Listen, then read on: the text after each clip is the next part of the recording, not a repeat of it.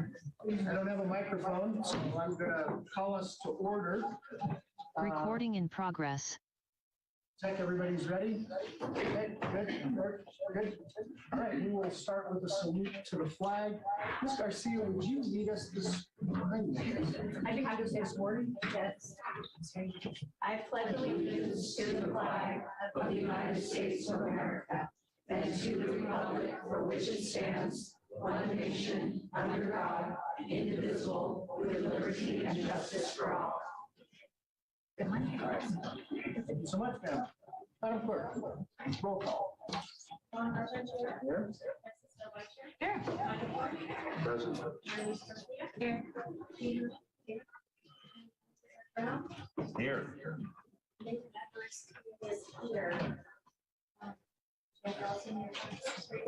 Okay, very good.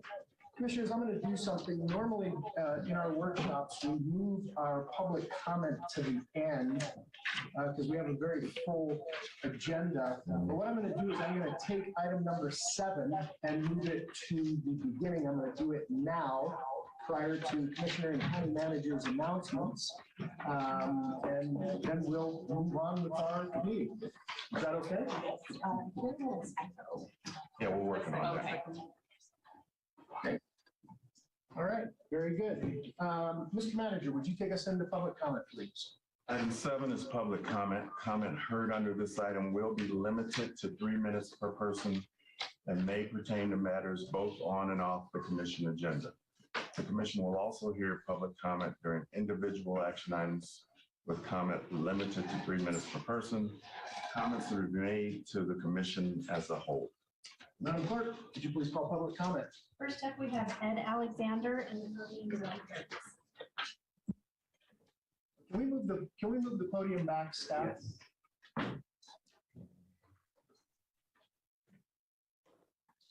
Yes.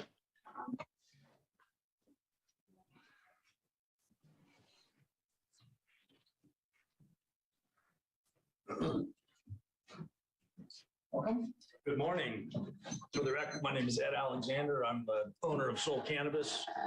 I want to thank you guys for giving me an opportunity to speak this morning. I'm here to urge all of the BCC members to put forth a motion for reconsideration on the item of cannabis lounges. I believe that the necessity for these in Northern Nevada has been demonstrated by the outpouring of emails that you all have received. We believe that we have an opportunity to put Nevada and specifically Northern Nevada on the map as it relates to cannatourism. We've got the 5th largest industry in the state right now that's currently in an interesting predicament. We invite people into our communities. We allow them to transact cannabis purchases at a dispensary, and yet we give them no place to legally consume. We don't have places for locals to gather with other like-minded individuals. I believe there's a huge misperception about what lounges may potentially look like. And I want to bring your attention to the fact that currently the industry has no place to provide live education for medical patients, industry representatives. What this potentially looks like, guys, is we've got medical patients that we're trying to provide solutions for and help them use cannabis effectively, but we can't demonstrate that to them because we're not allowed to interact with live product.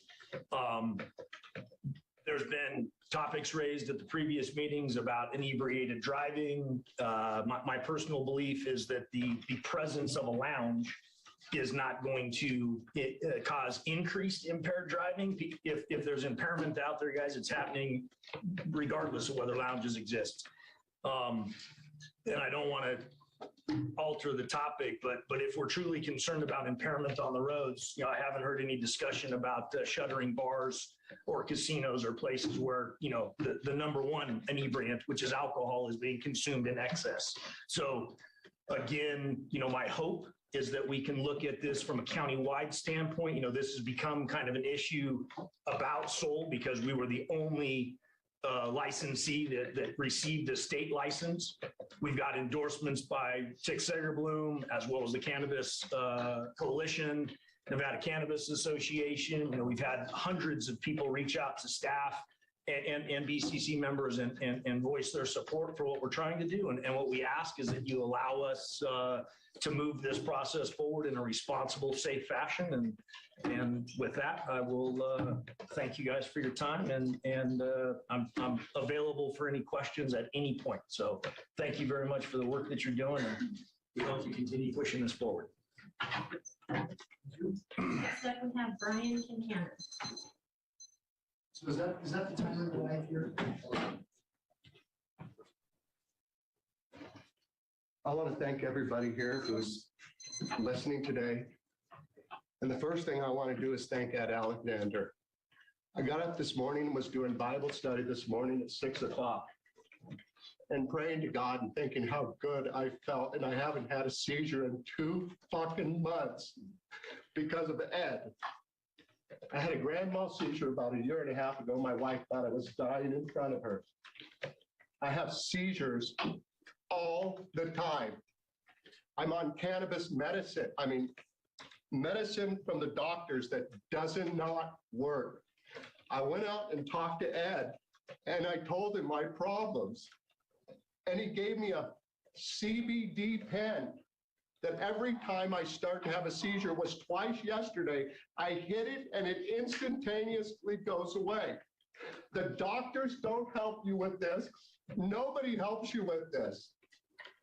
I've got people over here that frickin' help me. I can go to work. I can live my life. I can do all of that. If we had lounges, I could have probably learned this sooner with other medical people that have medical problems. 2 months ago, I'm laying in my vomit, puking over and over, laying in my vomit. Nothing I can do. My wife helps me off the ground. I finally can get out to my bong, smoke my bong. My choice is lay in bed, feel like you've been run over by a freaking truck, or I can go out and smoke my bong and get on with my life and feel normal again. I pray to you guys. I pray that God talks to you guys and softens your heart and stops thinking this is just about stoners, because it's not. I don't give a shit about the stoners. I could care of a shit about them. I have medical issues, and this product, I swear to God, it has saved my life. Saved my life because of it. I thank you for listening. Thank you. Nobody else signed in, but I do have a couple of emails that were placed on the record. Okay. All right, we're going to close public comment. We're going to bring it back to the board. That takes us now to item number 3. Mr. Manager. Item 3 is commissioners and county managers' opening remarks, announcements, reports, and updates to include boards and commission updates, requests for information, or topics for future agendas. Okay, so commissioners, and Eric, I can't see who's signed in for commissioners because I guess we don't have a voting. Correct. Okay, all right. Mr. Chair, good to know. No, Mr. Alexander, please have a seat. Thank you. Commissioners, I don't have anyone signed in because I can't sign anybody in, but let me start right here. So, Thank you, the Mr. floor is Chairman. yours. I just wanted to make 2 announcements today. I was able to go to the Katie Bug Boutique opening at the Our Place campus. And this boutique was created by the Katie Grace Foundation. And they came to us, they came to the county because of the good work that HSA is doing there to set up a boutique with brand new clothes, accessories, and toys for kids. And so these families are families that Our Place can shop there for free. And it's also managed by the Wild Whimsical Women. And all of the toys and clothes were donated by Walmart, Amazon, and Bed Bath & Beyond. And it just was a very heartwarming experience. And I hope people will check out the Katie Grace Foundation because they whipped that together very quickly. And it's a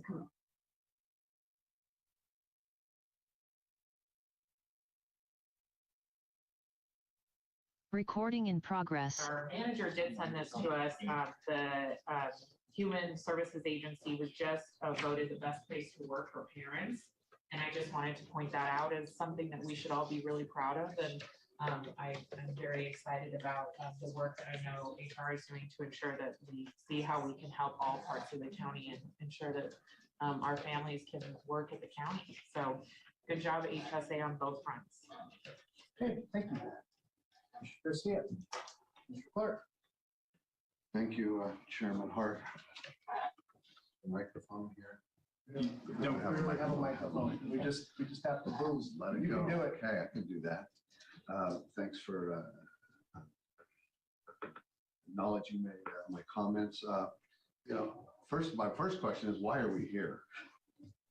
We don't have the normal facilities that we're used to using there at the county. And we come to a smaller venue, doesn't have a screen, doesn't announce who the speakers are. There's just a lot of things that this facility is lacking. So I don't know why we're here. Maybe somebody could address that and explain that to me. I'd like to speak to Mr. Alexander and his comments. And, I think that our last meeting, when I voted on this, my vote was to uphold the planning commission and speak to that. It wasn't about his lounge per se. Ultimately, that was the ultimate result. But at the comments that I made and the comments that others had made, we were addressing the procedure should we overrule or sustain a board underneath us in their comments. So that's what I was voting on. Since that time, I received, I can't even count them, hundreds of emails about this. And I think it was rushed through before the last commission, the group that was there. We had somebody that was turned out, somebody else was lame duck, and it got jammed through. There's a lot of questions that I never had a good understanding of. And having a vote on this, I keep hearing about shuttles and we're going to do this and, tourism and how this is going to work. And I'm thinking, somebody from Omaha shows up. They don't know our area at all. They smoke, and that if they're getting a ride somewhere, that's fine. But if not, how are they going to figure out how to get around our county? Out-of-town tourists, just by the nature of being an out-of-towner, even locals many times get turned around here. So that was my thought. But that being said, item 23, it was discussed whether we overturn the planning commission. And normally I believe don't believe in overturning a committee. We appoint them to serve, and that's why I voted to deny. However, since my no vote, I received hundreds of emails in support of Soul Cannabis. It's come to my attention that through the ordinance was designed to apply broadly and only licensed dispensaries in Washoe County that received state licensing for a lounge. The only one was Soul. I believe that we were unprepared to address concerns about the public commenters. I think we needed the owner present. He wasn't available, I guess, for whatever reason. I wanted to talk to the sheriff. I did talk to the sheriff the other day, and I need to have more discussions with him. Talk to air quality. The health department needs to be present to make an informed decision that supports the business and provides hundreds of thousands of dollars in tax revenues to the county. After speaking with Clark County Commissioner Tick Seeger-Bloom, I'd like to reconsider the matter. As such, I request that we put in a motion for reconsidering on the agenda, and if possible, schedule a special meeting where Ed Alexander, the owner of Soul, as the applicant, can outline his vision of the cannabis lounge and discuss whether Washoe County is going to benefit from the lounges, or will Clark County control and reap all the tax benefits. My apologies to all the constituents who came and spoke on January 17th, 2023, but I think this is only fair a remedy that the applicant was not at the meeting, and I'll ask the county manager why was this put on the agenda with the applicant not in attendance, and I'd just like to find that out. And I think that we should reconsider this and have maybe a workshop or a meeting with the people supporting this versus the people who are against it, with the owner, and let him answer some questions and see if we can come to some type of. Great, thank you. Commissioner Herman. So for me, had an opportunity to go to the governor's State of the State. I think all of you listened to it. Some comments. I'm hopeful that we'll have a working environment and in Carson City. That's yet to be seen. So we'll see what happens. It was a good evening. And yesterday I had an opportunity to go out to Tesla. Tesla is expanding. As you probably all heard on the news last night, they are adding the final number that I'm told is it'll be just slightly more than 5 million square foot facility. Amazing. And the investment is an additional about $3+ billion. So we'll see how that impacts Washoe County. Other than that, I have nothing. Mr. District Attorney, Mr. Edwards, there has been a request for reconsideration. Would you outline that direction for us? Sure. At this point, as you all know, it's not on the agenda for today. The request, as I understand it, is for an item to be on a future agenda at a county commission meeting. Your next scheduled meeting, I believe, is February 14th next month. You have a rule on reconsideration in your rules of procedure. It's Rule 7.2. As that's written right now, the person seeking reconsideration has to have been on the prevailing side of the motion for the item that's being reconsidered. Commissioner Clark was on the prevailing side of that motion in the last meeting. It says that it has to be requested at the meeting where the item was originally considered or at the next regularly scheduled meeting. It has to be on the agenda as well to satisfy the open meeting law. In other words, you can't just have an item or a motion and a vote on an item just because you have an internal rule. You have to also comply with the open meeting law as well. That means it has to be on an agenda. So right now it's a request for an item on a future agenda. Whether or not that goes on the agenda in the future is not up to me. That's up to, that's an internal decision. I would recommend that you have a conversation with Commissioner Clark offline, include the manager. You can include our office as well if you want further legal guidance on that in terms of the legal parameters. But that's my advice to you today. As far as today goes, you're not agendized. You can't do a vote or anything like that. Okay. That's it. Thank you. Okay. Excellent. Okay, very good. All right, we will close commissioner comments if there are no others. And that takes us now to item number 4, which is approval of the minutes. Item 4 is approval of the minutes for the Board of County Commissioners regular meetings of December 13th, 2022 and December 20th, 2022. Okay. Are there any emendations to those minutes? Okay, seeing none, I'm looking for a motion. Mr. Chairman, I move to approve. Second. A motion by Hill, second by Garcia. Is there any public comment on this item, Madam Clerk? There's not. Okay, we'll close public comment, bring it back to the board. All those in favor, please signify by saying aye. Aye. Any opposed? Motion carries unanimously. That takes us now to item number 5. Ms. Olson. Oh, Manager Brown. I'm looking for you. All right, Manager Brown, will you take us into item number 5? I'm sorry. I can do that, Mr. You're Chair. dressed in black. You're invisible from here. Mr. Chair, if it's okay with you, I'll read all of the items of Item 5. item 5, and then we'll Yep. turn it over to. Okay, so item 5 is the strategic planning process.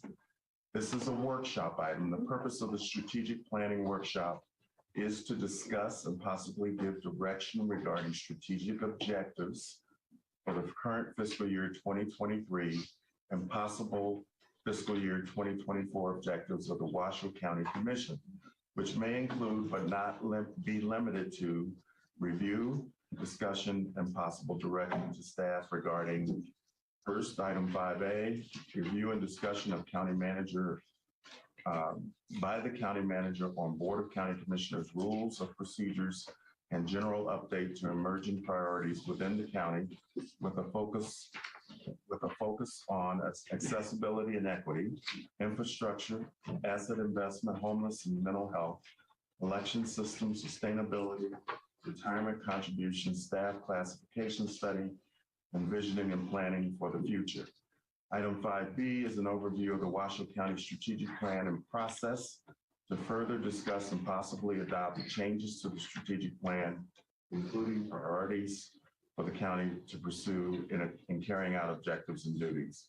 And item 5C is an overview of the FY23 strategic plan summary, focusing on the design principles, differences between leadership plans, planning calendar overview, and strategic plan structure and definitions with specific areas of focus on fiscal, economic, and innovative and vulnerable populations within the county. Okay, thank you. So let me just make something clear.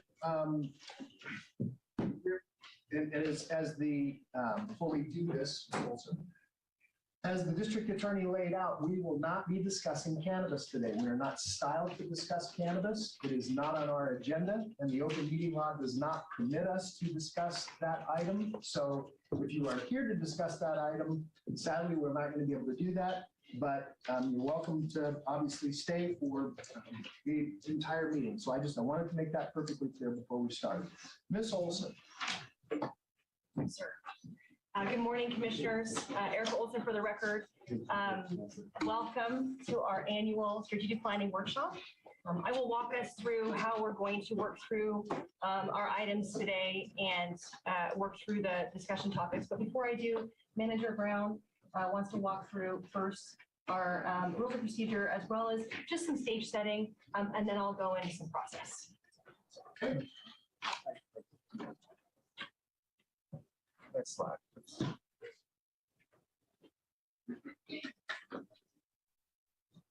Okay. So in terms of rules of procedure, Eric, we pass out the rules of procedure. So you, as commissioners may already have this. This is the document that Nate Edwards was just referring to. The board has created and continues to abide by a set of rules and procedures in terms of how the board operates, how communications flows, et cetera. What I'm focused on here today is Article 9.6, which deals with commissioner communications in this document.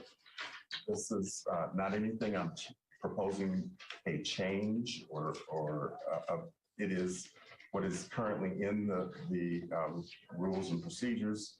And as my ask this morning of this commission, that we agree to abide by these rules going forward to make for timely and efficient communication between commissioners and staff. The first bullet point deals with the rules really ask that commissioners go through the county manager or assistant county managers to request staff assistance or give direction to appointed departments.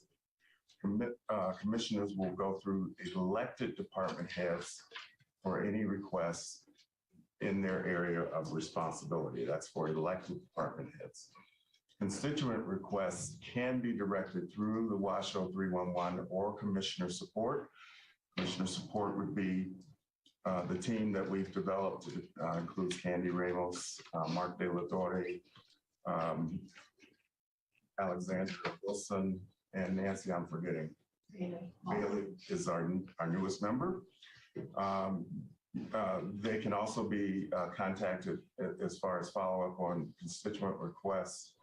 And we encourage you to do that, commissioners, because when you do it through commissioner support and or 311, we're able to log those requests in the QSIN so that if unfortunately there's a lapse in follow-up or a question about whether a request was received and when it was received, we have a record of when it was received and who received it, and we can therefore make sure that it is executed as we would expect. The last point I would like to bring up is that is the 2-hour rule, which says that in no case should individual commissioners give direction to or seek substantial staff assistance that would require more than 2 hours of one employee's time. This is something that, as I understand it, was put in quite a few years ago, so that we don't end up with situations where extraordinarily intensive either data requests or requests for research are issued to county staff without full consideration of the board. Those matters can be brought to the board and put on the agenda. And if the board agrees to dedicate resources to address those issues, we can do that. But just want to point out that in the 2-hour rule is something that we need to be cognizant of in terms of staff requests. Mr. Manager, before you get off that, let me just ask a fast question, not to go and delve terribly deeply in on that. Let's understand how the agenda item would occur. So a commissioner would ask for some information at a meeting. Right. And then staff would then determine if it would potentially require more than 2 hours. Correct. And then that would come back, and then you and I, or you and whomever the chair is, let's define it that way. Chair and county The manager. chair and the county manager would then place that request on the agenda, and then how would that agenda item look? Is it just a simple request, or would staff come in and say, look, this is what it's going to require from us? I think it's a simple request. Okay. Okay, so staff's not going to tell us why it's going to take them more than 2 hours? Okay. Thank you. Okay.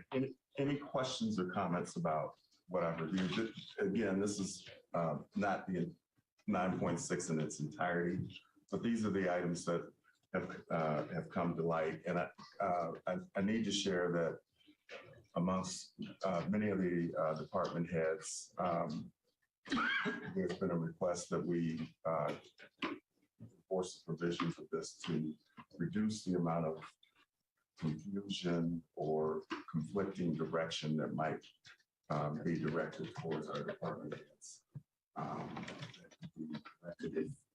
They came to my office or the ACMs. Any questions or comments about that? Commissioners? Okay. Okay. So the next slide, I just want to address. And let me just do one thing first, Mr. Manager. Commissioners, if you got a question, you don't need to go through me. Yes. So Just ask the chair. I mean, this is a less formal. That's why we're kind of here, is because these workshops are less formal. So there's really no need to. If you got a question when staff's making a presentation, let's get those things out so that potentially other commissioners can play off of those same kind of questions and what your question may be, they may be think of something else. So feel free. Mr. Manager, go ahead and proceed. thank you, Mr. Chair. And I was about to say, to address Commissioner Clark's comments.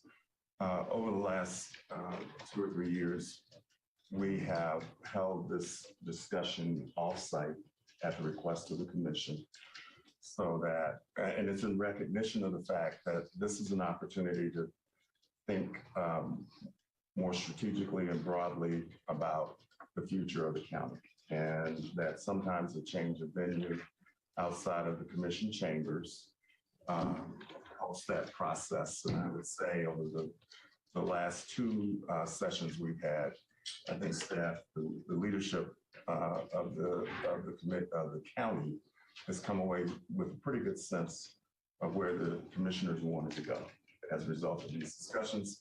And that's really the objective today.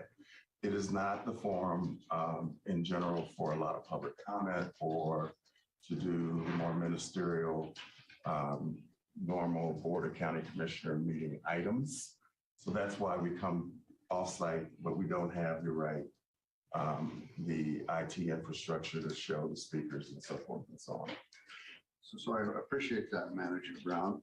My comment was, and I've been to workshops with the county over the last 8 years, and sometimes we held them at the DA's office, sometimes we've held them in other locations, and they weren't a public meeting this meeting workshop.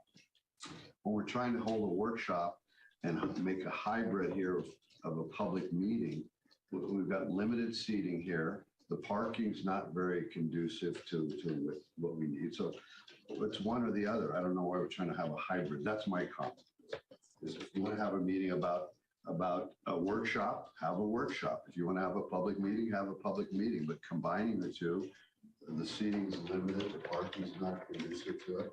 We don't have the electronic backup that we need here, and we got a lot of extra work for the staff to schlep all this stuff over here. So that's just my comment. Understood. Hold on just a second. Mr. Edwards, did you respond to that and reason why we can't just sort of have a workshop and not a meeting at the same time? And then before he answers, when we had these workshops before, we did it at the library or over at Old Town, we did it at the DA's office. And it was all the department heads. Yeah, it was all the department heads, and that was the workshop that I remember having. Yeah, not the county commission.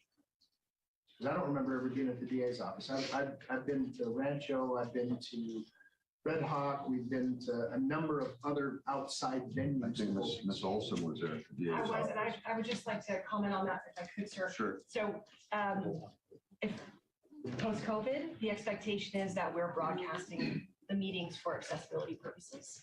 So that's why we worked really hard at trying to find a more casual place, but we have to make sure that we are able to have a virtual meeting. And we didn't do that before, actually, which is super interesting. So, Go ahead, Mr. Manager, or Mr. DA, I'm sorry. You want me to answer? Yeah. Yes, would you, yeah. Answer your question. The requirements for us by Yes. law, that's the problem. Yes, I hear kind of two observations going on. Commissioner Clark's observations are about meeting size and technology availability and functionality at the actual meeting place. That's kind of what I'm hearing. And then there's another question that you're bringing up, which is about what are the limitations on your ability to get together and do like a workshop that is not a public meeting in general. And you're limited on that in the open meeting law. If you all gather at a social function where you're not deliberating on a decision or something like that, like some kind of awards dinner or something of that nature, or a swearing in of another official, like the president of the university or something like that, as long as you aren't all getting there and talking about county business amongst yourselves, you're allowed to do that. The second exception to the definition of a meeting is you can do attorney-client sessions with our office about litigation that's going on with the county to get advice about options, strategy, things like that. The third exception that's available to you is to receive training regarding legal obligations from the attorney employed by the body. In this case, it's the district attorney's office. So you could do, for example, a training session on open meeting law or a training session on Nevada ethics law that our office would put on, and that would not have to be published as an agenda for a public meeting. Outside of those three things, if you all are gathering to talk about county commission business and to talk about matters that are within the county's jurisdiction, then you have to agendize it as a meeting. You have to do public comment. You have to do supporting material. You have to do all those kinds of things. So those are the three exceptions to that. Okay. Thank you. Jack, proceed. All right. The other topic I'd like to address with you is the emerging priorities, which is the list you see before you. And a subset of these topics will be actually what we review today. And I just want to remind you that every year we put together the list of topics based on strategic plan input from the strategic plan, strat plan teams, based on updates on activities that they've been engaged in. It's also a result of conversations that have come up with commissioners about what you see as the key priorities in your communities, what we hear from your CABs, your HOAs, from your community businesses. And then it also comes out of the continuing dialogue that we're having with our department heads in terms of things that we really do need to get addressed. So you can see the list here. We will be dealing with the accessibility and equity topic today. Homelessness and affordable housing, election systems is a good example of the topic that has emerged over the last year or two that we feel we need to deal with. Environmental sustainability is a big topic for our employees. They have been very vocal about how they see an opportunity for the county to take a lead in this region on the environmental sustainability front. Retirement contributions will not be discussed today, but as I've shared with all of the commissioners, we do have some financial impacts facing us in the year ahead for both OPEB and PERS. So those are things that as we get into the budgeting process, we're going to have to deal with going forward. That's why it's on the list. And then the staff classification study, again, not something we're going to address today, but that will be coming before the commission in the near future because it too has significant financial impact on our budget in the year ahead. We are finishing up our work with Korn Ferry to determine what those, how those classifications should be adjusted. So, Mr. Chair, that's my summary in terms of how we got from to this list of items, and I'll turn it over to Erica to lead us forward. So before you back up, you got it on the slides. Let's just talk briefly about a couple of these things because I think there's some crossover. Here it is. And I'd like to understand a little better and staff to understand where at least I think crossover is, and maybe the commission will agree with me and maybe they won't. It doesn't matter because we each have kind of different thoughts on this, but I'm going to use the infrastructure and asset investment and then environmental sustainability. So we'll use the fact that we treat wastewater in currently 3 different places in the region: Lemon Valley, Cold Springs, and then of course South Truckee Meadows, which is, I've lost my, is it this? It's this way now. It's that way. Got it. Trying to get my bearings inside the room. It's just over the hill here.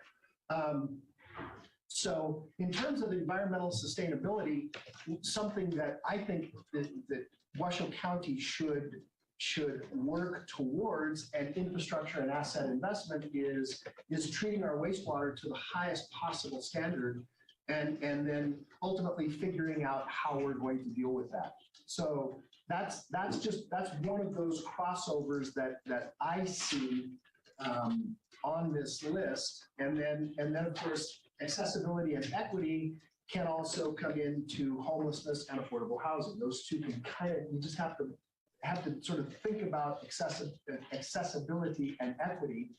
But I look forward more information from staff with respect to how we're going to address these things, the depth at which we're going to address these things, and the funding mechanism for each one of these things.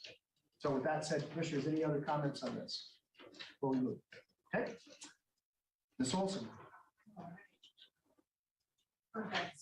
So let's jump in then and just talk, let me make this a little bit bigger, about how we're going to spend our time today. As noted from Manager Brown, those emerging topics and priorities, we're talking about some of them today, but not all of them on focus, so I'll explain that in a minute. The first part, as you can see right there, I'm going to take just about 5 or 10 minutes to walk through an overview of the strategic planning process for the county and how it works. So I'm not going to go super deep, but just to get us all grounded. And then Dana's going to just give us a high-level overview of our year-to-date performance of the work we're doing today. Then we're going to jump into our discussion topics or our strategic topic deep dives, starting with dispatch and then sustainability, equity, the election system, and housing. So you'll see those are the 5 big topics we're wanting to get direction on today. So just to talk about this a little bit, it's just a little bit of guidelines. It is different than a normal commission meeting on purpose. So the ask from the team is to, when they're leading their conversation, they've got a little bit of a briefing for you, but it's really 80% conversation, 20% presentation. So we really are looking to hear from all of you. Are we heading in the right direction? Should we turn right? Should we turn left? Should we stop? And we are not necessarily looking for a decision, which is different than most commission meetings, of course. We're looking for general direction, and it will come back to the commission, of course, with all of the detail that's required to actually make a formal motion. So it's interesting, these conversations feel a bit undone on purpose. What is really awesome, I just want to say about the cadence and the rhythm that we have with the county is to spend time today really getting your direction, your input on a handful of really, really important future impacting topics. And we have time blocks because we need to move through the content, but we're hoping to have time to discuss and not necessarily be so formal as the chair just mentioned. So, Okay, so let me ask Legal a fast question here, because I just, my bad, because I was looking at this and not following my regular agenda. The last item that the manager opened, Mr. Edwards, was for possible action. Do you need anything for us, or is that just a possibility for us to give direction? Do you need us on each one of these items?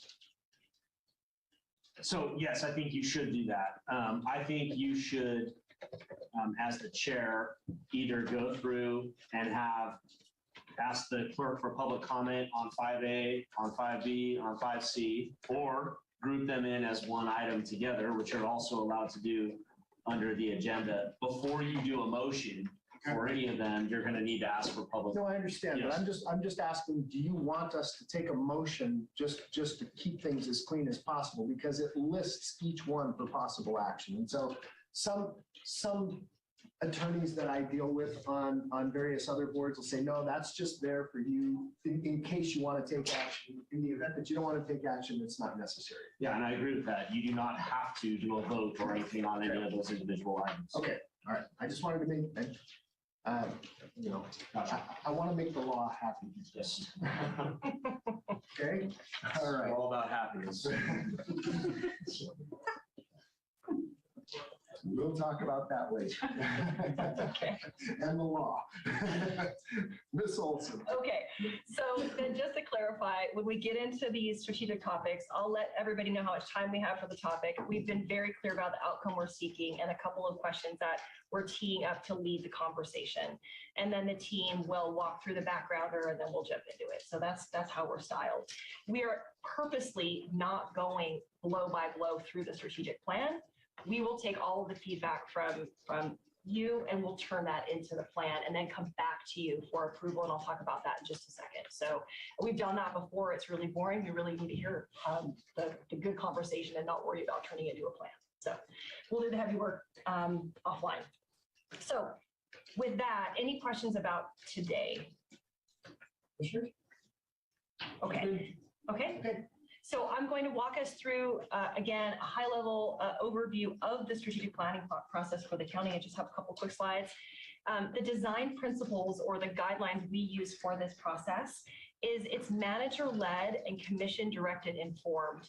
And so that's exactly what I just mentioned just now. We're getting all of your direction and then we're turning it into an actual plan and then coming back to you all as opposed to literally sitting together and building the plan, which is the right way to go. What's interesting about the county strategic plan is what's in the strategic plan must be multi-departmental, have regional impact, and have some pretty big, investment requirements behind it. There's obviously significantly more and additional strategic efforts happening in the county that don't find themselves in the county strategic plan. They are in department strategic plans because they are department specific. So I just want to really call that out. And we have said we're working on a few so that we can be focused and really, move forward those big ideas. And that's been something we've worked on over the years to keep it to the critical few. Make progress visible and not take on too much so we can sustain the effort. So we all learned that the hard way. So we're in a pretty good spot right now. We'd like to keep it that way. So again, this is about cross-functional and cross-regional work, but bigger isn't better. So it isn't this massive plan on purpose. I just mentioned this, but I just want to call this out. So again, the difference between the county plan is all the items that I just mentioned. And then of course, there are department strategic plans that reflect department specific strategic efforts. Sometimes they cross over as you would expect. So just calling that out. I want to stay here for just a minute. This is the planning process that we have in place. The left-hand side of the slide is grayed out because we are currently in the middle of a plan. So we don't do stakeholder input every year. Obviously, that wouldn't be appropriate. And at the moment, our plan is rolling. So we have, again, a pretty robust and a pretty well-oiled process for the county. So where we are right now is January, of course. We pulled forward the strategic areas of focus, meaning those topics that Manager Brown just shared. We talk about them in a workshop. It normally happens in January. That's why we're here. We take all that feedback. It informs the budget. We turn it into a plan with the goal teams, and I'll talk about that in just a second. We bring it back to you and present it for your approval, and then the teams build action plans and we execute. And then on a quarterly basis, on the bottom right-hand side of the slide, on a quarterly basis, we provide you a quarterly update on progress. Dana's going to give you that update today, so you can kind of see what that looks like. So also before you move forward, commissioners, I don't know whether you realize this on your iPads. If you just keep sweeping to the left, you can get this presentation. No, I didn't. Okay. Thank you. You can go all the way over to the planning calendar overview. For me, it was much easier to read here than Absolutely. there. It's just Yeah, and I don't have that in front of me, so we'll. eyes and age. That's great. So so that the title is the strategic. Yeah. planning. It's the planning calendar overview, and I don't have a page number, but if you just keep swooping to the left, you'll find it, commissioners. Okay, forgive me. I'm sorry. Nope, that's great. Just a little bit of.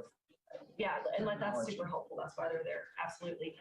So then just to highlight again, I'm going to go back to building the plan for a minute. So we have 4 goal teams. Those goal teams, Dana will talk about in a minute, but those goal teams have cross-departmental representation. Based on the direction that you provide us, the various items will go to those different goal teams to turn that direction into goals and initiatives. So that's how it works. And again, we'll come back to you and present the plan. Sometimes we do a thorough presentation. Sometimes it's just part of the standing agenda item. So it's up to the commission in terms of how much detail you would like in that regard. But if I could interject, that is an area that will require further discussion. This is a new commission. So the prior commission generally didn't want these updates in the context of a regular BCC meeting. This commission may decide we want that. Or let's have some other forum to allow the commission to review these updates and provide input. So just know that we're open to that. But in the past, the prior commission just would have preferred to send it to me, but that's not happening. Yeah, and so we'll take that as you choose, as we proceed. Right. Yep, perfect. So that's the overview of the planning process. And then just last slide, really briefly, the way the strategic plan is structured, I'm just looking at the middle of the slide. Obviously, mission, vision, values. We have 4 strategic objectives. Those are those big efforts. And again, Dana will highlight those in a minute. And within each of those, we have goals, and then which are what's, and then we have our hows, which are our cross-functional initiatives. That's where the work is. That's where the work's getting done.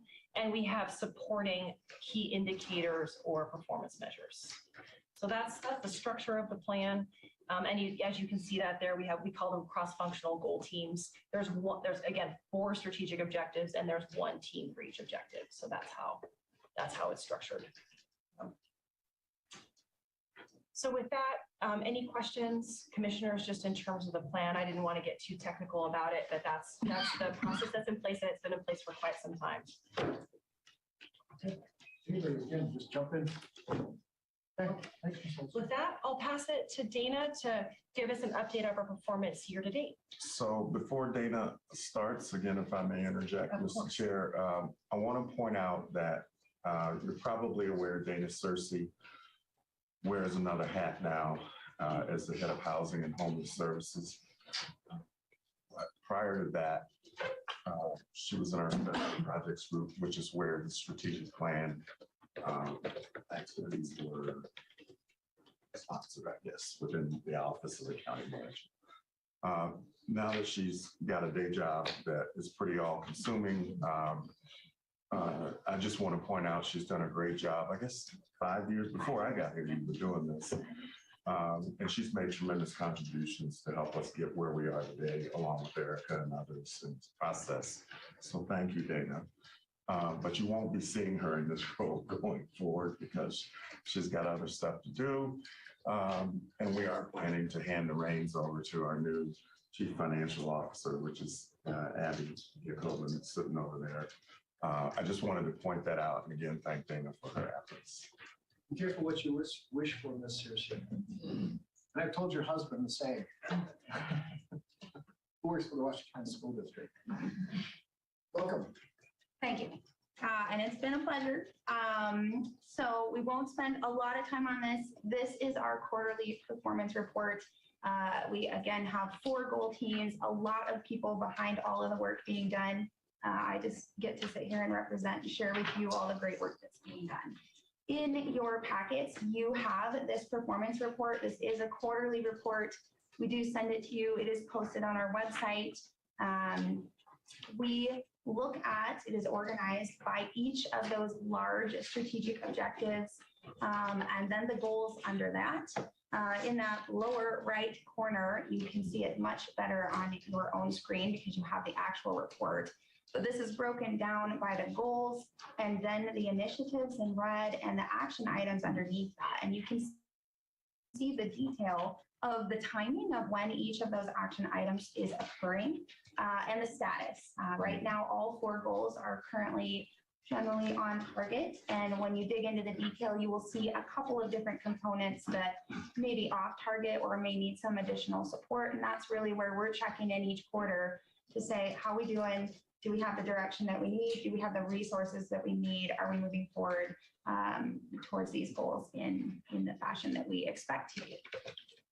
The next piece of this report, which is not in your report this time because we're going to share it publicly, is a accomplishment section. The accomplishments really recognize those key milestones that have been met or some outcomes that we're seeing out of the work that's being done. So fiscal sustainability, again, I'm going to read these, but this team is led by Lori Cook, our budget manager. They have completed a 5-year general fund forecast, and they are working on a request of information for the new budget management software that will be implemented soon.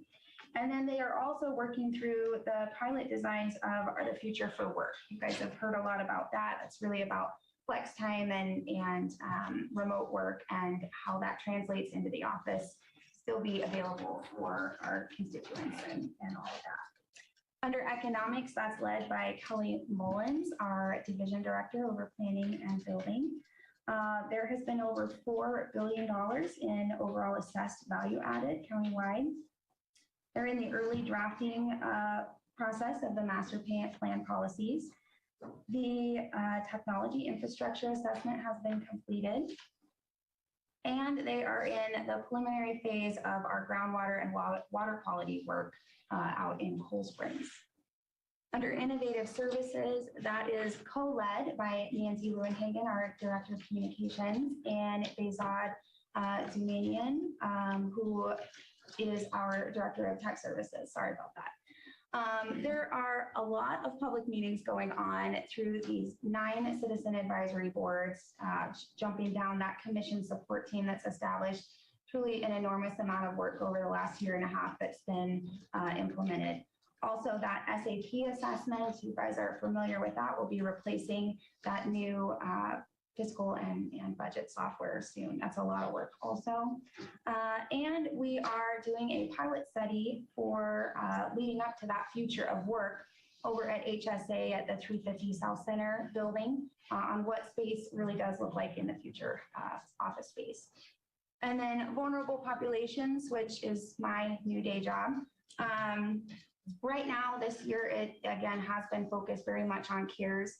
You'll see that transition back over to the cross-departmental as we're a little more foundations have been laid there.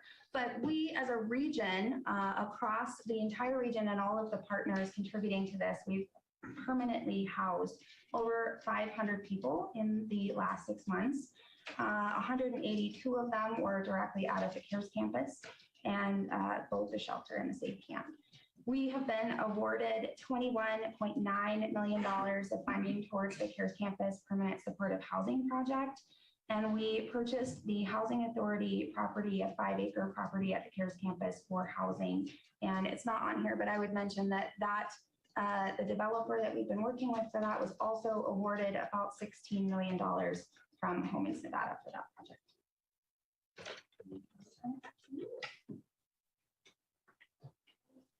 Questions? Can I interject again? When you go back to the fiscal sustainability team and Lori and her team, I just want to point out to the commissioners, because sometimes I think it gets lost in the messaging when we start budgeting. We do have a 5-year forecast. We are not just looking at the fiscal year starting July and not looking towards the future. Some of these impacts that I spoke about earlier, like OPEB and PERS, probably won't pinch us for 2024 from what we're working through now, and the salary survey, the compensation survey. It's the out years we have to be concerned about, because we want to have a structurally balanced budget. So just know that that is a very big part of the budgeting process. We don't usually talk about it in the budget the 5-year forecast and the budget presentation to the commission. It is a part of our evaluation of what we do and what we don't do. And is that 5-year forecast, Mr. Manager, or Ms. Jacobin, whichever, it doesn't matter to me, or Ms. Searcy, does it include any federal dollars? Meaning grant dollars? Well, yeah, I mean, are we making any assumptions on Yes. those dollars? Yes. Okay. Whatever the existing revenue streams and expenses are, as you know, most of the exercise is really around staffing. Okay. Because that's what I want to make sure of, the reason I'm asking this question, I'll be clear, and I won't sort of dance around the broom here. I want to make sure that we're not basing our programs on possible dollars coming into the county. That's essential. It's just like any other budget. I don't base my personal budget on the fact that I might hit the lottery. I'm hoping, but that's not how I base my budget. No, but there are, certainly HSA and our Sheriff's Office and other organizations do have multi-year grants that they get, and that is built in. So if something were to interrupt one of those major grants, then we would have to go in and adjust the forecast. But we don't make speculative decisions. I look at grants as bonus, and being able to do things for a period of time, and then we figure it out from that point forward. It all comes back to sustainability. My father-in-law used to call it chicken today, feathers tomorrow. I'll let you figure out what that means. If you really think about it, you'll understand it. Thank you. Awesome.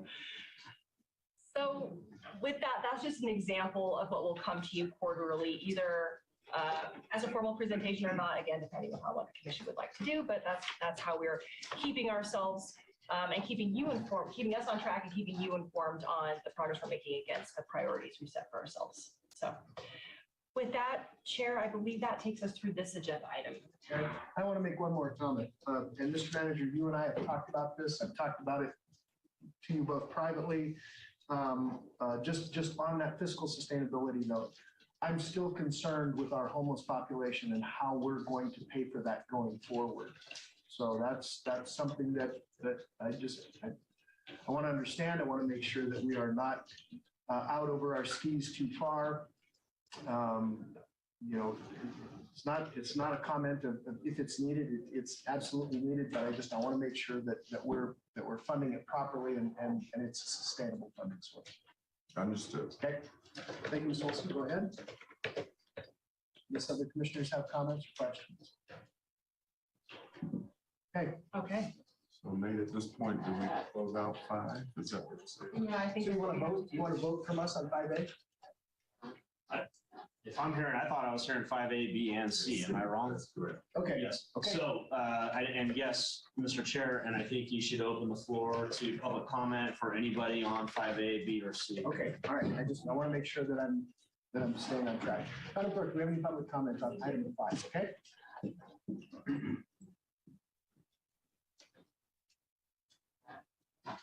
Williams. All right. Wanna Williams, come go on up up. to the podium? I'll be speaking on 5A.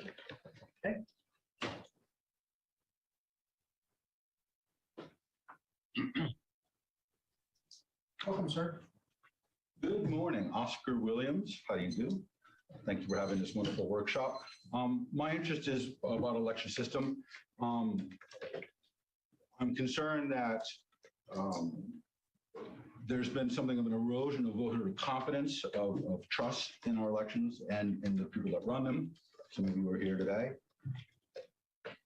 Year over year, from August 2021 to August 2022, we saw over 11% drop in active voter registration in Washington County.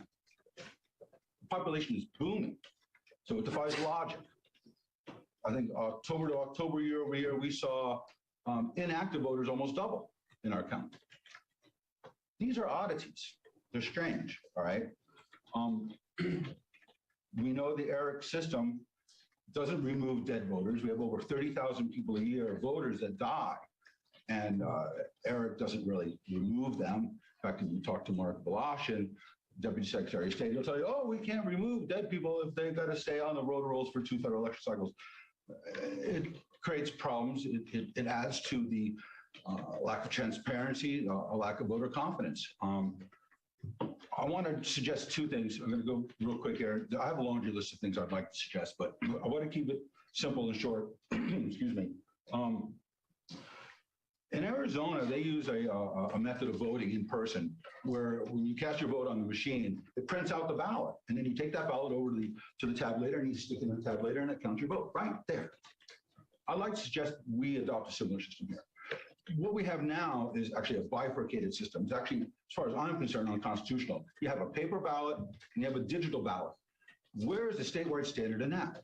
We all know there has to be a statewide standard, but you've got a paper ballot and a digital ballot. You just go to the polling location and it prints out your ballot.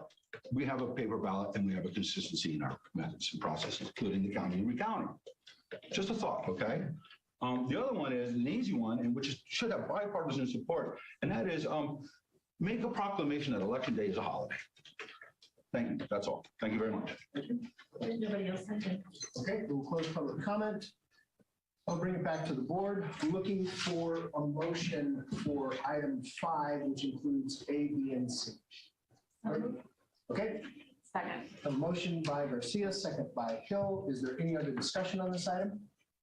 Seeing none, all those in favor, please. Mr. Chair, Yes. sorry. Go ahead. Just for the record, can the motion specify, is the motion to give direction to staff based on the comments that were given here this morning? Does the seconder agree with that? Yeah, I mean, I thought we were just accepting. I think we just kind of gave opinions, but I don't think we really gave direction to staff, did we? Well, now you're getting at what my point is what is the motion? Is it to accept the report? Is it to give direction to staff? Is it both? What's the pleasure of the movement? Okay, all right, understood. Again, I want to stay in the guardrails. So I need to amend that and specifically say that I move to accept the reports given on items 5A, 5B, 5C. Okay, Second. have a motion and a second. We have taken public comment. Is there any other discussion amongst the board? Seeing none, all those in favor, please signify by saying aye. Aye. Any opposed? Motion carries unanimously. Okay. I think we've done a pretty good job mostly of staying on track. Okay, Ms. Olson. All right. That takes us now to item, actually, Mr. Manager, that takes us now to item number 6. So item 6 is the Washoe County Strategic Planning priorities, including but not limited to possible direction to staff on the following matters. 6A, regionalization of emergency services, discussion and updates related to critical issues, and possible improvements to dispatch, emergency medical services, and fire services. 6B is sustainability, determine areas of focus for the county's operational emission reduction and discussion of N0 and the potential impact on creating efficiencies in the county's fleet to include overview history, target setting, and early insights for tracking. 6C is equity, the opportunity to engage executive leadership, staff, and community to understanding meaningful ways to bring forward the work of diversity, equity, and inclusion by adding equity initiatives to Washoe County's strategic plan. 6D is the election system confirmed investment areas for infrastructure, processing, and staffing. And 6E, which is housing, establish direction for of policy for affordable housing and housing diversity. Okay, so before we go on, let me ask a question, Mr. Edwards, because this is kind of interesting. So 6A is styled as regionalization of emergency services, discussion and updates related to critical issues and possible improvements to dispatch, emergency medical services, and fire services. Since we are not the fire board today, how does that work? So I look at 5 and 6 very similarly. On 6, the heading before all of these is possible direction to staff. Okay. So I think you can give general direction to staff on those topics about, for example, exploring different avenues of regionalization of emergency services. That doesn't mean that you can unilaterally implement those today without the other stakeholders that are involved in that process, the cities, REMSA, But since we're fire not, districts. but since we're not convened as the fire board, can we give direction to the fire service? I think you can give direction. I think you can give direction to county staff today about how to pursue or not pursue different objectives. I just want to make sure because we're in a very different scenario than the cities. Yes. Where when they can talk about all this stuff because it's not, they don't have a fire district. You're right. You're right. Okay. All right. Proceed. All right. So in that vein, then, just to stage that again, with this topic and all the other topics, we are looking for general direction. That's how the staff is stylized to talk about it today. So with an understanding that it would come back to a formal board meeting for any specific action. Okay, fantastic. So with that, Chair, we had about 15 minutes slated for this item, but we actually probably need 30 minutes if we have the time, and I would just suggest that.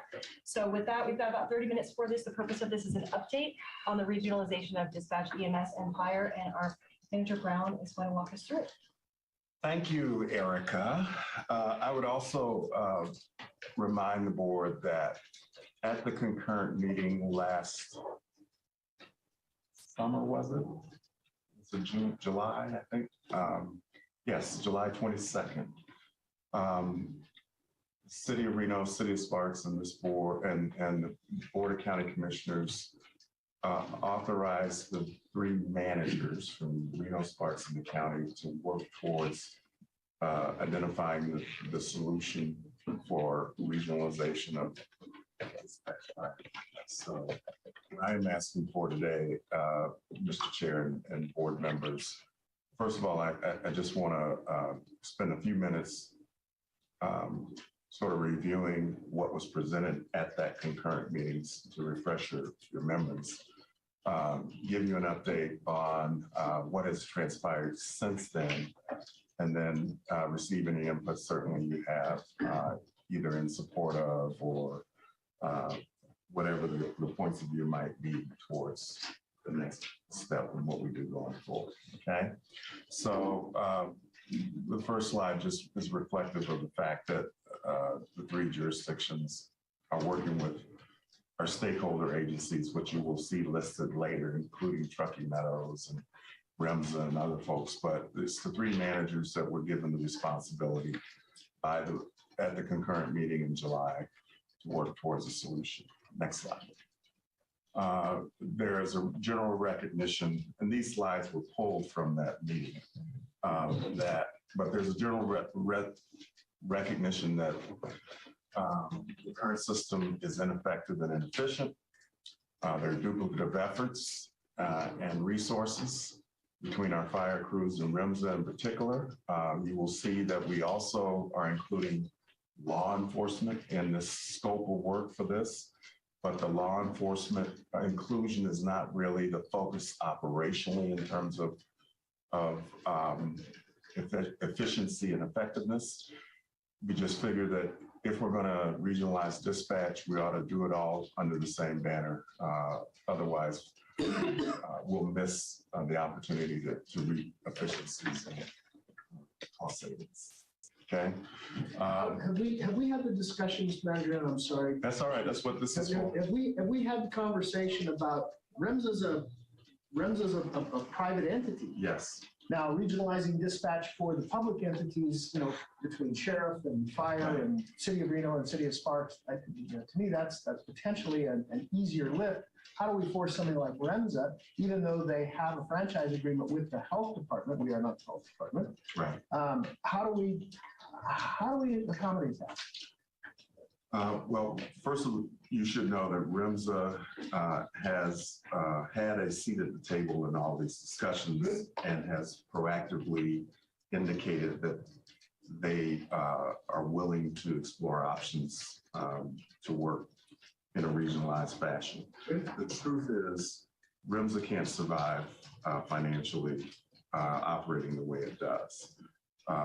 It doesn't get a lot of public attention. But as you know, I think, Mr. Chair, the cost of transporting patients from wherever they are to the hospital is not covered by insurance.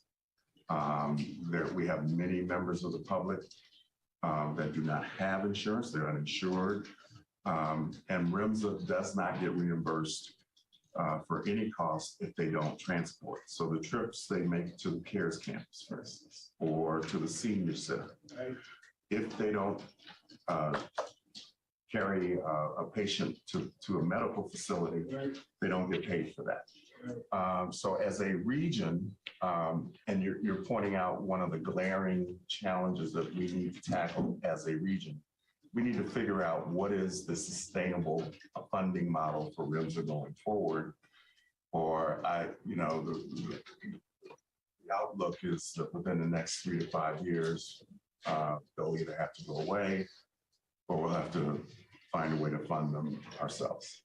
And this is not specific just to Northern Nevada. This issue is everywhere. This is emergency medical transport is a problem with its funding. It is, although REMSA is an odd duck. I mean, in my years at the telehealth network, most regions, the ambulance carriers were a member. They were part of health systems, or part of county organizations like. Right. The county fire department. They're public. Right. They're public, not private entities. This is a standalone, and that in that manner, it's a little different financially than I think what the norm is around the country. Okay. All right. Next slide.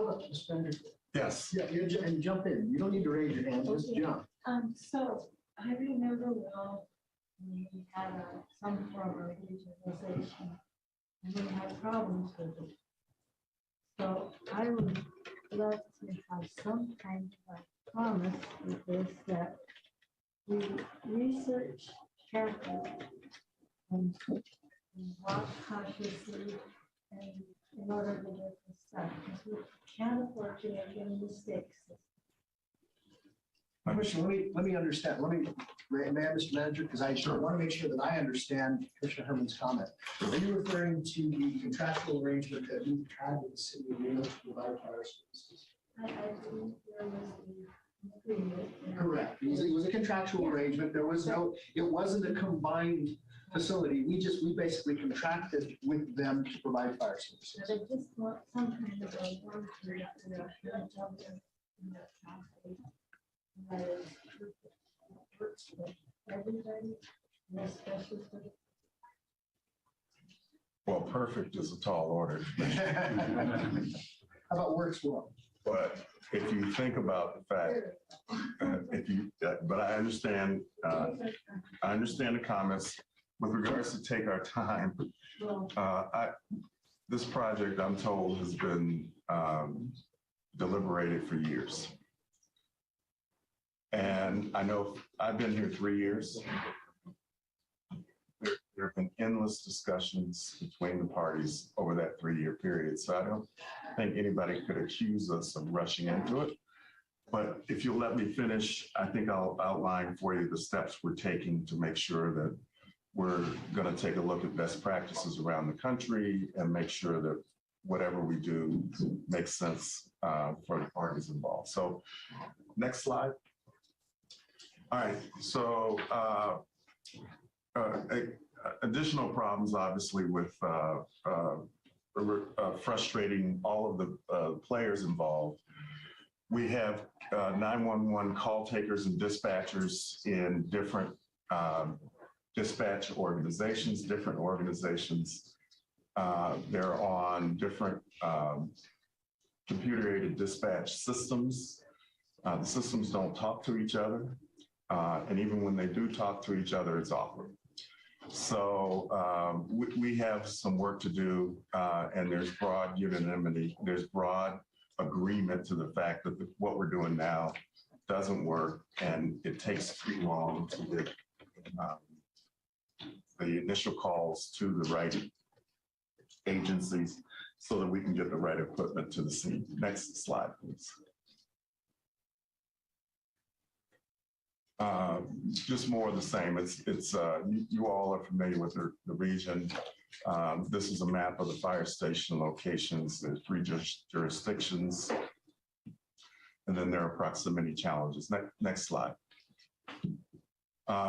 Regionalizing the 911 process we think will result in better customer experience, as well as more efficient use of resources and better outcomes. And we've spent a lot of time over the last 6 months focused on what outcomes do we want to see improved. Obviously, when we talk about prioritizing the user experience down there at the bottom, we're talking about how quickly can we get to the scene of the incident, and can we minimize any unnecessary time resulting from calls bouncing around between dispatch organizations, et cetera. Next slide, please. Mr. Manager, before you leave this slide, Yes. doesn't that assume that we have a mutual and auto aid agreement with all of our regional partners? Where the closest unit is dispatched regardless of the jurisdiction, and the closest unit might not even be someone in station, it might be someone driving by. That is the desired outcome, yes. That's not what we're doing today. No, I understand, but I mean, you know, those are some of the hitches that we've had in this. It seems simple, but until all parties agree on mutual and auto aid, it's not terribly simple to actually acquire that. That's correct. Okay, next slide. So as a group, we've been focused on sort of 4 pillars. One is governance, which is hugely important in terms of how the organization that implements this operates. What is the organization? Is it a change of organizations, or do we sustain the organizations that are in place? I think a lot of people hear the word regionalization and they think, okay, does that mean we're putting Truckee Meadows and Reno Fire back together? Not necessarily. And that is not how we entered into this. We entered into this saying, the goal is to get the outcomes we want. And let's figure that out. And if it requires those things, then we'll cross that bridge when we come to it. But if it doesn't, and it can be achieved, that's something that should be considered also. Funding, the box in the lower right corner gets to the point you're making, Mr. Chair, about how do we fund our fire and EMS operations going forward.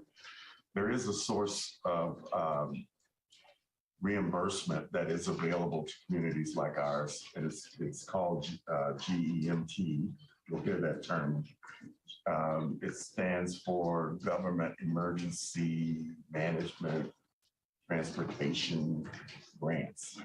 And they're federal grants, I think, that trundle through the state that are available for ambulance services. We do not, because of how we're configured and siloed, we don't think we are optimizing by any stretch of the imagination our access to those monies.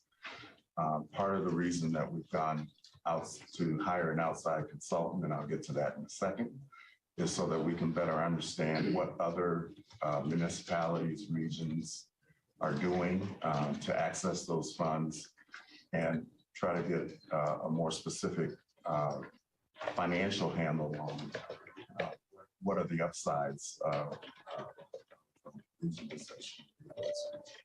We don't know that yet, but that is one of the things that we're focused on. Next slide. Okay, so the initial priority, we kicked this off last July, as I mentioned. There's been broad agreement on dispatch initially as the initial area of focus. Because if we don't get that right, a lot of other problems will manifest itself. We have selected a computer-aided dispatch solution, and we have notified them in December with a letter of intent to start the actual contract negotiation status on behalf of the region. That may not seem like much, but that is a tremendous accomplishment, because as a region, we're agreeing to go on the same platform, which is not where we are today, which is part of the problem with why it takes so long for calls to get routed to the right place. So Quinn Corbelick on our team, who will address you later on another matter, has been in the center of that. But that step has been taken, and now we're walking through the governance issues with regards to dispatch. Okay, it was decided at the meeting week before last that the county would be the lead agency in contracting for the computer-aided dispatch platform. But all we have agreed, because we've learned from some other regionalization efforts that we've done with Acela and other platforms, that we need to preserve the individual capabilities of the jurisdictions to get their needs met. In other words, just because the county takes the lead in negotiating the agreement on the CAD platform, City of Reno, City of Sparks shouldn't have to call us to get whatever change orders they want done. And so that's going to take further work, but that's the intent, and that's where we're headed. Before you leave that, the CAD platform, does it exist in the region already? I don't believe it does it? The one that we've selected? Yes. No, that's what I'm asking, the one that we've selected. Okay. Okay, there. Vendor, so selected federal engineering as the overall product facilitation consultants. So one of the things that we've also agreed to as a group is that we need facilitation so that when we get into the thorny, contentious issues about things like governance and cost sharing and who's going to do what, and who's going to not do what. We need a independent third party in the room to help us get through that. So we've worked together and we've selected Federal Engineering as that firm. I will be honest, we got off to a rocky start with Federal Engineering because we hired them, I believe in October, and there were some changes to their account team. So we didn't get started as quickly as we wanted. So that is the thing. This project is not moving as quickly as I think many of us would like, but we've gotten them on board. The data gathering process was completed the first week of January, so all of the stakeholder agencies were contacted and asked to submit information so that we could have a good sense for what they are doing now, what sources of revenue they're accessing, all those kinds of metrics. The on-site visits begin next week, and it is my intent to sit in as many of those as I can. So if you don't see me for a couple of weeks, that's what's going on. Very, very important that we get our arms around where the opportunities are to move forward and what are we doing that's alike and what are we doing that's different and how do we get those issues addressed. So based on the amended work plan from Federal Engineering, it looks like we will have recommendations towards the end of next month. So I hope to come back to the board either late February, more likely early March, with an update, some recommendations. On the dispatch piece, there may be further discussion that has to happen on fire and some of the other elements. Could you define on-site? I was just gonna ask that. Sorry. On-site is, Go ahead, and I'm sorry. No, go for it. no, so Federal Engineering will be spending a day with Truckee Meadows and Reno Fire, and the Sheriff's Office, and all of the players. Our dispatch centers? Yes. They're going to go to the Remza Dispatch Center off of Yes. Edison? Remza is on the list also. Okay. How about the dispatch center over at the airport? Not sure if they'll make that one. Okay. They are part of the stakeholder group. They are. Yes. Okay. Can I go to the next slide? I think it's an eye chart, but I'll show it now. So this was the work plan. This is what I just talked about, the site visits and the business process. Next slide is, it's an eye chart, but it's in your packets. I think there are about 40 agencies on this list, but it does include the airports. It includes North Lake Tahoe. It includes Pyramid Lake, Paiute Tribe, RIMS. They're all there. But a lot of the heavy lifting really is involved with RIMS of Truckee Meadows, Reno Fire, and Sparks. I don't see Washington County Employee Association on here. I think that they represent. No, but there are commissioner union representatives from Truckee Meadows, Reno Fire, from the participating agencies. Can we include them? I guess that's my. I don't, Police Association? I'm not sure it's WCTV. Anybody know? Chief, you know? Is it? Representing the They dispatch. represent dispatch. Dispatch. Oh, the dispatchers, not dispatch itself, dispatchers. Okay. Okay. Okay. Okay. Yes. Understood. Okay. Good call. Okay. Good catch. So I guess my question of the board is, are we still in favor of this regionalization approach? I know I'm not giving you specifics in terms of what the organization looks like or how it gets funded.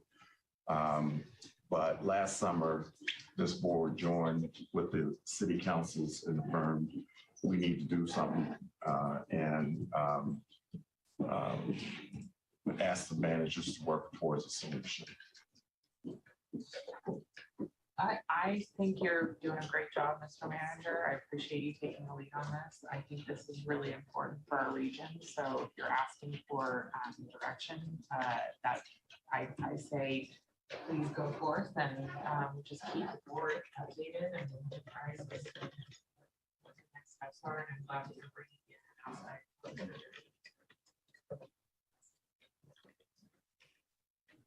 And Mr. Edwards, because the vice chair saw that there was something missing from this list, which doesn't mean it was necessarily missing, it means it's missing from this list. I want to make sure we need to memorialize that in the form of a motion that will be added or during our motion. Are you talking about item 6A?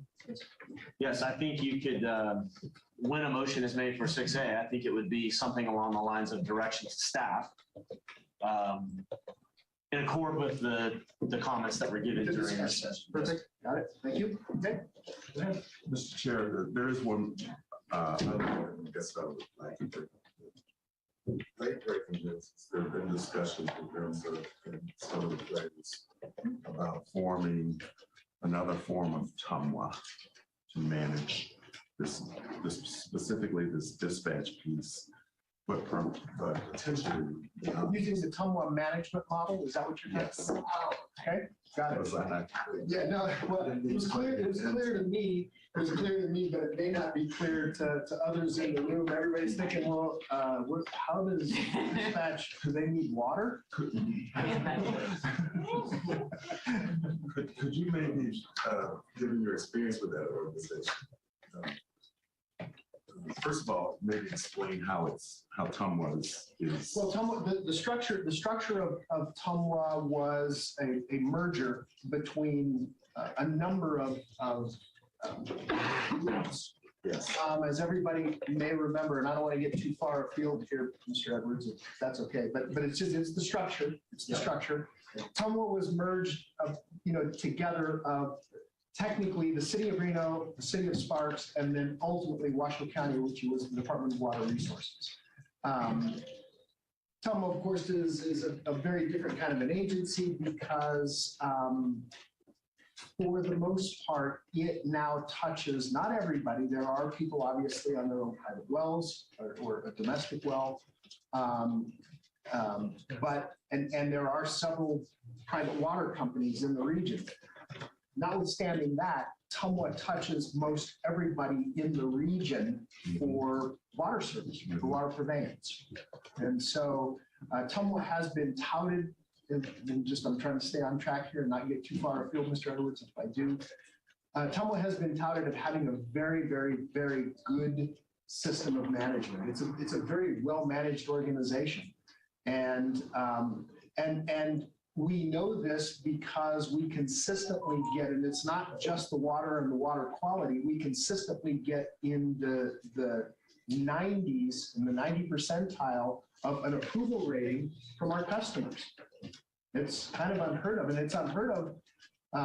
It's not unheard of, but it's very rare across the nation to see an agency that everybody in the region, the customers go, hey, man, you guys do a great job. We're comfortable with the way that you're managing the debt. We're comfortable with the product that you're delivering and how you're delivering it. Does TUMWA have problems? Of course it does. There's never show me something that's perfect and I'll show you something that's not. But I don't know whether I've answered your question, Mr. Manager, but it is a regionalized service that was put together afterwards because it was a privatized service handled mostly by Sierra Pacific. So the point you seem to be making is that might be a viable model to study as we look specifically with humans. Okay, and I think what's important and the parallel, Mr. Manager, that you're making with respect to TUMWA is it started out as an agreement between two entities, the city of Reno and the city of Sparks started together and they said, hey, we've got to do something, or our water services are going to continue not to just be privatized by one single company, but could have basically been fractured. Right. And that was the fear of both the city of Reno and the city of Sparks. And then, of course, Washoe County was in agreement with that, but the devil was in the detail to merge DWR, Department of Water Resources, and figure all of that stuff out. So there are lessons to be learned in this. I think you're right. The value of understanding that we decided as a region, our water should be held by our governmental entities in the same way that it sounds like our values moving forward is our dispatch, all of our dispatch should be handled by government. And maybe even emergency medical transport. I think that's part of the Right. And that's, and so it's a model that's worthy of discussion. I would, Mr. Manager, if we're going to move down this road, and I don't want to get too far afield here, I would like to see other models across the nation that use the same governance model. And to see what they're doing right and see what they're doing wrong. You will. I've already received some of that from federal engineering, but I'm sure you can share. All right. And the hope of that, Mr. Manager, by the way, having lived in Spanish Springs now for a whole bunch of years, and I have friends who passed away because of this model. We were in a best effort zone. I had a friend who died on the Pyramid Highway because REMSA couldn't get to him for more than 45 minutes. This was in 2004. So he died of a massive heart attack. Our fire service did as much as they could to, at the time, it was a very different fire service. We didn't have paramedics. It's not a slight to the fire service at all. In fact, it was actually, I believe it was City of Reno that was handling it. It's not a pejorative comment about them, but we were in a best effort area, and even when it was an absolute emergency. And so I think that this model can really, and of course, and I'm pleased with what we've done at fire with out in Spanish Springs specifically. We now have a box because we need a box out there. We need somebody stationed out there all the time, and they can't be roving around the region. And I think it's demonstrated its effectiveness, and I believe the community has absolutely embraced it. Thank you so much for the overview, and looking at this item reminded me to thank our hosts for allowing us in your space today. I don't know if we did that at the beginning of the meeting. So I wanted to say thank you. I'm very much excited and supportive of the progress on this item. And I think, when you're talking to constituents, they don't necessarily care who takes the call. They just want to see that we have increased response times and that people are being attended to in a timely manner. And I think they'll really appreciate the savings in tax dollars in pursuing this effort. I do have 2 questions for you. I wrote down government emergency management grants. So I was hoping you can kind of elaborate on what's prohibiting us from accessing financial opportunities to kind of strengthen and bolster what we're already doing. And the second part is of the presentation, I didn't really see a timeline moving forward. If you could provide us with a little bit of look forward into the year and what we expect. And Mr. Andrew, before you answer that, GE&T stuff, it may be something good that we can talk about at fire, because that's not really a grant, those are reimbursements. Those are reimbursements.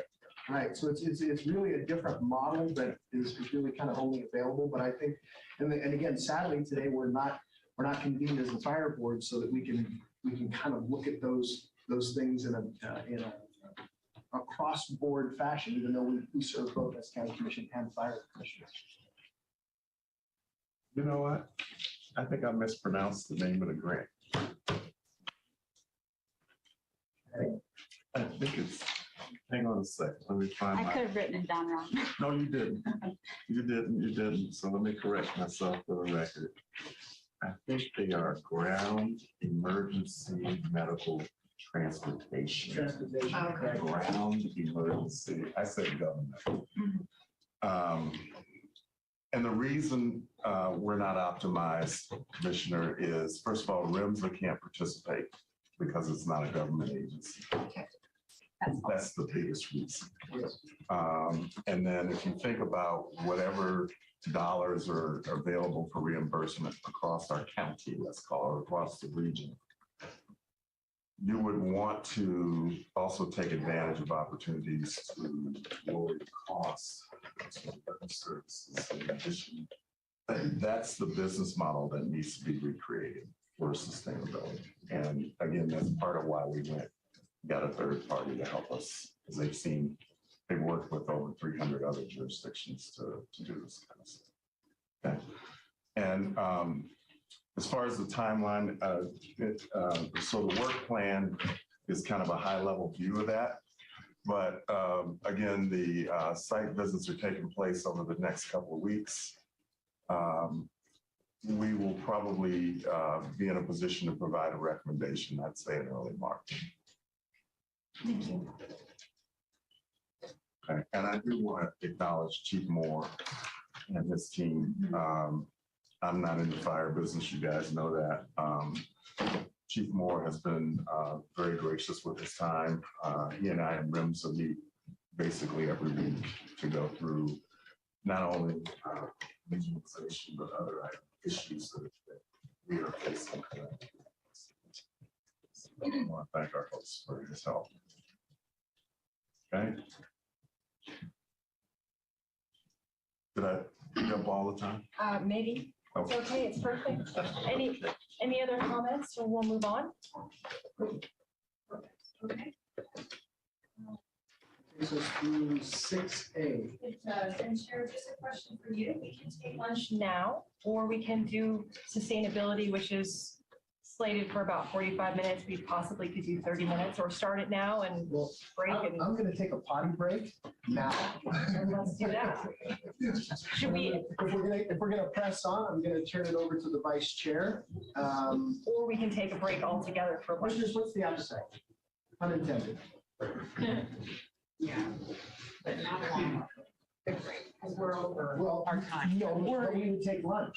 We take, but a quick lunch, because I don't want to miss our last item on the agenda. I'm just so worried that we're gonna Okay.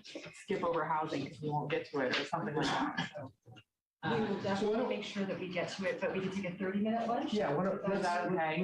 let's try to do that. Okay. Okay? So we'll go into recess for 30 minutes and then we'll deal with lunch, whatever nutrition. Okay? Where's lunch? Lunch is the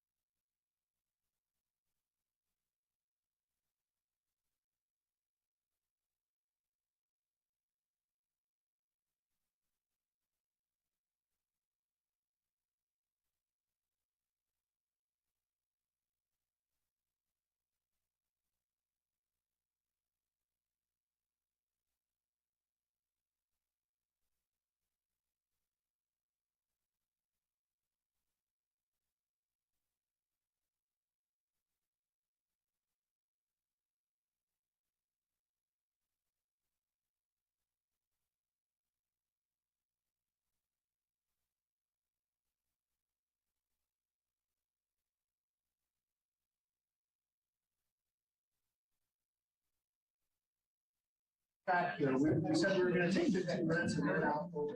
Recording in progress. Okay. I'm going to call us back to order, commissioners, and Ms. Olson, I do not have my manager, so, oh, there he is. I didn't see you. I didn't see you behind me. I apologize. I thought you were still in the other room. That takes us now to item 6B, if I've, is that correct, Mr. Manager? Yes. Okay, proceed. Did I read them all in? I think you did read I them all read them in. all in, Mr. Chair. Yeah, no, yeah, that's good. Oh, but you proceed. I will proceed. Here we go. So jumping into our next strategic topic is sustainability. And we have Quinn will be leading this conversation for us. The outcome that we're seeking, commissioners, is to determine the areas of focus for emission reduction. Corbulic, I can do this. Is that the correct pronunciation? That's right. Perfect. Okay. It's a rare person that gets that. Okay. Appreciate If it. I did mispronounce it, Quinn, you may call me Boggin. Yes, sir. So this is a workshop, so I'm gonna take a seat at the table with y'all instead of sitting at the podium. Yep, and let me just frame us up for Quinn and the team. So again, Quinn is our co-lead for innovative services with Nancy, the whole team. And again, the conversation today is about sustainability with the specific outcome we're seeking related to direction and thoughts related to emission reduction. Because again, sustainability, big topic. The two discussion topics that we're seeking your feedback on is your direction regarding the goals for the county's operational greenhouse gas emissions. Specifically, do we want to match the state of Nevada's emission reduction goals? So that's one topic. And the other is, should we approach the insights that we've gained from N0 to focus on heat efficiency? So we've taken this massive topic and boiled it down to these two. So with that, Quinn, I know you've got some background information for us. Pass it to you. I do. So, hi everybody, Quinn Corbulic. I'm with Technology Services. I manage the Regional Services Division of Technology Services. And I just want to provide a quick introduction of myself, given that I haven't met the two new commissioners. So just give a little background. What we do in Regional Services is we manage the public safety radio system, the geographic information systems, and are quite involved in what Eric talked about earlier, which is the regionalization of 911, specifically implementing the computer-aided dispatch system. So also, as Manager Brown indicated earlier, this approach towards sustainability at the county has been a kind of a staff-initiated team approach. And today I've kind of been tagged into the ring to talk about this. We are, but as a group, we're really passionate about implementing this sustainability plan, whatever that might look like in the future. And we've worked over the last couple of years to make sure that this gets on the strategic plan for the county, et cetera. So we're calling this at this time Washoe Resilience, and this is our sustainability and climate program that has advanced, as I mentioned, from a strategic priority that we established in 2020. The plan is in its early stages. We don't really, or the program is in its early stages, but the goal first is to look inward and to find operational efficiencies, to reduce energy usage and therefore reduce greenhouse gas emissions of the organization specifically. And then ultimately in the long run to participate with other community agencies in making Washoe County more resilient and sustainable now and for future generations. So next slide.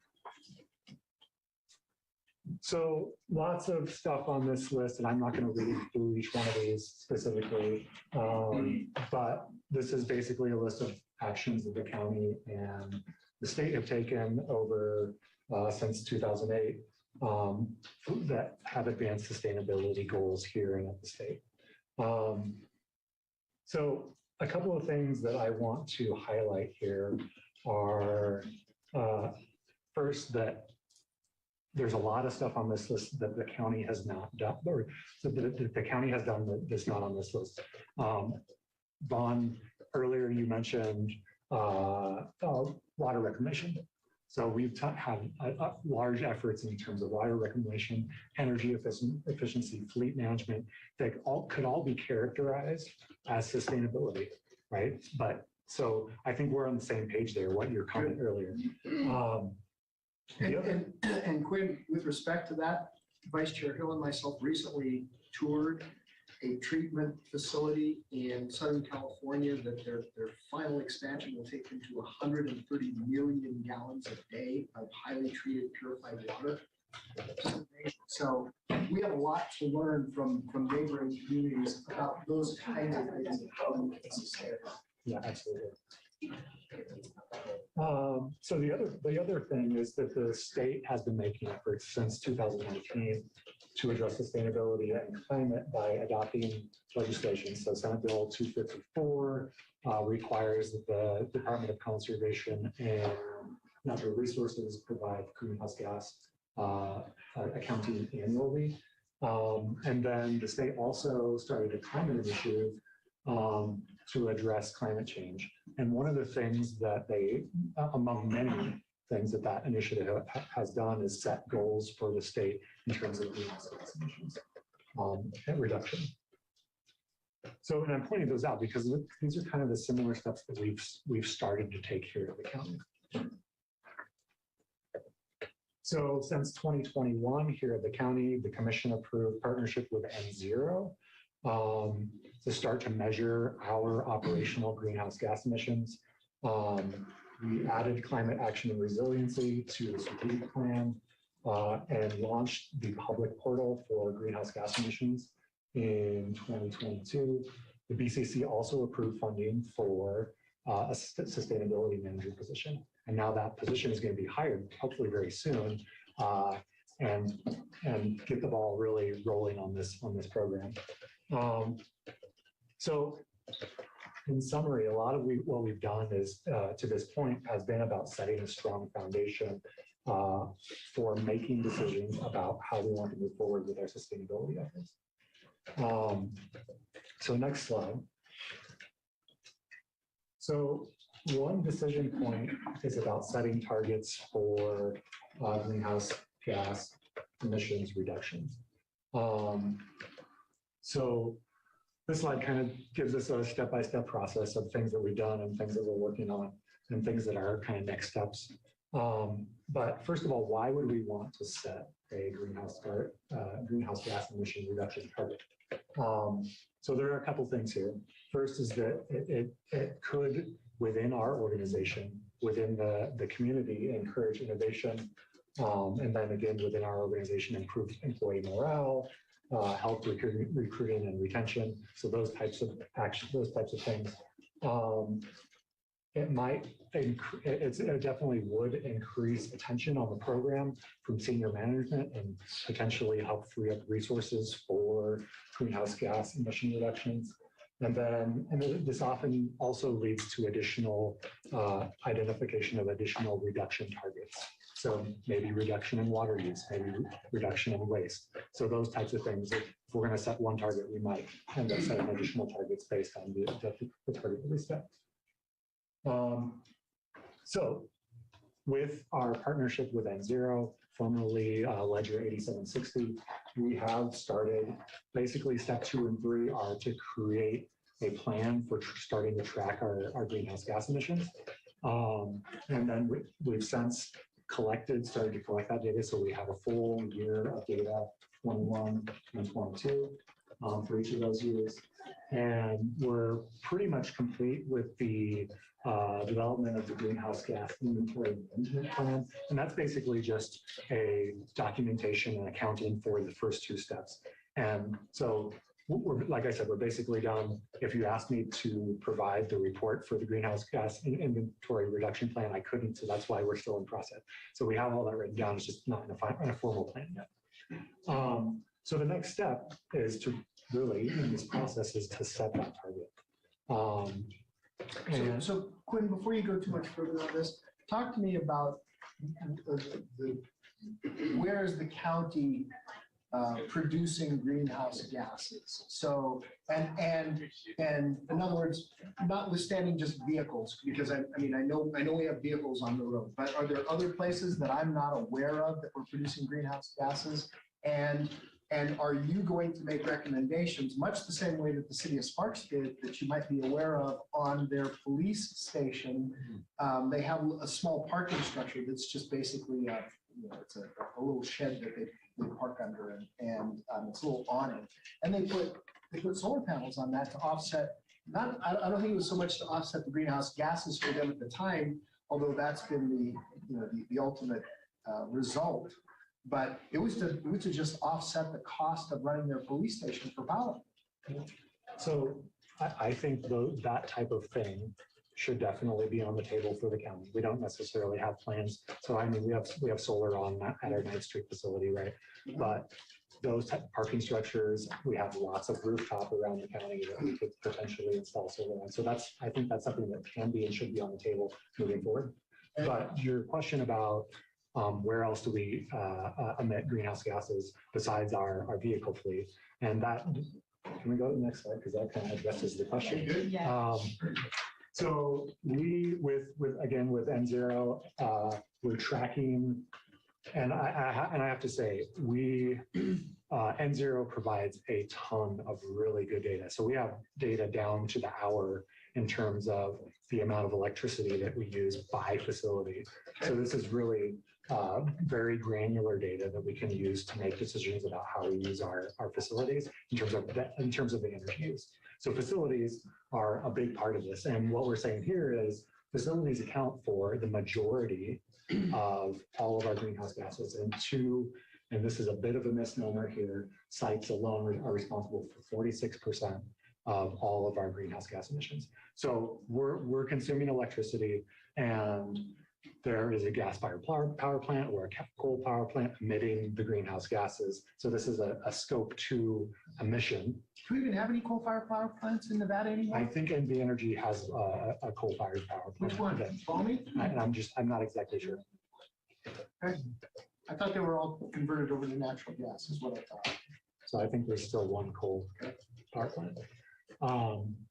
So that all those electrons are created, are produced through, it's mixed with solar, it's mixed with wind, and that in our buildings consume that electricity, and that is counted towards our greenhouse gas, to answer your question. So again, 2 sites alone are responsible for 46% of the emissions. And I'm anticipating the question, what are the sites? Yes.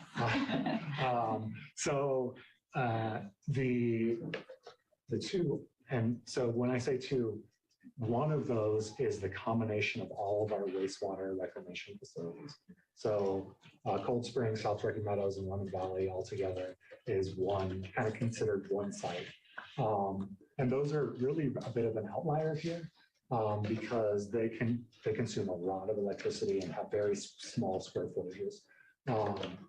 And really, I mean, those are 24-hour operations. They have pumps and aerators, and those are the components of those facilities that are consistently running and using electricity to move the wastewater around. The other is the sheriff's office and detention facility at 99 Park. Again, a 24-hour facility, a very, very large facility. So that's the other one that's the big user electricity. So, and the other part of this is fleet. 22% of our emissions come from our fleet.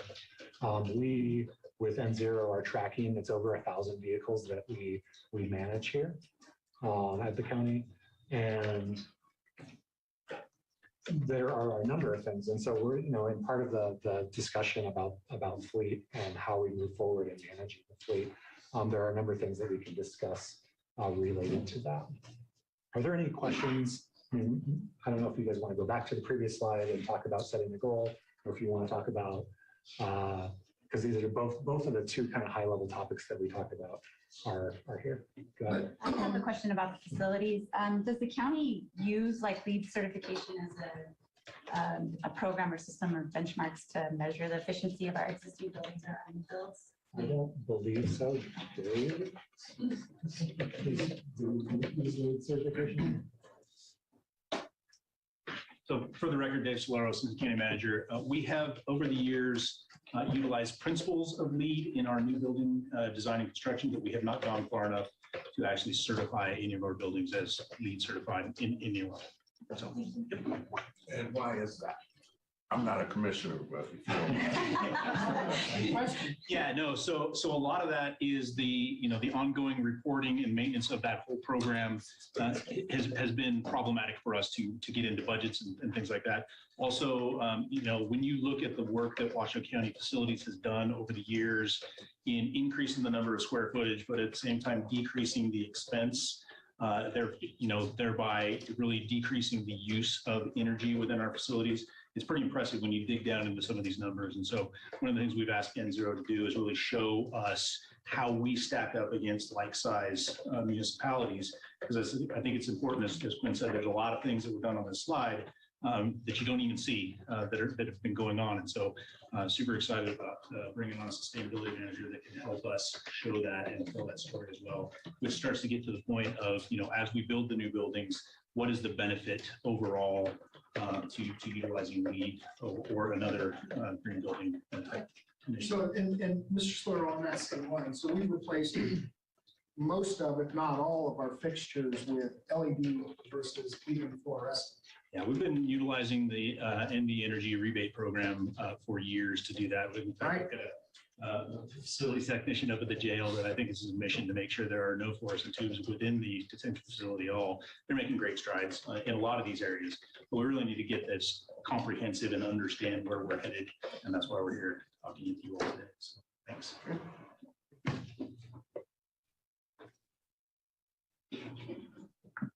So Quinn, back to you with our two discussion topics, one related to the state of Nevada goals and the other related to fleet.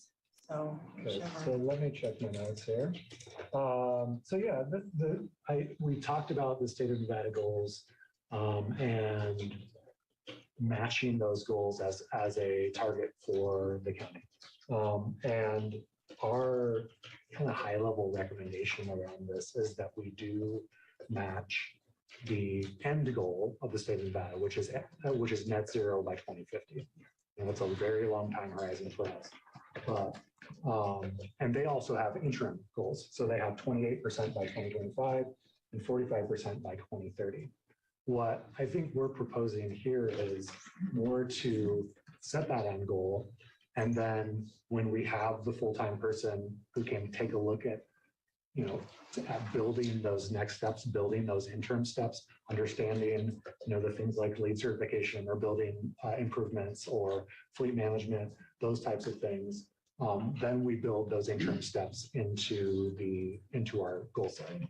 But for now, again, net zero by 2050 is the general matching the state of Nevada.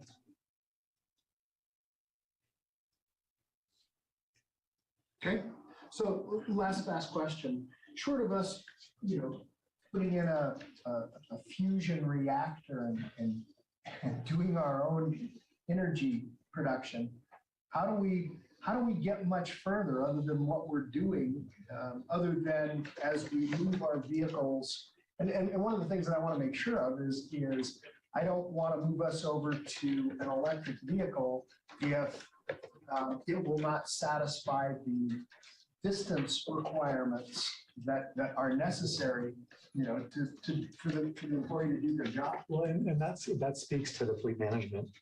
The other question. Sorry, what was your first question was? Well, energy production. Yeah, so we're not producing our own energy, so therefore, we've gone through and we've basically tried to minimize our impact on the grid by putting in energy efficient, bulbs and et cetera. I know that our building is, if you go in off hours, it's either cold or hot in the summertime. Because, and obvious, nobody's there working. There's no reason to, keep the building at, 72 degrees at, 11 or 12 or 1 o'clock, whatever it happens to be at night. So you're right. And what Dave mentioned, I mean, Dave's team has been doing an excellent job of retrofitting and upfitting facilities to reduce energy use. But over time, the grid is going to become more efficient and become more renewable. So right now in the state of Nevada, there's a renewable portfolio standard that by 2030, 50%. Correct. So our consumption of electricity is going to, just by default, is going to be. Yeah, but again, so that, Right. again, you hit it right on the head, just by default. It's nothing that Washington County has done. Right. So you're right, we're not going to install a fusion reactor or a nuclear reactor, but we can start to install solar panels. We can start to, obviously, we're going to, and I think there's a desire within the county to start using EVs. And there has to be, you're right, there has to be the right use cases for that. Talking with the fleet manager, there are a number of other things that we can do to reduce our use of fuel that we're not doing right now. And I think with the time horizon that we're talking about, 2050, there's going to be, I think that's the challenge here, is that all of the technologies that may be implemented between now and then are not in the market. And so the way that the world's going. And are we talking about also potentially installing battery walls at certain places that would be charged by these solar panels where we can, and notwithstanding the green aspect, and look, and I understand it, I don't disagree with it at all, but there are better times to charge your battery walls, off peak when power is not as expensive, and then use those during peak hours and literally be able to, not nearly, but somewhat take our buildings off the grid. Right. And so my answer to that right now is that given that we're kind of in the infancy of this program, I mean, those things are going to be on the table and big picture, we need to be practical, pragmatic, and really cost effective in making these decisions, right? It's not necessarily we're going to cut off all fuel use and go to EVs in a year, right? Because we just first of all can't do that. The sheriff's office has use cases. A bunch of, Right, exactly. Yeah. And from a fleet management, I think fleet is again, we're kind of identifying that with N0 as a low hanging fruit.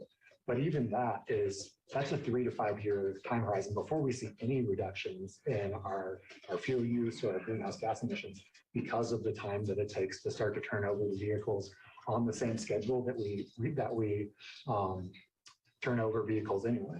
So it's going to take time to really, for these things to start to take place.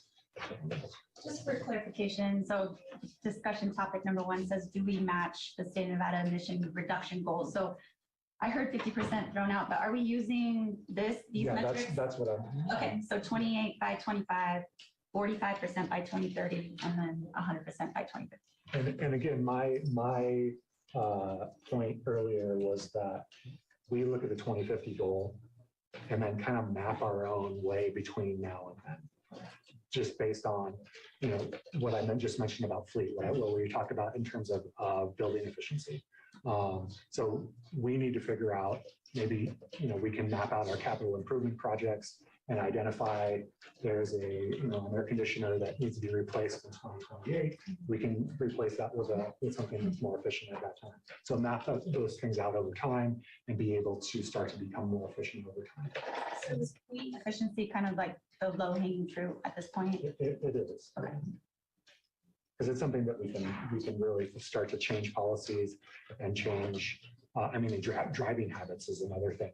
We can start to communicate how we utilize our vehicles. I hate to call out the sheriff's office, but what I understand from the fleet manager, this is just one example. So they replace vehicles at about 180,000 miles. They use their vehicles hard, and that's like a 4U replacement rate. But the engine run, so the engine runtime is about 300 equivalent to about 300,000 miles. So they're idling a lot. So that's just a behavior change that we can make to reduce fuel use. So there are some things, a number of things you can do that have nothing to do with EVs. It's just about organizational change related to fleet that we can start with. So what I was told a number of years ago, Quinn, and I don't know whether there's any truth to this, was that the reason they needed to keep their vehicles idling was, notwithstanding the K9, that one I get, but it had something to do with the electronics in the vehicle and the way that if the vehicle stopped, that rebooting those electronics. What I understand now is that the vehicles have batteries in them. All batteries back will in allow them to sit for 2 hours. Perfect. Before they need to restart their vehicle. Okay. Well, and I like this because if we don't know where we're going, then we won't get there. And so it's a goal, and it's, there are things out of our control, certainly, Mr. Chairman, but I think that it's a way to kind of, ensure that we are moving forward on a path where this is a value to the county and we work towards these things. And obviously there's check-ins along the way if, there's issues that we can't foresee, but I'm very excited about this potential. And I think that other governmental entities throughout the state are doing the same thing. So we also have other governments that our sustainability manager can reach out to and say, what are you doing with this? And so the willingness of staff to look at all of this and come together with, because this is a multi-departmental approach. This is all of the county. Yeah, everyone, getting their buy-in. I'm very excited and yeah, I think you make a good point that this can become part of the culture of the county, right? That every decision that we're making, we can think about energy efficiency, and I think that is something that we can start to implement pretty early on in this program. If you want to hear old timey, my dad telling me to turn off the lights. And now I'm not crazy. We don't have to worry about that as much because we have LEDs now. But. There you go. There you go. You mentioned it's pretty much in its infancy, this program or this initiative and stuff. I love that it's kind of coming from within staff. That intrinsic piece really speaks to me. What was I going to say? The position that we have posted, interviewed for, is that enough to carry this momentum forward? That sustainable manager position. That's a really good question. So what's going to be on the plate for the new person, I think is totally doable. When we start to get into, and I think what will be on the plate for that person is looking at external funding opportunities. And that might be a really big job, given that so there's the Inflation Reduction Act, and there's a lot of federal funding there for energy efficiency and vehicle electrification. And so depending on what the cadence of being able to acquire some of that funding and then implement projects, I think that's going to be a challenge. And, I mean, short answer is I don't know the answer to that. Yeah, and I guess the follow-up to that, I had written down grant writing earlier next to this topic. I don't know why I'm like grant writing brain right now, but I really do see that as an important piece to this, and also the public-private partnerships here locally in this region as being a critical. And I worry we can't get something this spring unless we say we got a goal, talk about the board, there's a lot of that kind of stuff. I'm not sure if that's totally the case, but I'm assuming that a lot of those federal grants, you're actually going to follow through with this as a long-term goal for your board. Yeah, that's a potential. And I was actually just talking to Gabrielle about the Inflation Reduction Act stuff. And at this point, those programs haven't even been developed from the law yet. So it's still kind of a wait and see approach for that one. Okay. Commissioners, anyone else? Okay. Quinn, you got your direction? I think so. I want to make sure that we are on the same page on the fleet discussion. So, I mean, we're seeing that as a low hanging fruit. Those are, there are some things that we can do organizationally that don't involve, replacing all our vehicles with EVs. Do you guys have any additional thoughts on us tackling fleet as a first step? Okay. I mean, there's some technologies out there, especially for diesel engines, that I can talk to you about offline that you may be interested in knowing about. Again, we can talk about it, that increase fuel efficiency, increase power, and decrease maintenance schedules. And decrease emissions.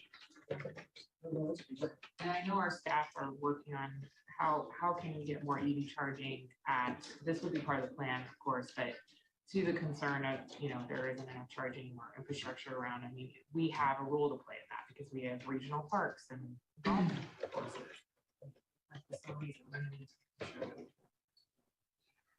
Our employees as well, so. And Quinn, where are you on the research of the arc reactor that you tested? Unfortunately, I'm involved there. Iron Man. An Iron Man fan. Okay, I'm sorry, I don't get cultural references. Never mind. All right. Awesome. Thank you so much. Thank you, guys. Thank you. So we will move on to the next discussion topic, which is equity. And we have Jordan. Elizabeth. We'll be leading this discussion along with Manager Brown. The outcome we're seeking from the commission today is an understanding of equity and an update on compliance opportunities / gaps with the county's equity stance today. So that's the specific outcome. A couple of discussion topics. Would you like me to kick those off, Elizabeth? Sure. Okay. So we have 3 specific areas and then of course a briefing. Before we get into them, this is where we're headed. Are there internal or external areas of service delivery where you'd like to see equity practices prioritized? In what areas have systematic policies and procedures caused unintended barriers to access? And is that an area that can be prioritized for removal and or revision of that barrier? And the third topic is there a program, service, or area of non-compliance that you would like to discuss as a priority? So those are the broad topics. So have we segregated this into employees versus public? No, but we'll address both in the Okay. presentation, and I encourage a discussion about both because they are different. Oh, no, they're very different. These are things that we've dealt with at RTC with making sure that, our bus stops are all ADA compliant and, and easy for people to use that have challenges. So using just a conventional bus stop.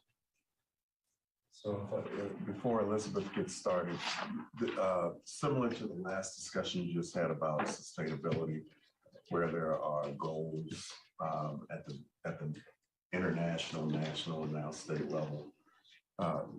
This is an area, this whole area of equity and inclusion that I think the county lags. And if you look at our strategic plan, it's woefully lacking in addressing these issues. This is an area that, as we look at what other municipalities and counties are doing around the country, we need to get with, I would urge you to consider embracing this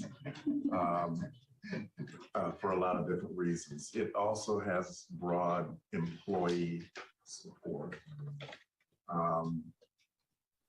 But increasingly, I think we're hearing concerns from the public about some of the aspects of where the county is on facilities and other accessibility to our websites. For those who are hearing impaired, sight impaired, language impaired, that we need to address, or frankly, we really need to publish this. But that's not the reason why I think we should consider it. I think it's the right thing to do on a lot of different levels. I will tell you candidly, as your county manager, I remember 3 years ago, interviewing here having to fill out the paperwork that employees have to fill out for HR to be considered. I've also had a couple of situations where we attempted to hire individuals into the office of the county manager or into other organizations. From the homeless services comes to mind. There were people from other cultures who were trying to apply. And there were barriers, cultural barriers, not intended, but they were there that I think have to be addressed if we really want to be open to providing equity to all who need to work with us. So with that, I will turn it over to Elizabeth. Did I steal all your thunder? You did not. Okay. Thank you, Manager Brown, and feel free to jump in anytime. It's supposed to be an interactive discussion with all of us. Hello, Elizabeth Jordan for the record, HR Manager of Organizational Effectiveness for Washoe County. And I'll go ahead and dive right in. So our purpose and what we'd like to speak to you about, which Manager Brown mentioned, was to engage all of you and as well as our community in a meaningful way to start bringing forward the work of DEI and bring some of those equity initiatives into the strategic plan moving forward. And so to level set with all of us, I wanted to give a brief definition of how we're looking at equity, and that equity is the intentional act of providing every resident in Washoe County the opportunity to reach their fullest potential. And this applies both internally as an organization to our staff, as well as externally to our citizens, which we serve. So in practice, what does equity look like? Some of you, I'm sure, have seen this image in various forms. This one is a newer version of that image where it speaks to the history of equality, where policies, procedures, and things, everyone was provided the same, hoping that they would get to the same outcome. As you can see with this fence, and this particular one is looking at balloons, which relates well to Reno and Washoe County. In this case, equality doesn't provide the youngest member, the smallest member there, the ability to view those balloons. And so over time, that's progressed to equity, meaning that you assess where individuals are and what they need in order to get them to a place of opportunity that's equal to others. And then you can see that the box is removed from the individual that's the tallest, and the one that is the shortest has the two boxes there. The next evolution of that is basically equity without barriers. So removing that fence, looking at analyzing systemic barriers that may have prevented individuals from reaching their fullest opportunity and empowering them so that in cases where you're not legally mandated, perhaps, to provide an assistance, that if you've removed those barriers, people are able to reach empowerment on their own without asking for accommodations or testing help and things like that. And this is where we want to posit that perhaps this is where we should look to focus our work, and our end goal is looking at removing those barriers where it makes sense and not just living in kind of phase 1 and phase 2 of equality and equity work. Today, I'm going to take you through Title VI and also Title II of the ADA. Those are two federal laws by which we're required to comply in certain areas. The first one is Title VI of the 1964 Civil Rights Act.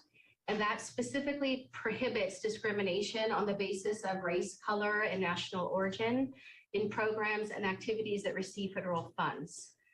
Additionally, it also prohibits practices that have the effect of discrimination on those same bases.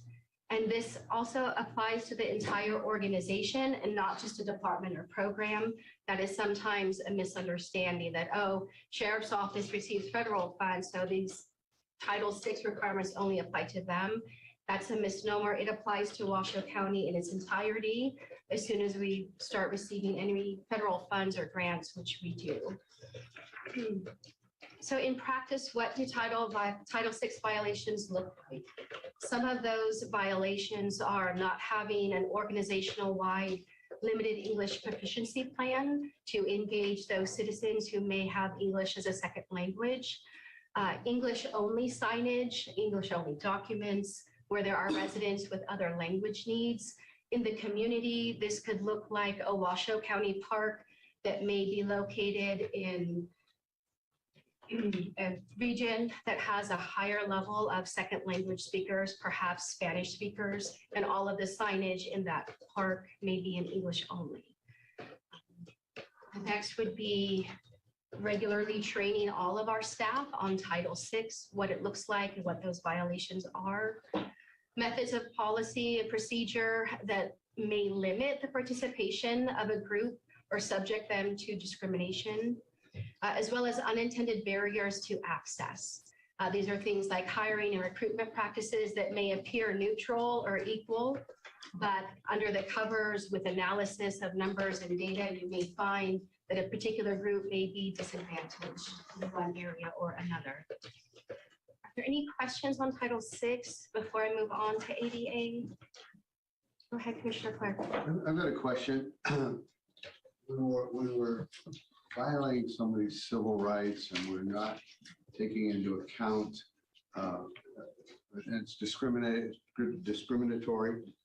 What about spending extra time in jail? Would that be considered discriminatory if somebody didn't have an opportunity to have proper representation or be incarcerated longer, or maybe not in front of a judge to have a proper hearing to be released from incarceration? Would that be a violation? But yes, those are services and programs that could be in violation of Title So VI. if there's a court backlog and people couldn't get a proper hearing, would that be considered a violation? It could potentially, but I would default to the district attorney's office for that one. That's a very specific instance. Well, thank you. I can tell you that, Commissioner, that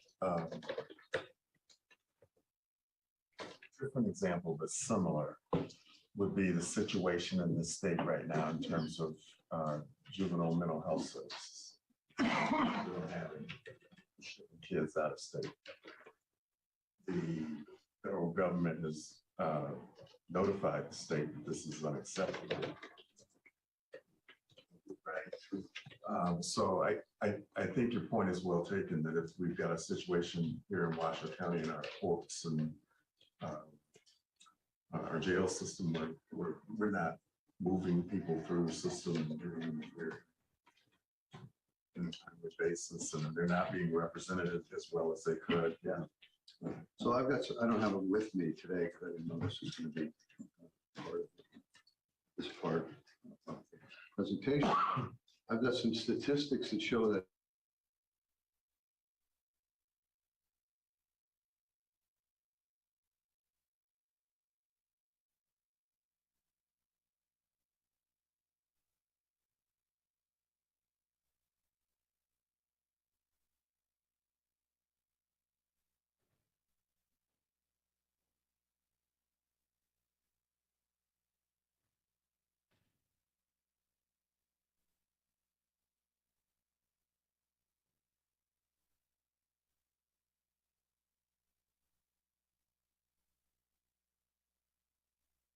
Recording in progress.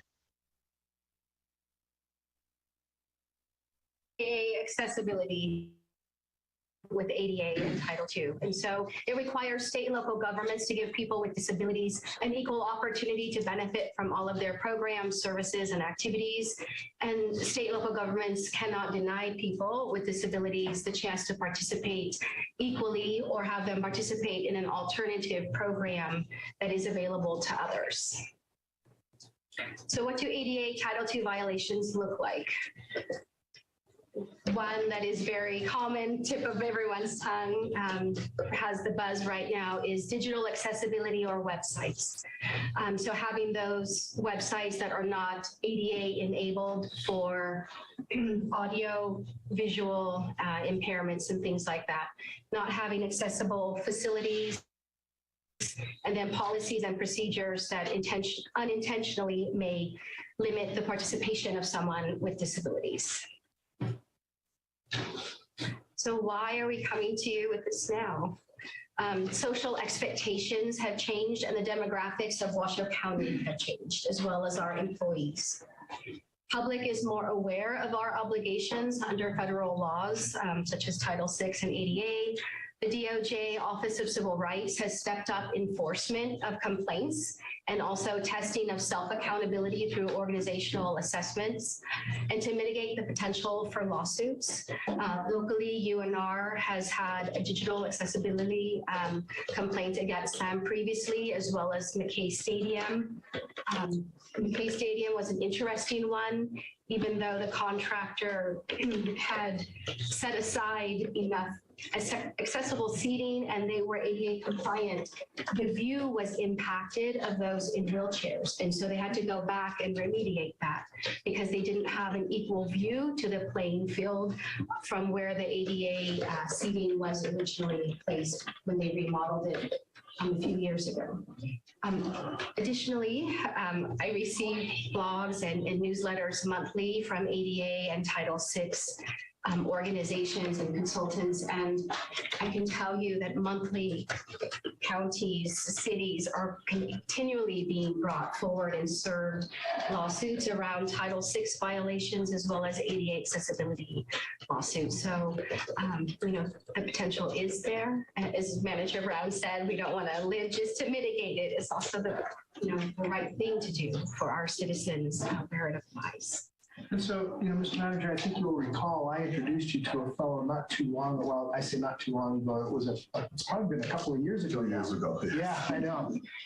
Wow, how time flies. And that was their specialty. And I didn't even know that it existed until I started talking to this fellow about websites and et cetera, and apparently they specialize in it. So I don't know whether and I don't know whether our IT is capable of handling those issues, or if it's more cost effective for us, rather than trying to train some of our IT members to just go outside and hire that service out, which is, an ounce of prevention is obviously worth, many, many pounds of cure in this particular case. My answer to that is we wanted to get the board's feedback today. I've spoken to staff about him and his firm. Yes. And yes, we would intend to reach out to him and see if he can help us. We haven't done that yet. And not only is it the right thing to do, but we obviously have a duty to protect assets. If we know that we need to put something into place to protect ourselves from, potential litigation, I mean, we have to at least look at it and act on it, because otherwise, you leave yourself vulnerable in a lot of different areas that it would not have been necessary to even engage in those kinds of matters, let me say. Yeah, and Mr. Chair, if I could, I think the health officers come in the room. My eyes were really open recently over the last year. And they know the health district got a grant to do some research around health equity, not the broader equity. And they actually have staffed to a certain degree to begin addressing some of those opportunities. At the same time, and he could tell you about it, you want to tell him about it, that he also did a community health assessment.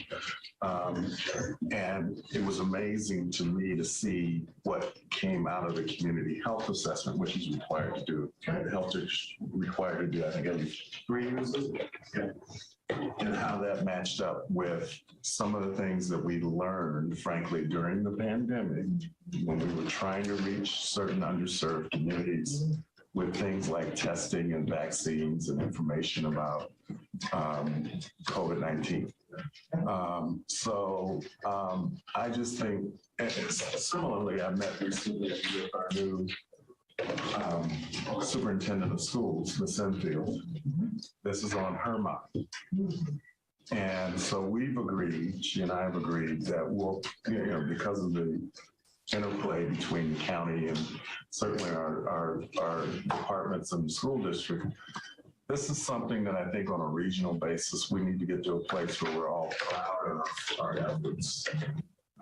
I don't think we need to spend money irresponsibly or resources irresponsibly, but somewhere between where we are now and getting to the right space, I just ask that the board consider allowing us to make this a feature within the strategic. Go ahead, I'm sorry. So where are we today? Website accessibility project is underway. It's been going in the background. It's getting the push out to departments this month, January. And it's working across all departments to redesign washoucounty.gov, as well as supporting documents and how they interact with the public, as well as internally with employees to be accessible for those with disabilities. So that is underway. Title VI employee training will be launched for the first time across our organization later this month. We've recently redesigned the Title VI and the ADA complaint procedure and processes, which are publicly available and under HR's portion of the .gov website. And then in the past year and a half, we've been working on diversity, equity, and inclusion training for staff, starting to analyze recruitments, some of those HR practices and experiences for our staff to increase their cultural awareness and competency, and just to educate them on one another. So we have some opportunities for engagement. We can also go back to the discussion slide. So a few kind of low-hanging fruits of things to engage in would be an organizational-wide language access plan for LEP persons to work with all departments to make sure they have policies and procedures in place when they encounter someone with limited English proficiency, that they can serve them equally. A facilities assessment for ADA design, accessibility, and compliance. Service and program delivery analysis for Title VI specifically to see if there are any unintended barriers to access we've created through our procedures and our policies and administration areas, and where it makes sense to bring forward revised policies and procedures. Easy opportunities. I'm going to go back here on our slide. Almost there. There we go. So all that being said, are there any priority areas that speak to any one of you or collectively? I think we kind of touched on them along the way, but Commissioner's name.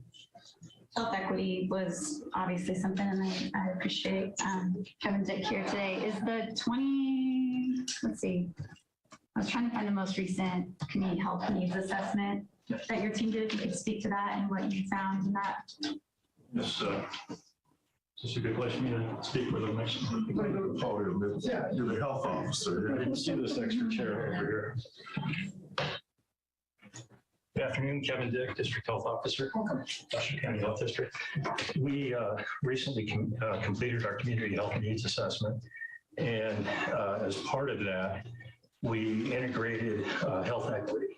And we completed a health equity capacity assessment. And that was, excuse me, that was conducted using a framework that was developed by the Bay Area Regional Health Inequity Initiative. And so, excuse me. So that was developed in the Bay Area, and it was then used in other areas of the country. And it provides a framework for engaging the organization, but also community groups in looking at what is the organizational capacity for health equity. And we did internal surveys, we did external surveys, we did interviews with leadership internally, with leadership of external stakeholders. And we also went out and conducted a listening tour where we met with 29 different 29 different meetings, 59 different individuals that attended those.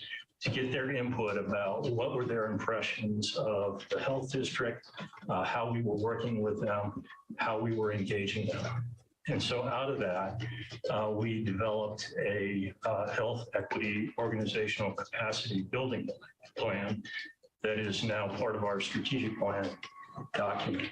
And there are a number of components to that that are addressing how we are training staff and helping them understand health equity, how we are incorporating that into our programs, how we are better engaging community organizations in developing our programs on the front end, receiving their input.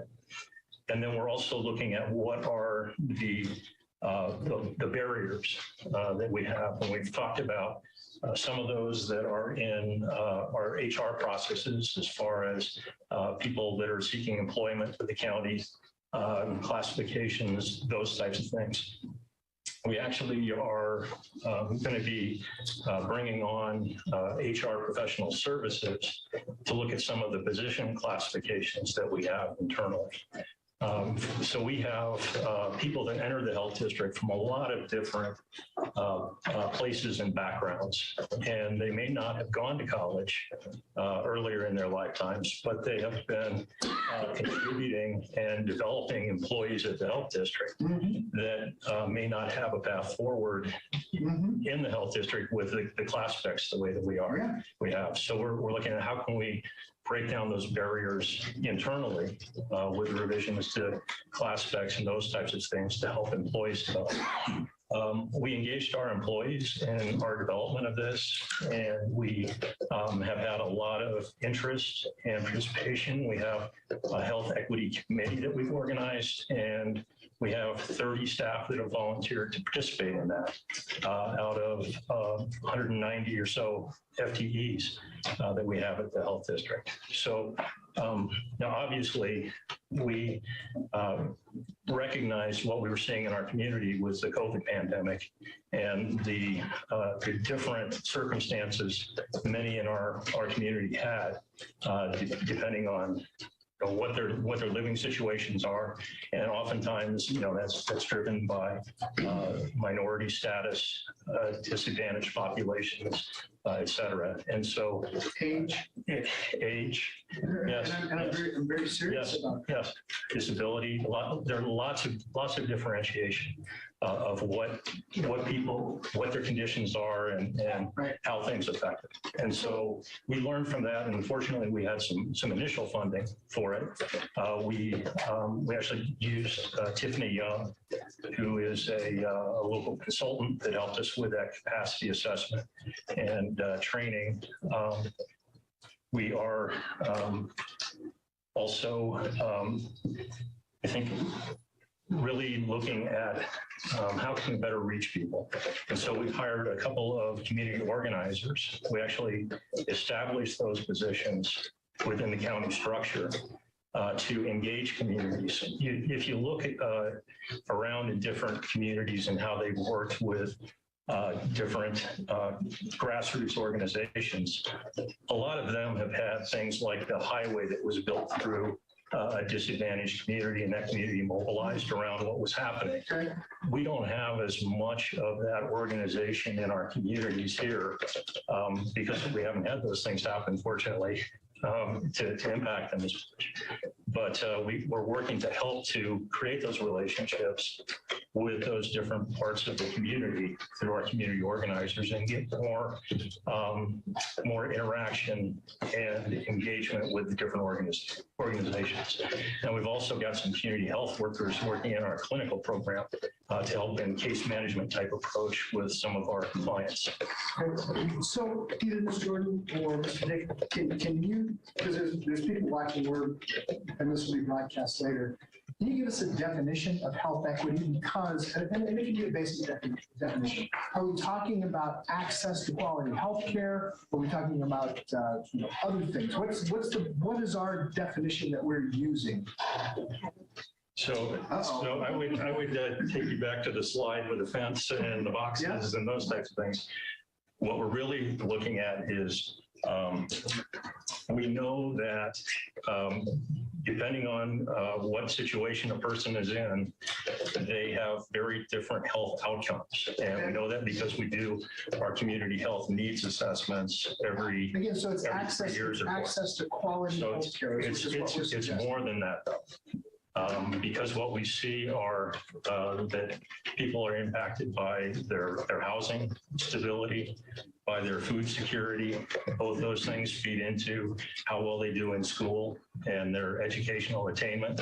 So health equity is really a pretty big picture thing. But when I say access to, it can be affordability. I mean, I may be spending. That's certainly a big piece of it. Right, I may be spending money on my rent where I can't afford to, to purchase the healthcare, and my employer may not provide it. So that's what I'm suggesting. But what we find in public health is that healthcare is actually a small piece of what your health outcome is over the course of your lifetime. Okay. All those different, what we call social habits, social determinants of health. Right. Okay.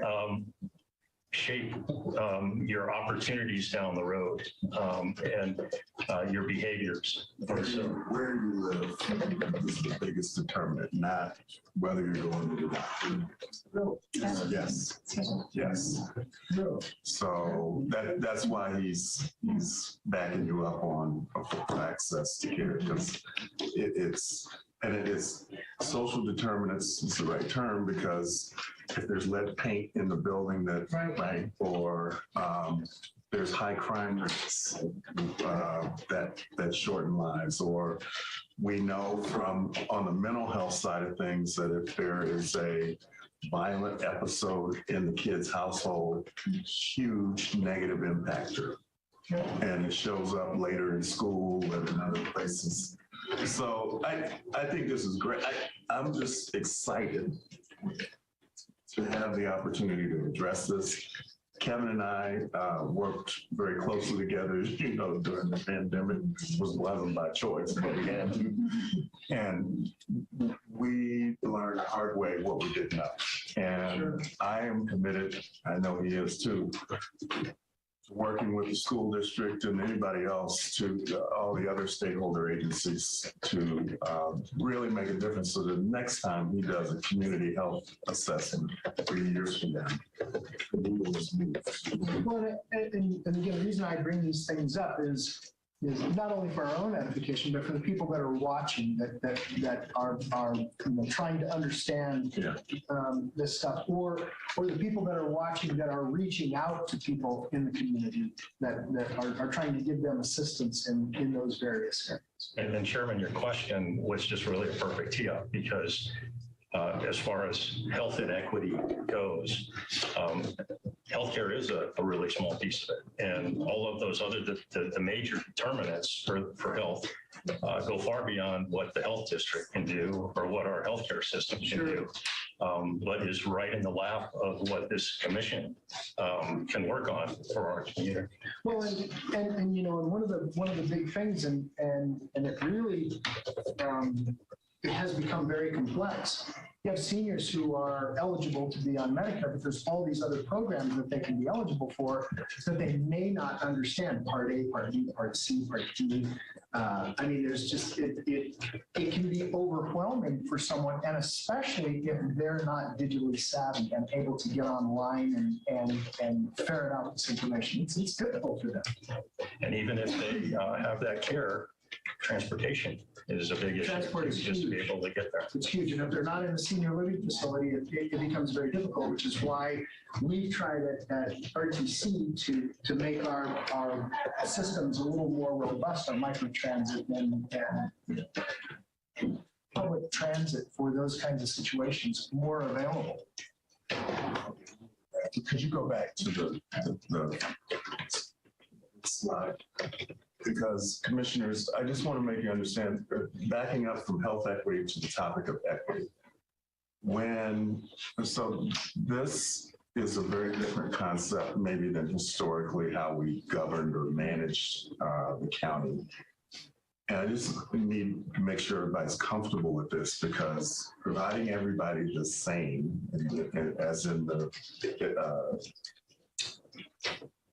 illustration on the left is a problem if you're in one of those communities that's underserved. When I look at that, I say, for broadband, for instance, if I give the same, if this county spends the same amount of money on broadband going forward in North Valleys, Rancho Haven, Gerlach, that we do in the city of Reno, they will never catch it.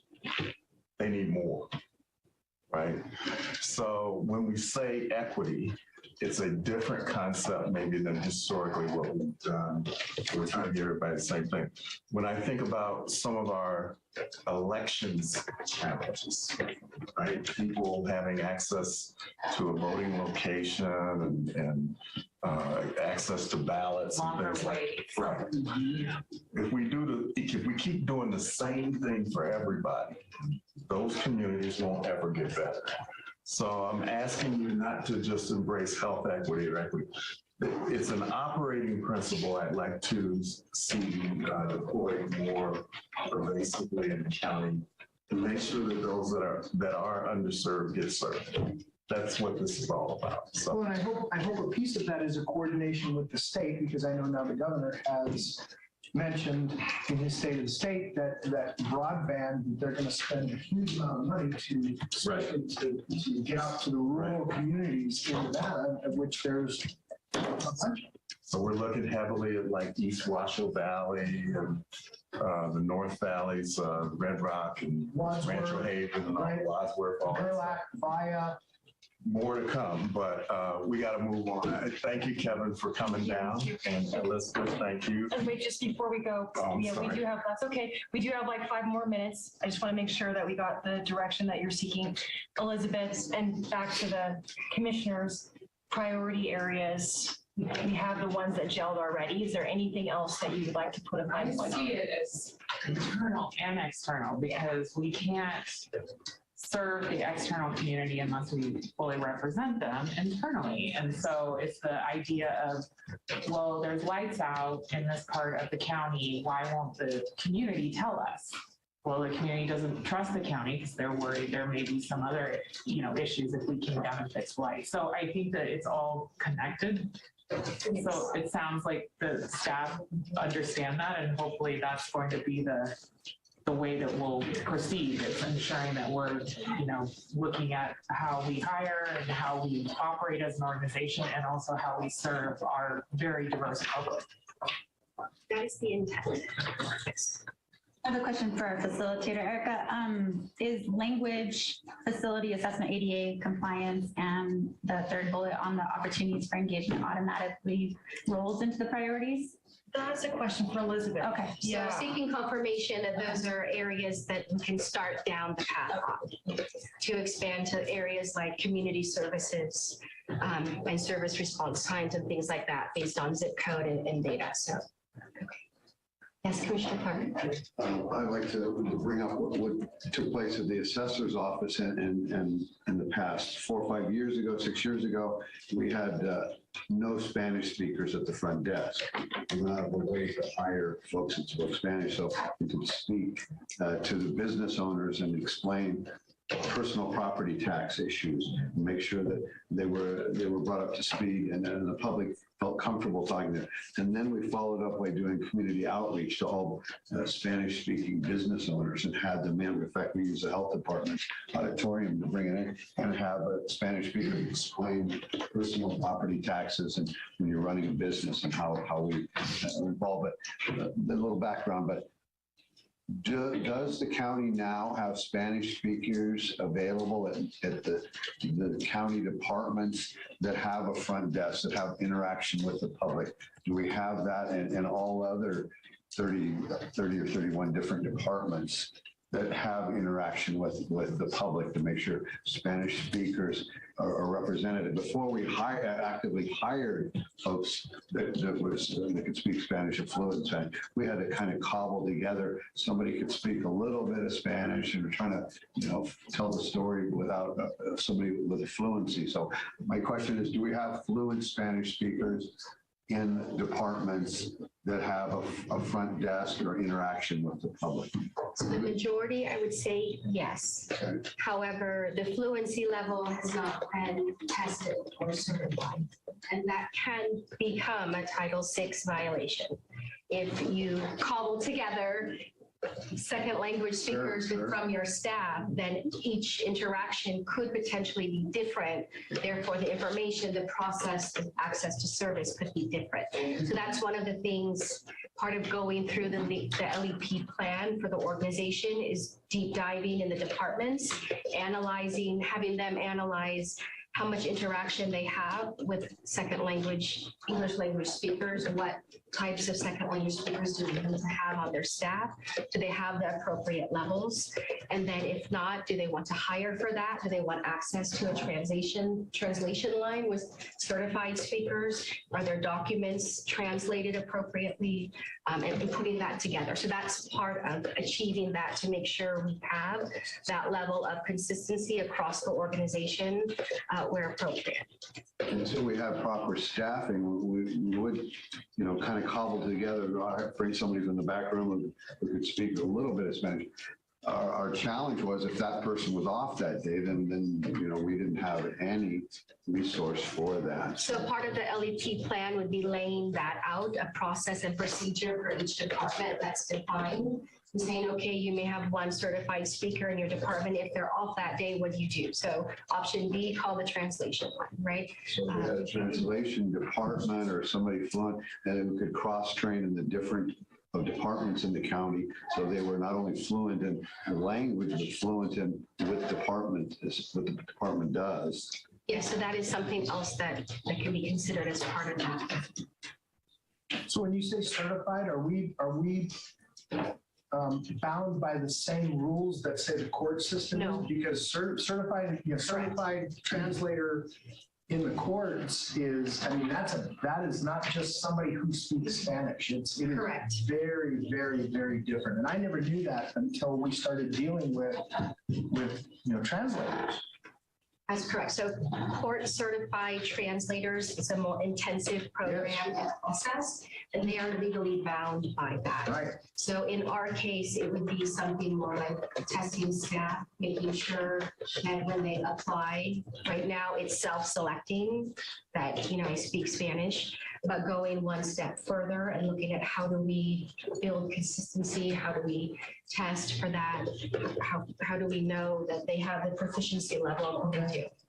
Because it is different. Yeah, especially when you're dealing with, to Commissioner Clark's point, somebody who's proficient in a certain area, you have to know if you're dealing with something very issue specific, what is the actual word?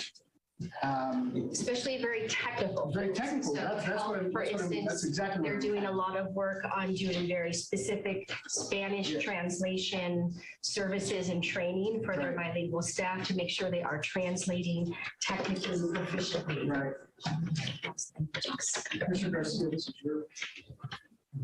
Let's go.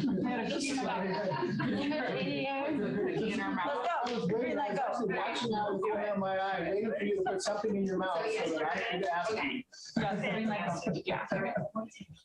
Thank you. Thank you.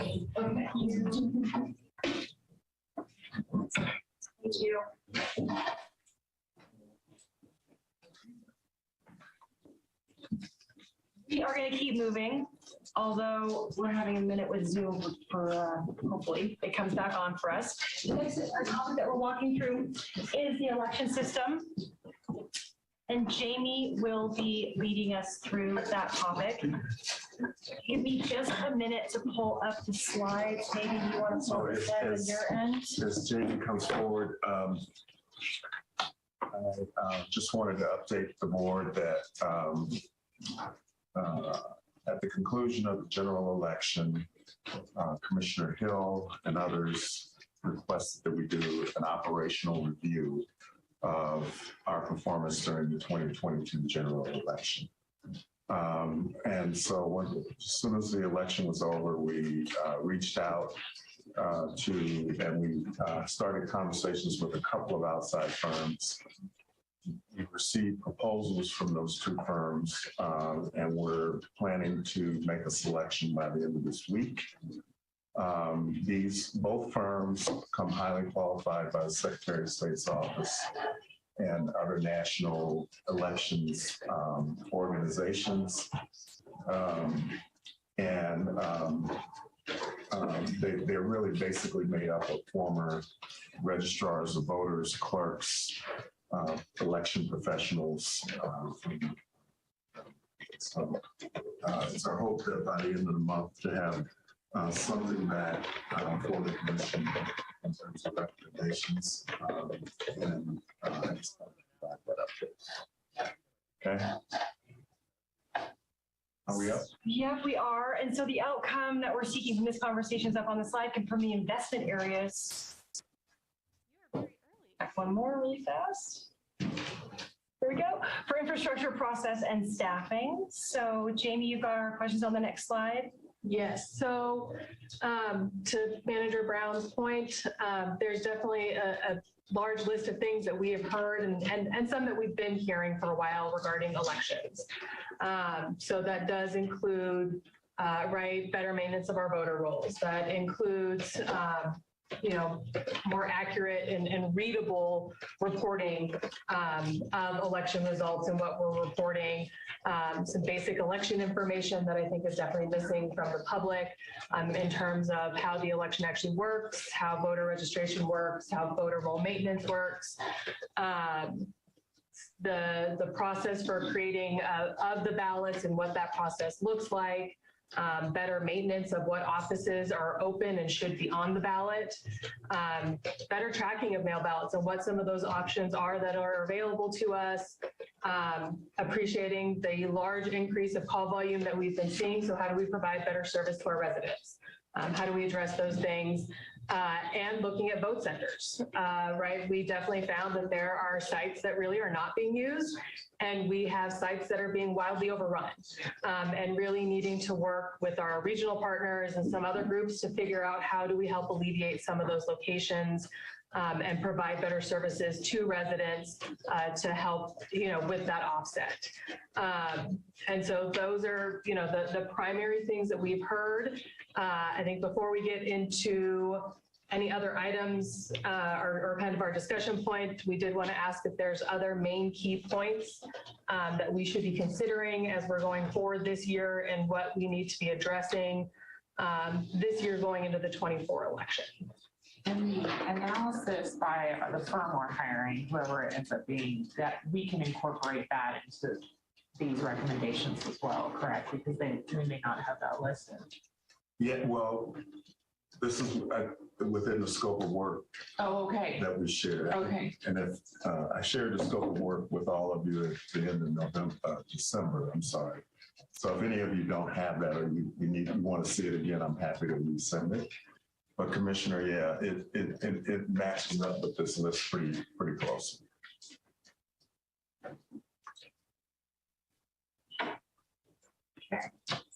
I've got a comment. How do we involve the voters in this process? The public needs to be involved in this, some workshops and some input from the voters. So, for those of you who haven't been around that long, about 8 years ago, the most hated department in the county, as far as the folks in Incline Village, was the assessor's office, the most hated. It was a long, drawn-out battle, and you can ask people, Herb Kaplan and different folks who've been around forever, they know about this. The assessor's office was hated. As soon as I got elected, I made it my point to befriend those folks and find out their concerns and their legitimate concerns and figure it out. To this day, those folks up at Incline Village are my friends. Every year before the value notices went out from the assessor's office, we brought all the ringleaders in, the hierarchy from Incline Village, sat down with them, spent a day in the assessor's office and lined out everything that we did. And whether we raised the values or lowered the values, when they left, they shook hands and a smile on their face and left because they were heard and they felt they were treated properly. Many times, you don't have to be right. You just have to be heard, and And that's the issue with this whole voter integrity and what took place. As long as the people are heard and we don't say we're right and you're wrong, take it or leave it, because that's what the DA did two DAs ago. That's what the assessor did 2 assessors ago, told the folks of incline, we're right, you're wrong, take it or leave it. Don't like it, get an attorney. Guess what they did? Cost probably the county one of the largest settlements ever. And this Commissioner Chair Hartung was saying a pound of prevention or ounce of prevention. Prevention is worth a pound of cure. The folks out there that I hear with voters is they just want to be heard. And you do that and you can diffuse this, whatever that's taking place. And then we need to diffuse that. We need to make the public understand that they're being heard and it's not we're right, you're wrong, because that doesn't fly with adults. My comments, thank you. And thank you for that. And I absolutely agree. And we'll cover some of those pieces. I do think better explanation of the education and the process is a big part of that. I think there's a lot of misnomers about the process of voter roll maintenance. When can I make a voter inactive? When can I cancel a voter, right? What is required for those actions? There's lots of federal laws that stipulate a certain number of outreach to voters, right? And so there's a lot of that education piece. We are working on putting together some working groups, right? So getting together some of our poll workers. What did help with training? What wasn't helpful for training? What resources were we not providing them that they felt that they needed? And we have heard from a couple of groups of a desire of some sort of a kind of larger group to just be able to provide feedback to the office. And it's something that we're looking at. And so, right, how do we best do that? Who gets invited to that group? Who do we figure out who gets invited to that group and make that a operational function of the office? Part of the ask for an increase of staffing is right now, if there's a request for the department to present, I'm the only one. And so unfortunately, not to make excuses, but I can only be in so many places at so many times. And so, right, there is a need for a larger staff to have more people available so we can do the outreach, right? So that we can go to these different groups, that we can make ourselves more readily available. I think we have a very ambitious year ahead of us and all the things that we are hoping to get done in this department before 24. But long-term, would love to do more partnerships with the school district, right? Helping high school seniors understand how to vote. What is voter registration? How do the machines work? What are your options for voting? Making some of that stuff far more accessible than it is right now so that you don't have so many people showing up and mostly a lot of young people who have never done it before, not understanding the process at all. What is the difference between a sample ballot and your actual ballot? What does it mean when I pick the difference between a physical address and my mailing address? Honestly, there's a lot of confusion around that process. And so there's absolutely a litany of work that we need to do with that. Looking at doing a lot of outreach with the general improvement districts. There's a lot of general improvement districts that simply do not communicate with my office, which becomes a problem because I don't know if somebody has resigned from that GID and somebody new was appointed, or if there's a vacancy within that improvement district. So, working on getting out to all the GIDs to work on that. So there's definitely things that we need to and we'll be doing better. And part of what we're hoping and asking for direction from this board to continue to move forward with is to be able to continue that expansion. Because I agree, I think we need to do a much better job of communicating what the office does, how it does it, and getting more feedback from the public. And lastly, I'd like to comment that I'm probably the only one in the room that had to go to court to be on the ballot. And I got my registration changed and it was brought out that I should have caught that. But then I find out later, 44,000 other Nevadans had their party affiliation changed. And, something like that fell through the crack. Having to cost me personally $19,000 to get on, just to get on, stay on the ballot. So that's a voter registration issue. And it was interfered with and made our county look bad in my eyes based on what the DMV did. I think a lot of times the DMV can't even do their own job, let alone trying to be a registrar of voters. So, I don't think they're subject matter experts in being registrar of voters. And I think we need to figure out how we can get away from that system as well. Yeah, can you imagine? $19,000. So I don't believe, unfortunately, that automatic voter registration is going to go away. I'm going to skip ahead because I think we're getting kind of into what we're asking. Oh, no, I'm supposed to do this slide. Oh, yeah, I got Sorry. you. Next slide. So there's a couple things really that we are looking at and asking for in terms of whether the board supports our actions moving forward. And so what you're talking about regarding the automatic voter registration and some of those notices, that is where we are looking to purchase a new voter registration and election management system. Through newer systems, there's two parts to that. One, we have a very old system. In fact, our system is no longer supported. So what that means is the company that we purchased for our voter registration and election management system was purchased by another vendor. And they give us technical support. However, if something happens within the system, they are not responsible for the programming of it. So there is no reprogramming of that system. And it does cause a lot of issues for us. That system was not built to run a mail-in election. And so there's a litany of things that we are required to the state to report and reports that the public expect and want that our system simply cannot provide. We cannot provide how many ballots were cured. I can tell you how many are challenged. I can tell you how many are verified, but how many were challenged and now verified, I cannot provide because the system simply doesn't track that. And a lot of the newer system, there's a multitude of ways to contact voters and a better way of tracking it. So there's a lot of systems that have a better voter portal so that you could log in as a voter and not only just check what you can do now, which is, right, what is my precinct, what is my address, what offices am I eligible to vote for? A lot of the new systems include, here's every piece of mail we've ever sent you. Here's every notice we've ever sent you. Some of them have the ability to respond within that portal. So if I mailed it to you today, it's in the system today, you haven't received the physical mail, so you can go into that system if you just happen to be logging in for whatever reason, right? See that we sent you this notice, you could respond to it before you ever got the physical letter. So a lot of these new systems really are built to address what elections are now.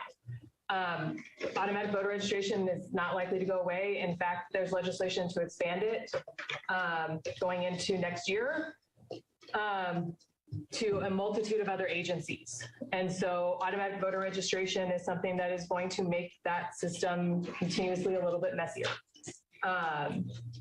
And so those are things that we're having to offset and where we're looking at a correct, better system to be able to manage that. So newer systems that better catch duplicate voters, that better matches, you know, if the record exists or if there's a slight update, or are you sure that you didn't put it in wrong?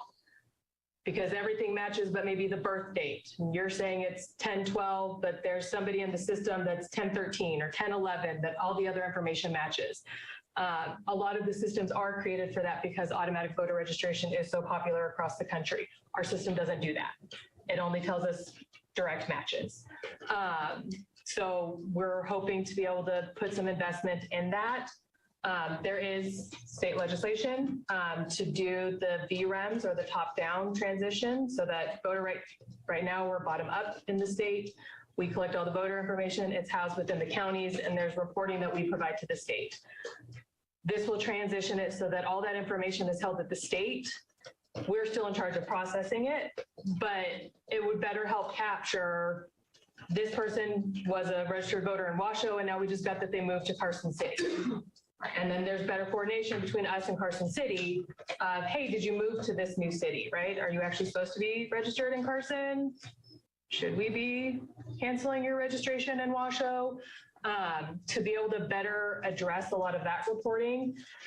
I know we heard extensively during the election about the confusion between our reporting of election status versus the Secretary of State's reporting versus ballot tracks.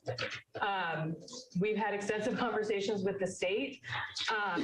It is a game of telephone right now, unfortunately. We provide information to the state produces it on their website, and then they provide that information to the third-party vendor, which is ballot tracks.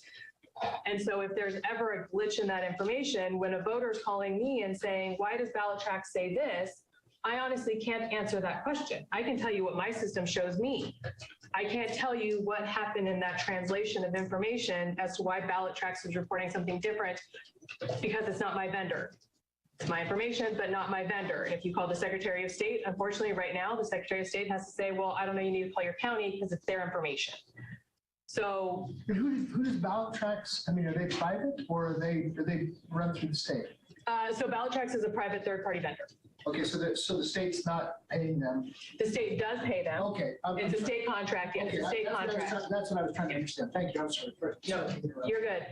So no, it's paid for by the state, but that's where the problem becomes. They call us, we say it's a state contract, I can't tell you why ballot tracks is wrong. They call the state says that I can't tell you why it's wrong, it's the county's information. Going to the top-down system would allow that we're all just pulling the information. There's no more game of telephone. There's not me providing the information to the state and the state providing it somewhere else. We're all able to simply pull that information. The reason we're asking to go ahead of that is at this point in time, the state timeline is maybe possibly by the general in 24. We can't wait. Right. Yeah, no, it's not. So we really can't wait. And part of that implementation for the state of general of 24 is based on the legislature funding the remainder of the contract through this legislative session. I do understand it's supported bipartisanly based on reports we've gotten back from the Secretary of State's office. The amount needed for the program is included in the governor's budget, but unfortunately it's a timing issue for Washoe County. And with the issues that we have with the system, our inability to do some of this reporting, we are asking that we move forward ahead of the state and implement it in Washoe County now, so that we would have it for all 3 elections in 24. Because for those of you who may have forgotten, we will now have a presidential preference primary, not a caucus. So that'll be an actual election in 24. So we will have the presidential preference primary, the regular primary, and then the general election. So we will have 3 elections in 24. And to run 2 elections off a broken system and hope for a working system for the 3rd election, we don't feel is prudent. Is the state, could we potentially, if the state is going to make these changes, we're gonna move forward, can we apply to the state for reimbursement, or is it just our? So I think there's some ongoing conversation about how that'll work, and some of that's going to be dependent upon the contract negotiations, but we absolutely have had those conversations. Good. The state is working on their contract. Obviously, one of the vendors that they are looking at does include the vendor that Clark County currently has.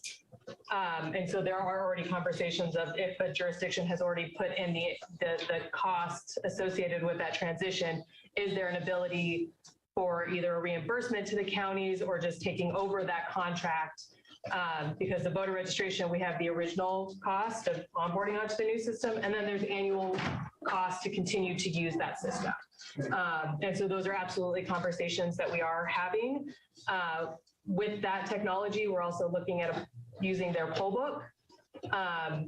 It would significantly help with same-day voter registration and the lines that we saw at voting, because it wouldn't be paper applications. People aren't having to dig through and find them. People aren't having to manually fill them out. Intake clerks aren't having to try to read through people's writing as they potentially are doing it like this in the middle of the vote center on the corner of a table, right, where your penmanship, if not great like mine, is only going to be worse. So some of those things the state is potentially looking at, including a fiscal request for the purchase of poll books for the counties. That's another place where we're having ongoing conversations with them of, great, if we budget for it, or if we purchase them ahead of time, is there an ability then for the state to reimburse us? And so those are ongoing conversations that we're having, but don't want to not budget for it or plan for it, and then the state not be able to get the funds through the legislature or get them in time to purchase the new poll books. And Jamie, I believe there are other counties in the same boat with us, not as large as we are. So there's other counties that have issues with their systems that would like to go ahead of the state. That's what I mean. So yeah, this may be a make. And since you guys are going to DC next month, this might be something, I mean, I'll talk to Vincent ahead of time, but we need to go. We can't wait. And I know there are other counties in the same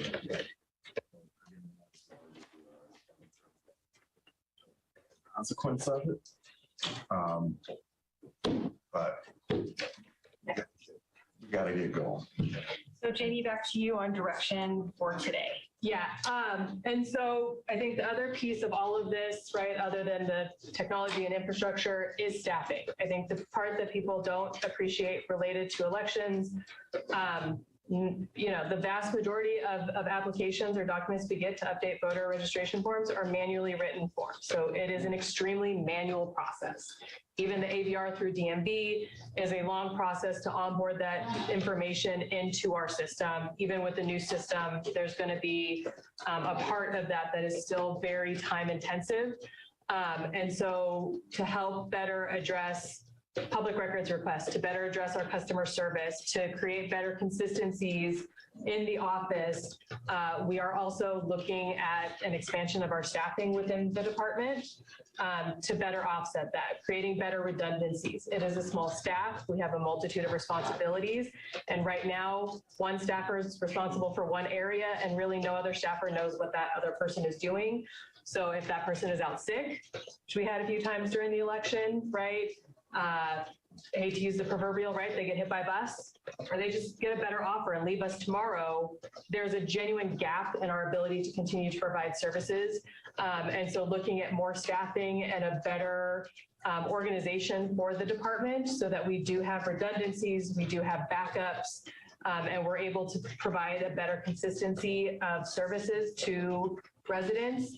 No matter what during the election, we're going to need to onboard a lot of temporary employees because there's just not a way to really build the department large enough to conduct an election.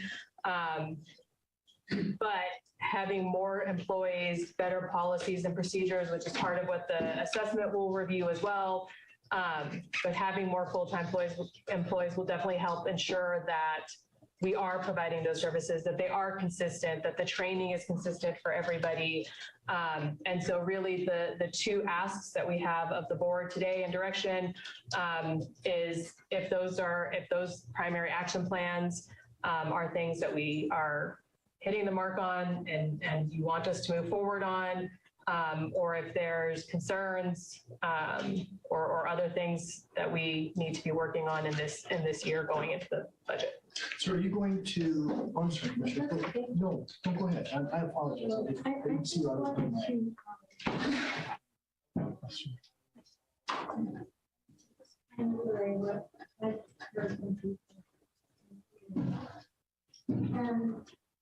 What they want is a constitutional election, as close as possible as we can get it. Not a drug out one that can, figure out things for mistakes because everybody's so tired after a long period of time of election. I think we need to get our election cut down to fewer days if there's any possibility. We used to have a one-day election,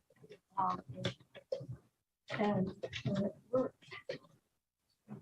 So that is absolutely nothing that my office can do. Those are legislative actions, right, that allow for early voting and how long that period is for return of ballots. There are a few things we can do.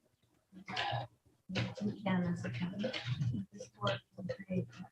Mike, give us an example. Pretty much got it work before us. So maybe we do that. Right now, that's time consuming. Okay, I think you're going to see, it's early with the new governor, but I think you're going to see a conversation in Carson City about that issue. But it isn't something that we're authorized to change materially. So. So, Jamie, are you going to create an L, and I don't need to see it, but are you going to create a cross-training plan and then, for lack of a better term, test for efficiencies and test for abilities so that to your point, and when someone is not there, it's like, okay, look, it just doesn't get done because Mary's not in the office today, and Jim has no idea what Mary's job actually is, the functions of that. So are you going to create a cross-training plan and then look at those proficiencies? Yes, I think the other piece that we're also doing, so yes, in the new organizational infrastructure for the department that we're looking at, creates teams of individuals. Good. And that requirement for cross-training. So if you're taking vacation, great, you need to make sure one of these people are in the office so that works, right? Or if you're out sick, not a problem. These other people know exactly what to do and how to do it. And where it is. Stored. Yes. And that's the second piece. I think the other piece that we're working on is a very detailed calendar regarding the elections and better reporting back from staff as to where they are on those pieces. There's obviously the statutory deadlines that we have to do, but ensuring, right, that as soon as we have the number of polling locations per each election confirmed, great, then this is exactly how many poll workers they need and getting that information and where is that stored so I can cross-reference that, right? Exactly how many poll books do I need at that location? Exactly how many voting machines do I need at that location? Yeah. Where is that information being communicated? Where is that being tracked? So that it doesn't become a like, wait, where is that document? Hey, can you just send it to me? We all, as a department, should be able to know exactly where is the current list of vote centers in whatever system that we have, right? Where is that list? Where can I cross-reference it? Great. Where is the breakdown of this information? And have a structure created that says, here's where that is, here's where it's stored, here's who's in charge of storing it. And then with that calendar, making sure that we are doing regular reports, whether it's at our staff meeting or some of the other cross-functional meetings with other departments, as to where we are in all those processes, so that we can make sure everything is being done, that it's being done timely, and that we're all aware of where it is in the process, that it's not, hey, you're in charge of making sure that we have enough poll books, and you're just telling me like, yep, we're good. Right, and so in other words, if you've assigned a project to someone in your office, that there are multiple people on that team who not only understand the project, know where it is at any given time, and know where all the data is stored, yes. and are able to access it with, so that, and they don't necessarily have to have a common password, in my opinion, but in a specific area, you can have multiple people able to sign into that. No, and what I mean is not a password, right? But like a procedure that says, here's exactly where on our shared file, like on our shared thread on our OneDrive, here's exactly where you save that information. Right. Not, okay, I'm this year, I save it over here, and now it's somebody new and I save it over here, right? Because that's what happens. You have different people, different mindsets as to how things should be organized. But then that's where it becomes a problem, because I'm reaching out to staff saying, hey, where's the list? In my own business for years, we had thousands upon thousands, tens of thousands of digital images. And in prior to that, even, negatives, physical negatives. We had to come up with a filing system that everybody understood and everybody had access to, so that no matter who was in the office, they could access those images at any given time, those files. And so it's imperative. Absolutely. It's imperative. And with that, just kind of zooming us back to this, we have about 2 minutes left. Is there anything else from the commissioner's perspective on items to be considered that you haven't I'm supportive of this plan moving forward, looking forward to seeing what you asked for in the budget in detail and what that looks like, certainly. And I think it's great that we have redundancies with staff, because this is a hard job. This is a hard department to work in. And we want to make sure that if institutional knowledge is lost, which I hope we can really keep people and incentivize that office to stay full. But that there are people who can fill in and just, know how to check a ballot and know the rules of, whether someone goes on a ballot after a primary versus, for the general. So I am all for these recommendations, and I know that Commissioner Herman and I will advocate, and NACO, we have a meeting on Friday about how we can work together with the other counties on these system questions. I have one more question / comment. This last year this last election rather, we had a scenario where a private company decided that we could no longer use their facilities to hold elections. So I think something that we've got to talk about is, are we going to depend, and it's a convenience, scenario. This was a grocery store, and they had always allowed us to do it, and it was wonderful. But we are at their mercy if they decide that they don't want to let us use those locations any longer. I don't know what we had for, whether there was any remuneration when we were renting space, or it was just, hey, this is a public service that we're offering. But commissioners, we may need to just look at and say, okay, we're going to go to complete public facilities. Used to be, I voted at the school down the street from my house, at the elementary school. And then of course they moved it over to the library. We don't have any firefighters here. 1 year I voted in the fire station. Actually, a couple of years I voted in the fire station. They had them set up in the bays. They just took fire trucks out, and that's where we voted. So, and I think to that point, we are looking, there's two pieces to that. One, working with the DA's office on what exactly our contracts with those vote centers can be. Okay. Because there's not a ton of teeth behind those. Nobody has a lot of teeth behind those. And there does, at some point in time, we were in all fairness lucky with Rayleigh's. They pulled out in time that we didn't have any conflicts. But statutorily, once I list a location as a polling location, statutorily it has to be there. So if we would have had a situation where we'd already published things stating Rayleigh's and then Rayleigh's decided to pull out, the liability falls on the county because I posted it, but I really didn't have a means by which to enforce with Rayleigh's. So we're working on that piece of it. I think one of the other things that we have seen work better in larger jurisdictions that Washoe County has not done, other than just looking at, here's where we see strain and here's where we see a lack of use. So do I get rid of the lack of use location, use those resources somewhere else? Washoe County historically has done the same hours, right, for every location, every day, across the entirety of the election.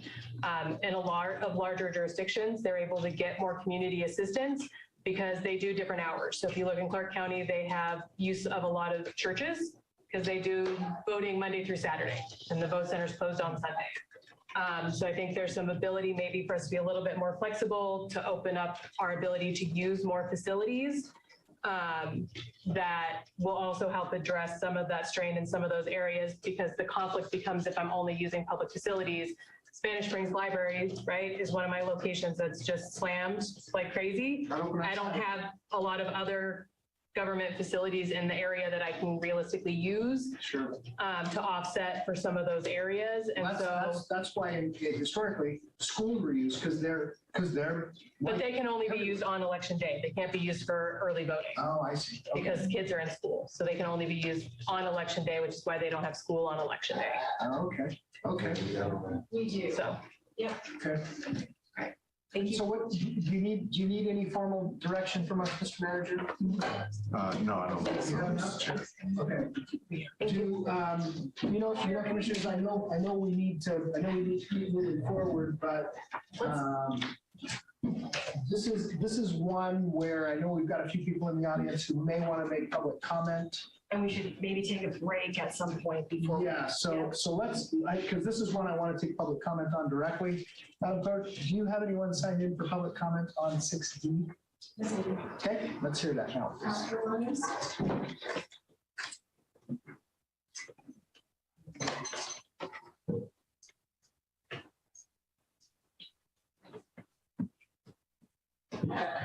Thank you. Hello, Oscar Williams.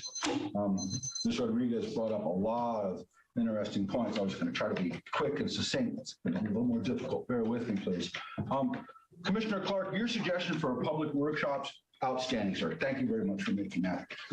Ms. Rodriguez, I hope when it comes down to the best practices analysis that we hope to get, that it relates to voter confidence at the end of the day. That should be what best practices should hope to accomplish.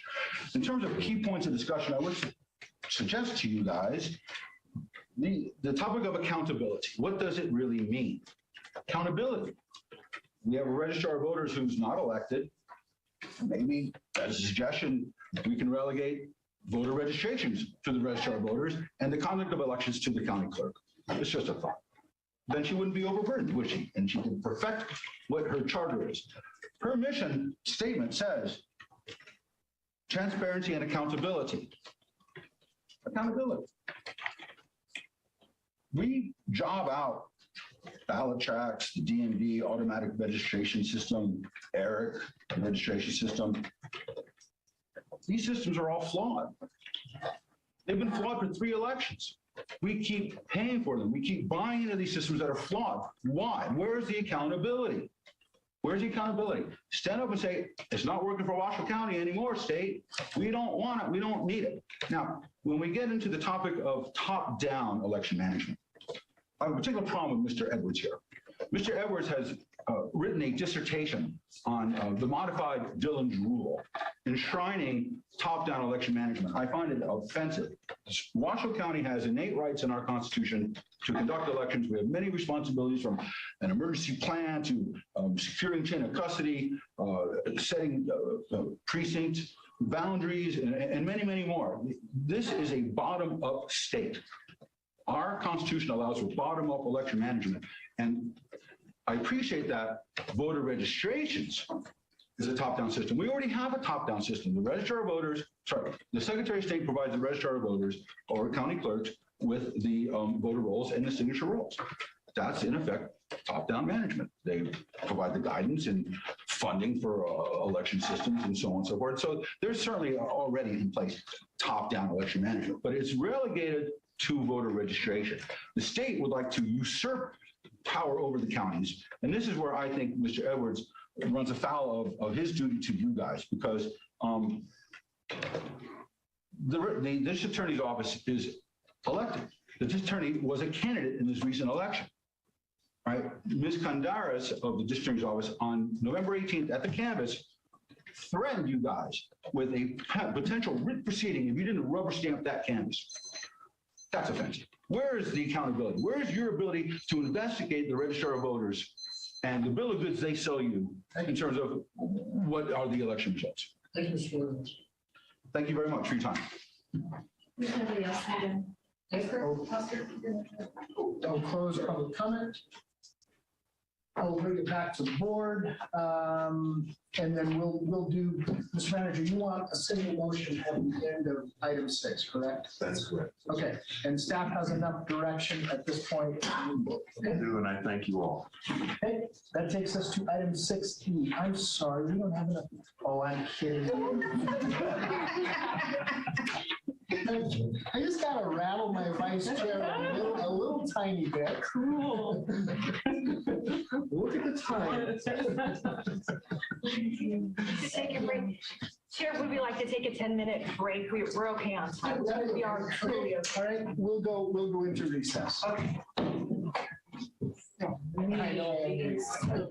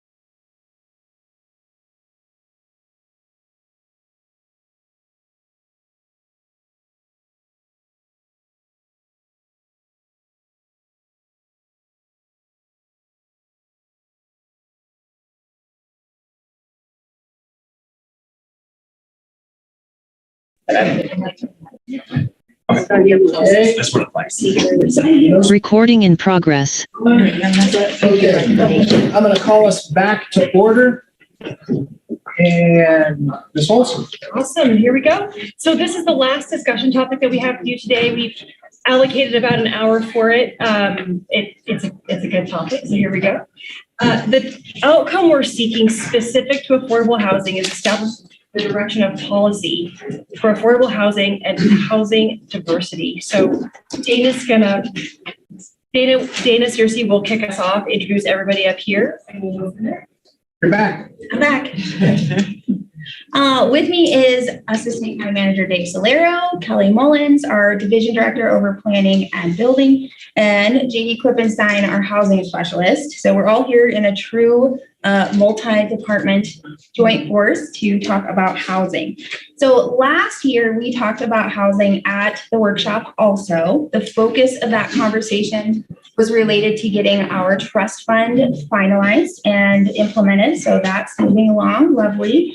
And also to focus on permanent supported housing, because that's the type of housing that our direct clients out of CARES and Our Place and many other programs at the county benefit from. So this conversation is to build onto that and take us into the next phase, which is to look at the tools available to us as a county and what we want to consider offering to developers that are approaching us saying, I would like to build affordable housing. A couple of notes. There's a lot of information. We're going to move pretty quickly. We want you to have all of this to flip back and forth as we go through these conversations. We're all here to answer questions. There's just a lot of different layers. There's some maps and terms and all that kind of thing, so we can stay kind of grounded. And then secondly, affordable housing, we just wanted to, make the point, we all use different terminology. Thank you. Today, it doesn't matter if you want workforce housing or permanent supportive housing or whatever type of housing, but affordable housing is really, for us at the county, taking a look at incentives or subsidies of some kind, tools really in our pocket to make housing more affordable. Okay, so we're going to use this big, broad bucket of affordable housing. Okay, so on that very note, though, and I know it's 50% of AMI and blah blah blah blah blah. I mean, I've heard that, and I don't mean to sound like blah blah blah blah blah. But you have someone who we take 50% of their average median income, and I'll use a family member of my own who had $2,500 a month student loan payments a month. And so, I mean, it was smothering. So how do we work backwards in the system? Because we've got these kids, we're telling them, hey, it's good to be educated. And then they go out and they pile on all the student debt. And then when we start using these formulas, it just doesn't fit for them. And so they end up defaulting on something. So it's incumbent upon us to try to have maybe a broader conversation. And I'm hopeful that you staff will start working with some of our regional partners. And when I say regional partners, I'm talking about businesses that employ these folks. Because when I first came to town, Harrah's had their own housing. It was the River's Edge Apartments. And if you were a Harrah's employee, you got a discount for living at River's Edge, which was within walking distance of Harrah's. So it was Bill Harrah, who built this prior to him passing in the late 70s, he decided he was going to solve this problem on his own by building his own apartment complex.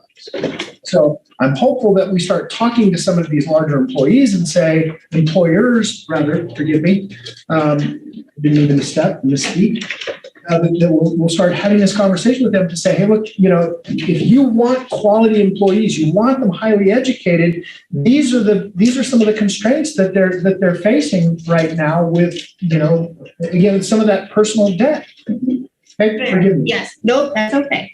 So we're taking it back a little bit And before we have those conversations, or while we're having those conversations, what tools do we want in our back pocket to work with those developers? So we're here to talk about whether or not you would like us to consider mandates related to affordable housing or incentives or both.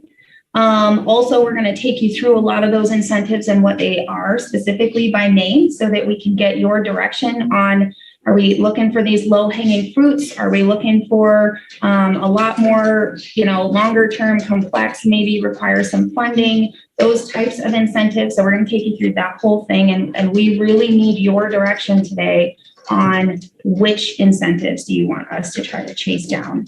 And then also globally, are we talking about this globally at the entire county level? We have an incentive. Does it apply to anywhere in unincorporated county? Or do you want us to target specific areas that maybe really need affordable housing, or we think that they're more appropriate in that? Okay. I'm going to add one more piece into that we may want to have the conversation on, and that is, do we talk to our regional partners, City of Reno, City of Sparks, so that our policies and our directives are consistent with one another, so that regardless of where you live, whether you live in Reno, Sparks, or unincorporated Washington County, those policies and those directives are consistent. It's very important. Yes. With that, I'm going to turn over to Dave. Yeah, and just briefly, so the timing on this, right? So we are in the process with our master plan update in unincorporated Washington County, of setting some policies and a few other things, and that's working along well. Where this really comes into play is our next step, which is of the development code update, and really putting these types of things into our development code so that we've got these tools available. We currently don't have many of these tools. So if a developer wants to come in and create affordable housing, and some of their stumbling blocks might be that that it's too expensive with the parking or the drainage or the whatever that term might be, we have to go through a variance process, which is intensive for staff, it's intensive for the developers, it's intensive for the community, and just it slows the process down. Obviously, time is money. Some of these affordable housing projects are on the slimmest of margins to begin with. And so we want to talk through some concepts on how we in unincorporated Washington County can really help move the needle. Again, this is unincorporated Washington County. We've got fullest intent to work with our partners at the City of Reno, City of Sparks. JD will talk a little bit about that piece as well. But really want you to start thinking about unincorporated Washington County appropriateness. We've got regional plan. We've got all kinds of layers here. At the end of the day, we'd like to understand from each of the board members kind of your view on how this looks, so that we can bring it forward with the development code update. And with that, I will go ahead and turn it over to JD, who's got a lot of information to go through in a short period of time, so we really get to the meat of the discussion, because this is the main event today. I'm going to watch you. I was just going to ask, have you guys met JD? Do you know who these people are? Why don't you, because we haven't told them what your roles are, so maybe we do that. Commissioners, it's very nice to meet you. I'm JD Clemenstein. I'm the Housing and Grant Specialist for the Housing and Homeless Services Division. And I oversee our housing policy work, and actually a lot of anything that's kind of connected to housing, a lot of it gets thrown my way, but mostly housing policy. And I'm Kelly Mullen. I'm the Division Director for Planning and Building, so overseeing both of those programs. Today, we'll be focusing mostly on the planning side, so current planning, long-range planning, and putting into place those policies. So I'm excited to be here as well to have this conversation. Okay, I appreciate it, Manager Brown. So I'm going to jump in. I've been challenged to get through all of these slides in 10 minutes. We're going to see if it's possible. The place we wanted to start was making sure we have a shared definition. The term affordable housing is thrown around a lot, and it seems to mean a lot of different things to a lot of different people. So for our purposes, we want to think as affordable housing. Housing is affordable when the household is paying no more than 30% of their gross income on housing, including utilities. So really, housing affordability exists on a spectrum depending on the household income. So from extremely low income all the way up to much higher levels of income. But as you can see on this slide, the challenge really comes into for low income households, because that is where the market doesn't build the housing that is affordable for them. And the gaps between what would be affordable versus what the average rent is in Washoe County are very significant. I'll draw your attention to under that 30% AMI. We're talking about seniors on a fixed income. We're talking about folks working minimum wage. If they're looking for a studio bedroom and one person looking for a studio bedroom, they're trying to find something around $490 a month. The average studio in Washoe County is over $1,100 a month. It's a significant gap.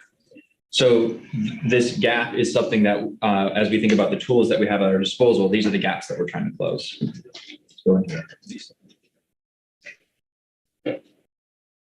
To dig into that gap just a little bit more, so we're going to look at some data from the housing division. If they look at what the current capacity we have for low-income affordable housing versus what they estimate the need to be, our current gap is over 32,000 units in the county. And at the rate that we've developed new affordable housing since 2014, it would take us an additional 225 years to meet the current need, unless we bring more resources and tools to the table. So this is not a small thing by any means. This is particularly true for folks experiencing homelessness who are going to face the most significant barriers. This data is from our by name list that the county pulls together on a monthly basis. In December of last year, just a month ago, we identified over 2,200 people experiencing homelessness. Of that, over 520 were identified as chronically homeless. And these oftentimes are our most vulnerable community members who are really stuck in a cycle of homelessness. And many of them would really benefit from affordable housing that is paired with supportive services. That's called permanent supportive housing. But unfortunately, the current level of permanent supportive housing units and resources are severely lacking. And just to serve the folks that are on our waiting list now, it would take us 10 years. And there are many people on that list who do not have 10 years to wait to find an appropriate housing opportunity. So this obviously is a significant challenge, and it's one that I'm really proud to be part of the county to address. The county has taken significant steps in terms of our leadership role in addressing that very low end part of this low end of the spectrum in terms of emergency shelter as well as permanent supportive housing. And while we've made some real big strides there in increasing our emergency shelter capacity, there's still a lot of room to grow for addressing the affordable housing needs. This orange line that looks maybe somewhere along orange on your screen, the dotted line, it reflects where the county has taken a leadership role. You'll also see a purple dotted line that reflects where our other jurisdictional partners are taking more of a lead role in terms of the housing spectrum. It's really important to note, though, that building affordable housing across the spectrum is really complicated. It's really expensive. It takes a lot of resources. So there's always going to be some overlap. And even when a jurisdiction is taking lead in an area, there are meaningful actions that all the jurisdictions should be taking to kind of collectively move towards addressing this significant regional issue. Before you get off that slide, go back to the previous slide of the 523 chronically homeless adults. And you may not have this number in front of you, but you may have a good sense of it. How many of those are wanting to work but need to be retrained with a new skill set? What would the number be that say we have addiction issues that we need to address? And what are the numbers of them that potentially are just aged out of the system, where it's just they're sort of past that point of being able to hold a meaningful job? It's a great question. I can briefly answer that. To meet the definition of experiencing chronic homelessness, you have to have experienced homelessness for over a year, or have had episodes that have equal at least have experiencing homelessness for at least a year, and have a physical disability. So there are some limits to employment that particular group of folks experiencing homelessness may have. So to the other level of questions that you asked, I'm not quite sure I can pull that data off the top of my head. No. And it's just, Mr. Manager, these are things that we've talked about, what category, what group do they fall into? Because there are some that we can give services to, and we say, okay, if we can get them, and I'm just going to use the addiction issue. If we can get them clean, we can get them sober, we can potentially retrain them, get them back into the job market. They're young enough to do that. There are some that are just physically or incapable, they're disabled in some way, shape, or form. And then again, there are some that are just aged out of the market. It's just, I mean, they're just, and that's not spoken in the pejorative. It's just, it's difficult at some point to hold a meaningful job because, just of age. No, go ahead and answer. I'll answer him. I've got some comments I'd like to make as soon as you're done with Chairman Vaughn. Appreciate that. Chair Hartung, the gold number, that 523, that gold really is that the folks that face the most significant barriers due to physical disability or other things they're in very challenging situations. Okay. The maroon number, this 11,000 below 1,100, those are folks that are considered non-chronic, meaning that they've experienced homelessness either less than like the time frame that would qualify that, or they don't have as many significant barriers. So when you're trying to figure out kind of what are the levels of intervention or support we're offering. Yeah. I mean, where are they in the spectrum? So in particular, we're kind of keying in on the most vulnerable, the folks who likely will be homeless for a much longer period of time unless we're able to offer something more than emergency shelter, other services, and other kinds of affordable housing that pairs supportive services with it. Okay. Thank you.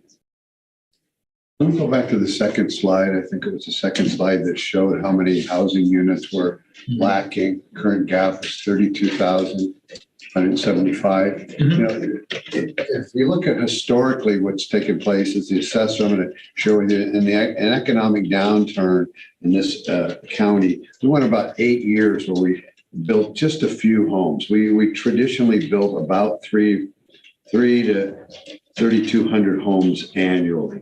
If you take 3,200 homes annually and you didn't build those for 8 years, you lost 24,000 homes right there. We can't get in a time machine and go back and do that. That's part of the problem. We lost 32,000 or 28,000 homes never got built that should have because the economy was upside down. That's the first one. The second point I want to make is affordable housing is absolutely a ridiculous concept. With the price of labor, with the price of land, with the price of materials, construction, management, permits, it's the costs are through the roof. Every time there's a hurricane somewhere in the United States or a tornado, everybody who sells plywood raises up the price and ships it to those places. So there's never a surplus of these things. So there's only a couple of ways that the county can really help with the price of a product. And that's one, time is money. Everybody knows that. When I talk to developers and they say it's 2 to 3 year plus to get a project out of the ground, time is money. How do we streamline that building process? That's number one. That's one thing the county could do right off the bat. The second thing the county could do is reduce some fees and permits and inspections and all of that stuff on affordable housing or workplace housing, not for Toll Brothers or some of those folks. But if you really want to do this, make an incentive for builders. A, you streamline it, and B, you charge a little less. Chairman Hartung was talking about going to the Tesla factory yesterday, one of the largest buildings probably on the West Coast. Maybe the. Okay, well, and when I talked to Story County, when they got their building permits and the grading permits and ready to go in about 90 days. How did that happen? Okay, so we can talk offline because I asked that very question on a tour, and Austin Osborne has given me that answer. But so it appears that a county contiguous to our county has figured out a way to streamline this. Why can't we don't have to streamline it for everybody, but streamline it for workplace housing, streamline it for affordable housing, even though there's no such thing as affordable housing, reduce the time and reduce the cost to those folks, and you'll have some results because the Washoe County can't regulate the cost of labor, can't regulate the cost of land, can't regulate the cost of materials. how do we make the materials cost less? We can't do that, but the things we can control are streamlining the process. Time is money. Takes 3 years to get something off the drawing board. That costs these developers a lot of money. They're not doing this for free. They want to make a profit. So let's help them get it done faster and reduce some of the fees that the county charges. And what I would tell you is that Washington County does recognize that, did recognize it. You may be familiar, Washington County used to have a single map system. And in that single map system, there was a lot of steps involved in from the time of basically conception to the time of that they were trying to get vertical. We went to a 2-map system to try and address that. And is it perfect? No, it's not. It's not absolutely perfect. But at some point, it would be good to sit down and understand, because I've asked staff the same questions, for this. What has Story County done that makes it so quick for them to get to vertical? One of the things in the Tri-Center is there is no residential whatsoever, so they don't have to go through the public process. None. Sure. They can get a grading permit within typically 24 hours, sometimes less. So there's got to be a way for us to emulate some of what they're doing and do it for workforce housing. Lastly, I want to comment about, I've been talking with Ann Silver, the Chamber of Commerce here. She's got 200 companies. We talked about 2,246 homeless folks in our census here. She's got 200 companies willing to hire 10 people each today. Ann Silver, head of Chamber of Commerce. Okay, is everybody going to make it through that?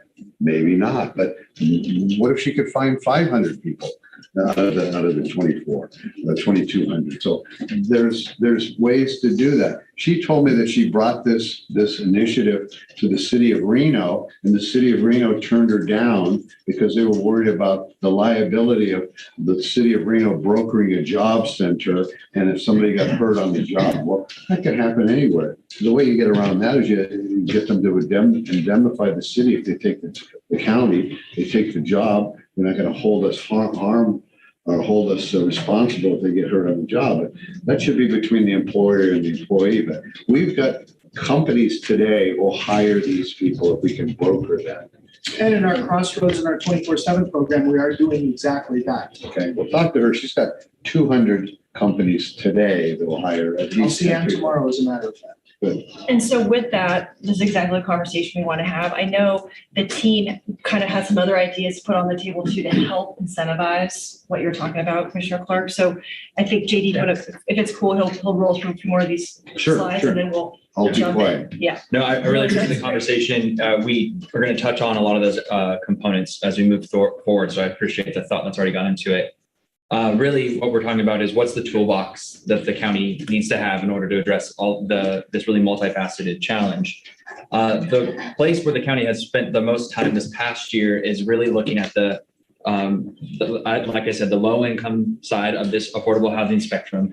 This is where it is most difficult to build affordable housing because, as Commissioner Clark pointed out, the cost of building plus the cost of operating is the gap between that and the rent that is then collected is very, very significant. And unless there are additional funding tools, either through direct subsidy or very low or no interest financing tools, those projects never pencil out, they never break ground, and we don't get more units out in the community that are affordable for extremely low income folks, especially folks trying to exit homelessness.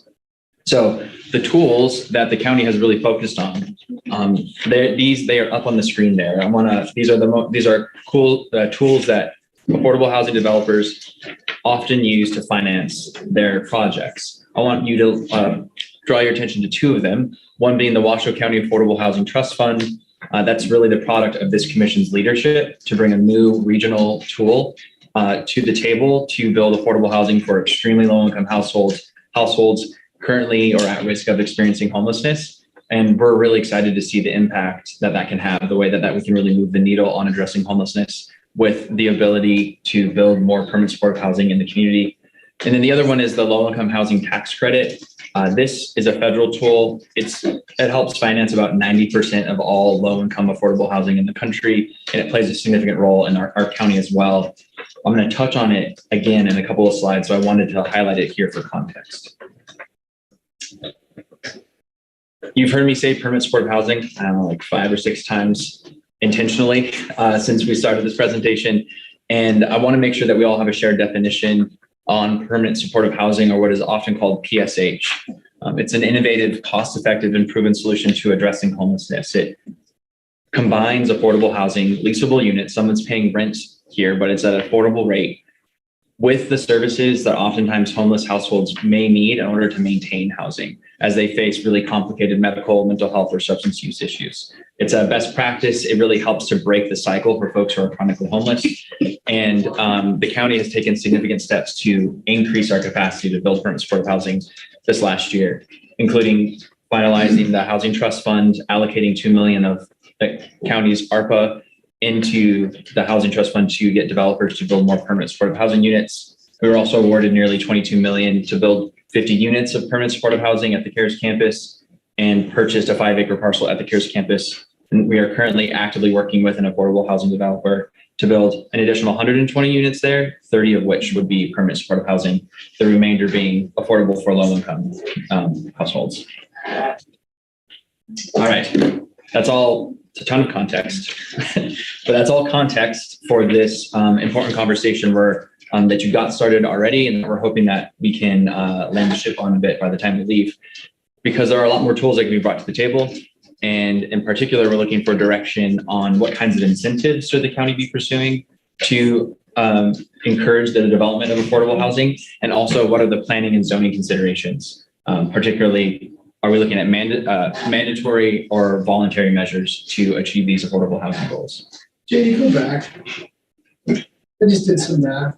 So we were awarded $21.9 million from Home Means Nevada Initiative, 50 units. That's $440,000 a unit. A high price tag per door. Oh my God. It's not affordable. That's not, I mean, you know what I can build for $440,000? I can rebuild my house. I guarantee you.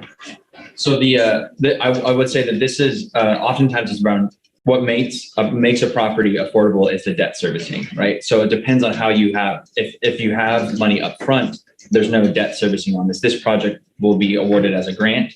So that's $22 million, not as an interest-bearing loan that we have to pay a back on. So these are where you're trying to get to are for 50 units, given the cost of construction because of materials and stuff. That was what was requested for us to be able to build 50 units of permanent supportive housing. But again, I mean, again, with all due respect, for $440,000, I can take you today to Sparks and buy a house for less than $440,000, a single family home next to where I live.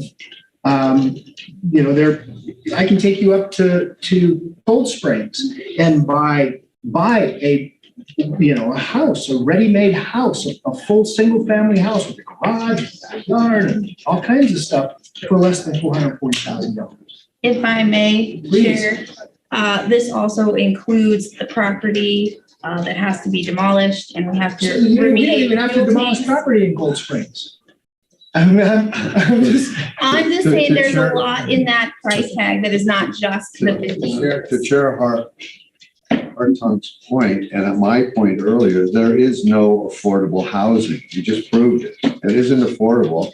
We got this grant from somewhere else. Money's money. $21.9 million is not walking around money. That's money. Again, what we can do as a county is look at streamlining the building process and reducing some fees. But would you also agree, commissioners, both of you, we understand that if I had to write a check as a developer, this wouldn't pencil out. But this is ARPA money. This is really, it's ARPA money. So the choice was, do we take the ARPA money and create an opportunity that otherwise wouldn't pencil out, or do we decline it? I just think we can get more than 50 units. I mean, there's got to be a way to, and I don't, and I'm not More bang saying for the that. buck. I'm sorry? We need more bang for the buck. Exactly. I mean, there's got to be a way to. What's the price point you're looking For that kind of money, you might be able to buy a whole apartment building's already made. And that is exactly, and that's what the point I was gonna make. I'm not savvy enough to understand what it costs to build an apartment building, but I'll bet you we could go out and buy one. They're usually a couple $100,000 a door, not 400,000. Right. But we have to retrofit it for ADA. These are people with major needs. And so this is a different kind of building. And I think the county, we decided a few years ago that we are going to prioritize getting people off the streets because they will end up in our jails, they will end up in our hospitals, and they will affect our tourism and our quality of life in our community, as well as it's the right thing to do. These are people that we know we have to take care of. And so I think that, yes, this is perhaps something that can be discussed with staff. I think we still need to get to the point of today, which is how do we move forward with but I mean, incentives. I don't want to, no, I'm not beat this until we don't discuss, with the whole I agree agenda. with everything you said. Great. Physically, we have to look at how much bang we can get for the buck.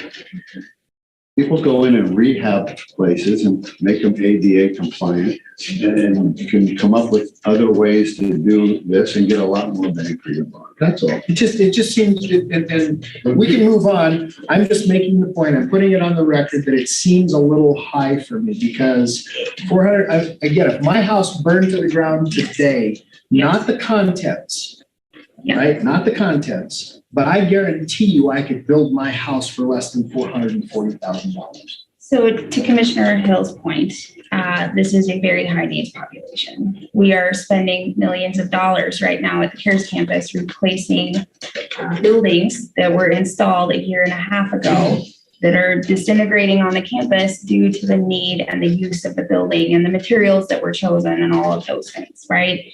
And so this is a block building with concrete walls where water and that kind of thing is not going to cost a lot in the maintenance. So yes, note taken. We will look into this, but that we have made some very purposeful decisions in this building so that this will not be an ongoing maintenance cost for the county.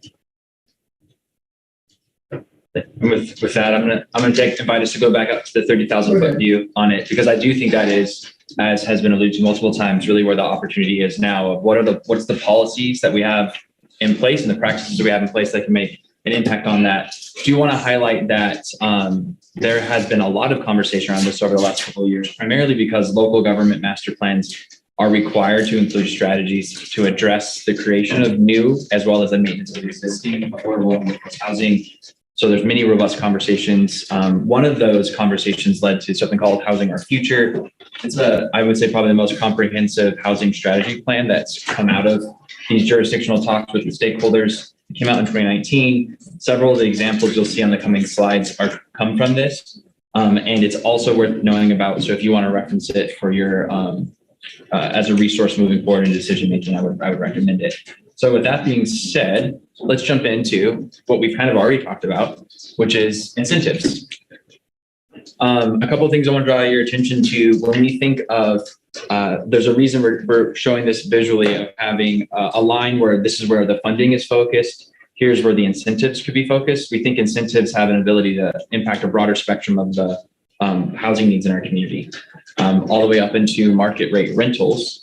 And really, we're talking about what are the soft subsidies, what are the flexible policies that help, to Commissioner Clark's point, lower the cost of building so that we can increase the affordability of the projects that are coming online. Some examples of this are impact fee waivers or reductions, parking requirement reductions, density bonuses, and also the practice of land banking, in which county or public owned land is intentionally identified and set aside for the purposes of being developed for affordable housing.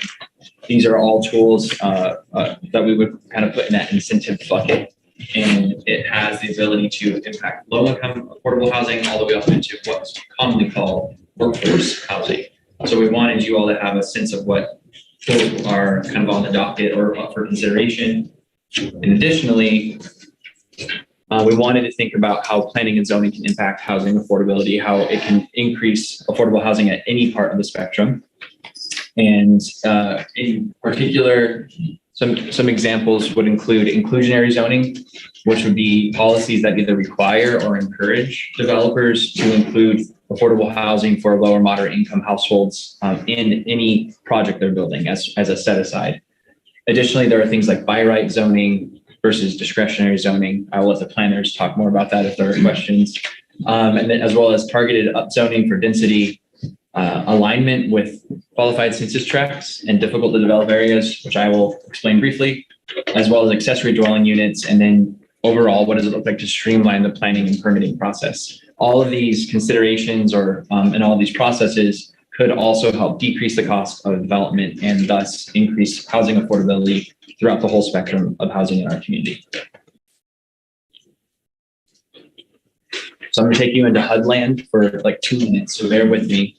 Qualified census tracts and difficult to develop areas are zones determined by HUD on an annual basis. And the reason that we're getting this nerdy with HUD terminology is because they are important when it comes to the low-income housing tax credit, the LIHTC that develops about 90% of affordable housing in the country.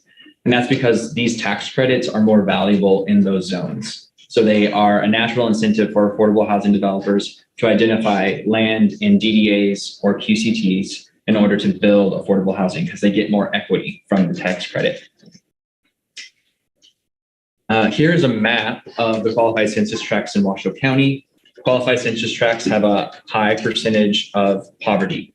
That's how they are determined as qualified census tracts.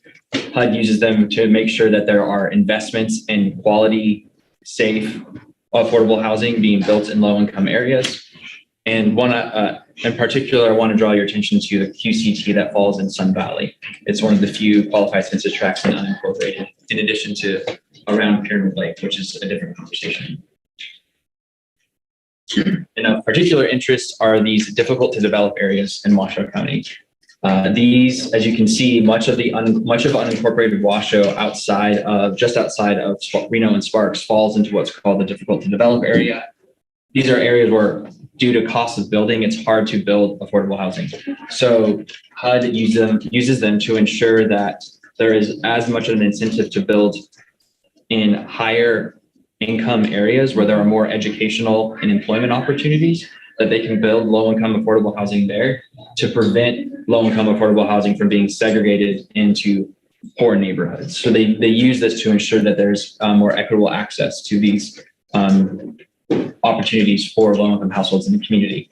And we wanted to highlight them for you because considering how planning and zoning might align with these areas could help us to better leverage this existing incentive. Also, though, taking into consideration things like transportation, existing infrastructure, geography, etc. And with that, I'm going to hand that over to Kelly. Thank you, JD. All right, so JD provided, I think, some awesome context and background in terms of where we're at in the community, what the issues are that we're facing in terms of the lack of units, affordable housing units in the region. And as he mentioned, that through the regional plan, there's some requirements for each jurisdiction, for Reno, for Sparks, for Washoe County, to actually address affordable housing and workforce housing in their master plan policies. And certainly where we see the most of that type of activity occurring, it's going to be within the cities, within Reno, within Sparks, and that's because that's where the population numbers are. On the county side, certainly, what we've been focusing on has largely been on that lower end of the AMI spectrum, looking at what we're doing with the CARES campus and with homeless services. But the question now is, what can Washoe County do? What should we do to address broader affordability issues in our region? So how do we spur the creation of affordable housing? How do we increase the housing supply overall? Because increasing the supply overall is going to increase affordability overall. how do we get normal developers to a place where it is appealing for them to actually create affordable housing as well? So we want to start to answer some of those questions today through the lens of looking at the development code, looking at development processes. And I know that this board, certainly members here today, have identified some areas in the development code previously where they would like to see changes.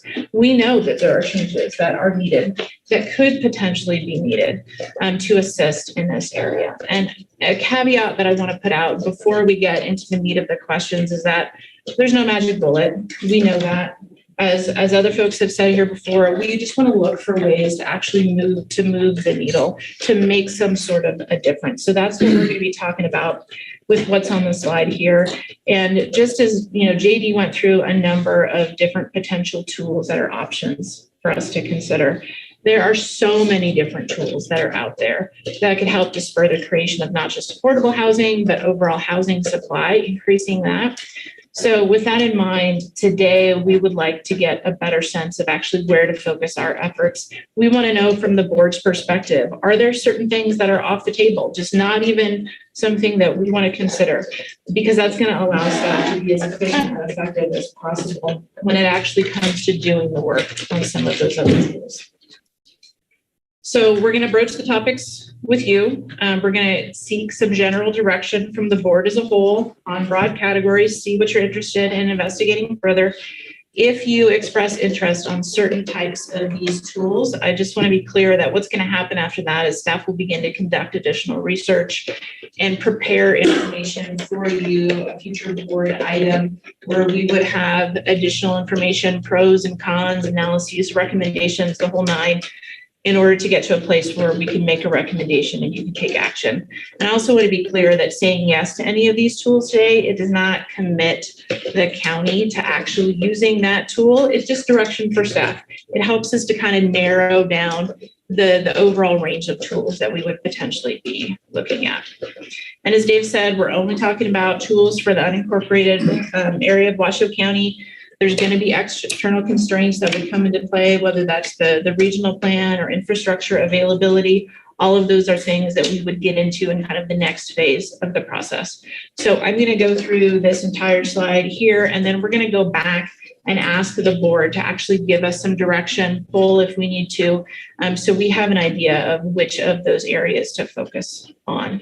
So getting to that first question up there, that major category is, when it comes to affordable housing and the creation of affordable housing, is the board interested more in the carrot or the stick approach? Are you willing to, as a board, establish mandates for the creation of affordable housing? Define mandate. So a mandate could be something like a requirement, and I'm just giving examples here. There's others than what I'll mention. Just define a mandate and what's a legal mandate. So that's where he comes in. So certainly if it's any of these mandates, we would want to make sure that if they were established, they were put into code, adopted by the board. But it could be something like, there's a developer who's putting together a residential subdivision, multifamily project, something like that. Okay. And perhaps there's a certain percentage of units or a certain ratio of units that if they're doing that they would need to be affordable housing. It could also look like something like an in lieu fee, whether that's a residential development or a non-residential development. That if you're developing that, potentially there's an in lieu fee that could go to something like the trust fund. So those are just a couple of examples. Okay, so but then when you raise the cost to somebody else, now it's not affordable to them. Certainly, which is, one of the things that we want to have this conversation with the board. Of course, any of these could have unintended consequences. We would absolutely want to understand that list of pros and cons and impacts before anything for certain was so put in place. And look, and I'm not trying to be a stumbling block here. That's Dave. You and I have had these conversations maybe 100 times, and that may not even be hyperbolic. About fees and I mean, as an example, you say, okay, well, we're gonna reduce impact fees. What if we're not in control of the sewer? We're certainly not in control of the water because those connection fees come from someone. those are the kinds of things that we may not, if they're sewering to Tumwharf or from the, let's just say we're doing a project in the unincorporated area of the county in Spanish Springs. They have a higher rate. And then Sparks has told us that there's no capacity for us out there to do these projects. And so we're paying very, very, very high connection fees out there just to hook up to the sewer. And Kelly will get to the kind of the long-term discussion around lowering impact fees. What does that really mean? Because you're right, it is complicated. Even if you say, oh, we want to reduce or eliminate the building permit fee in Washoe County. That's not that much, Dave. It's not, but also we have a whole group of people then that are being paid for out of the enterprise fund that needs to be made whole at some point, or else we don't have enough people permitting and it just gets into this big cycle. And one of the things that might be good, and I don't know whether we can have this conversation today, is to understand and just take developer A. It doesn't matter who it is. It doesn't matter whether it's Toll. It doesn't matter whether it's, Parker Coleman. It doesn't matter whether it's Lifestyle. It doesn't matter whether it's Loretto. It doesn't matter. In the unincorporated area of the county, because they're going to be different in the city of Reno, right? And or the city of Sparks, they're going to be different. So in the unincorporated area of the county, it might be really useful for us to look at, and we're going to have to do it in zones, because in Spanish Springs, it's going to be one cost because we're not providing sewer, versus, let's say, South Trenton Meadows, if we were doing it somewhere in the unincorporated area down there where they could sewer to Stem Wharf, our connection fees for sewer are going to be different. Or in Cold Springs, when they can sewer to our plant, not Reservoir, the Reno Stead plant. So it would be helpful for, I think, us, and correct me if I'm wrong, commissioners, to understand what the fees actually are that we would have control over. And to your point, Mr. Solero, and you're absolutely right. If we forego those fees somewhere, somebody else has to pay them, because I don't think we make a lot of money on our fees. In some instances, the fees are, subsidized already. Okay.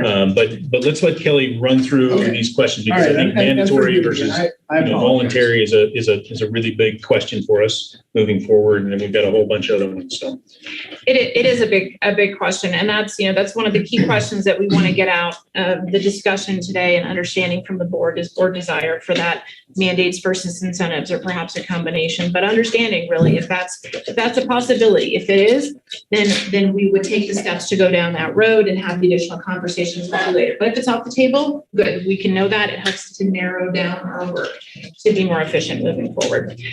So those are the first two big questions. After that, we want to talk about, okay, let's say if the board does want to go down the path of at least providing incentives.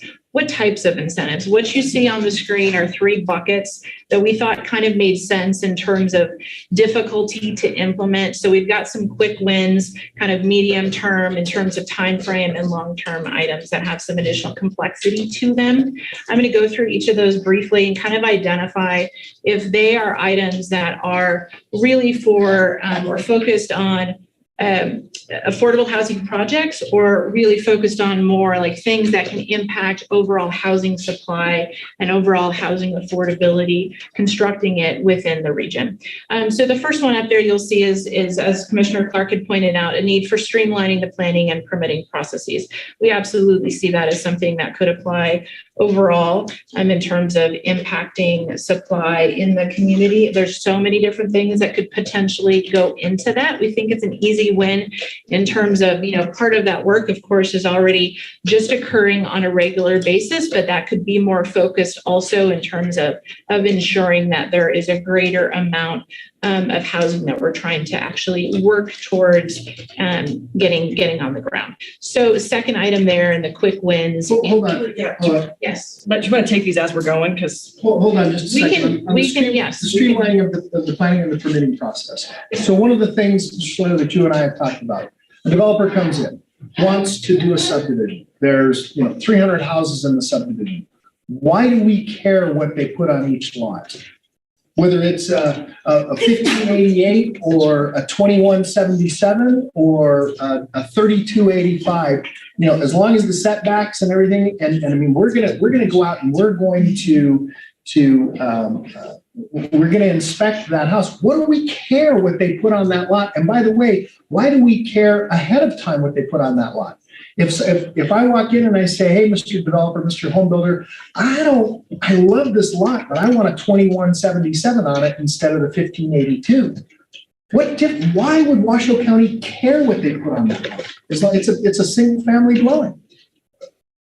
And maybe you don't even need to answer, Kelly or Dave. Dave, you and I have talked about this very thing. You shouldn't care.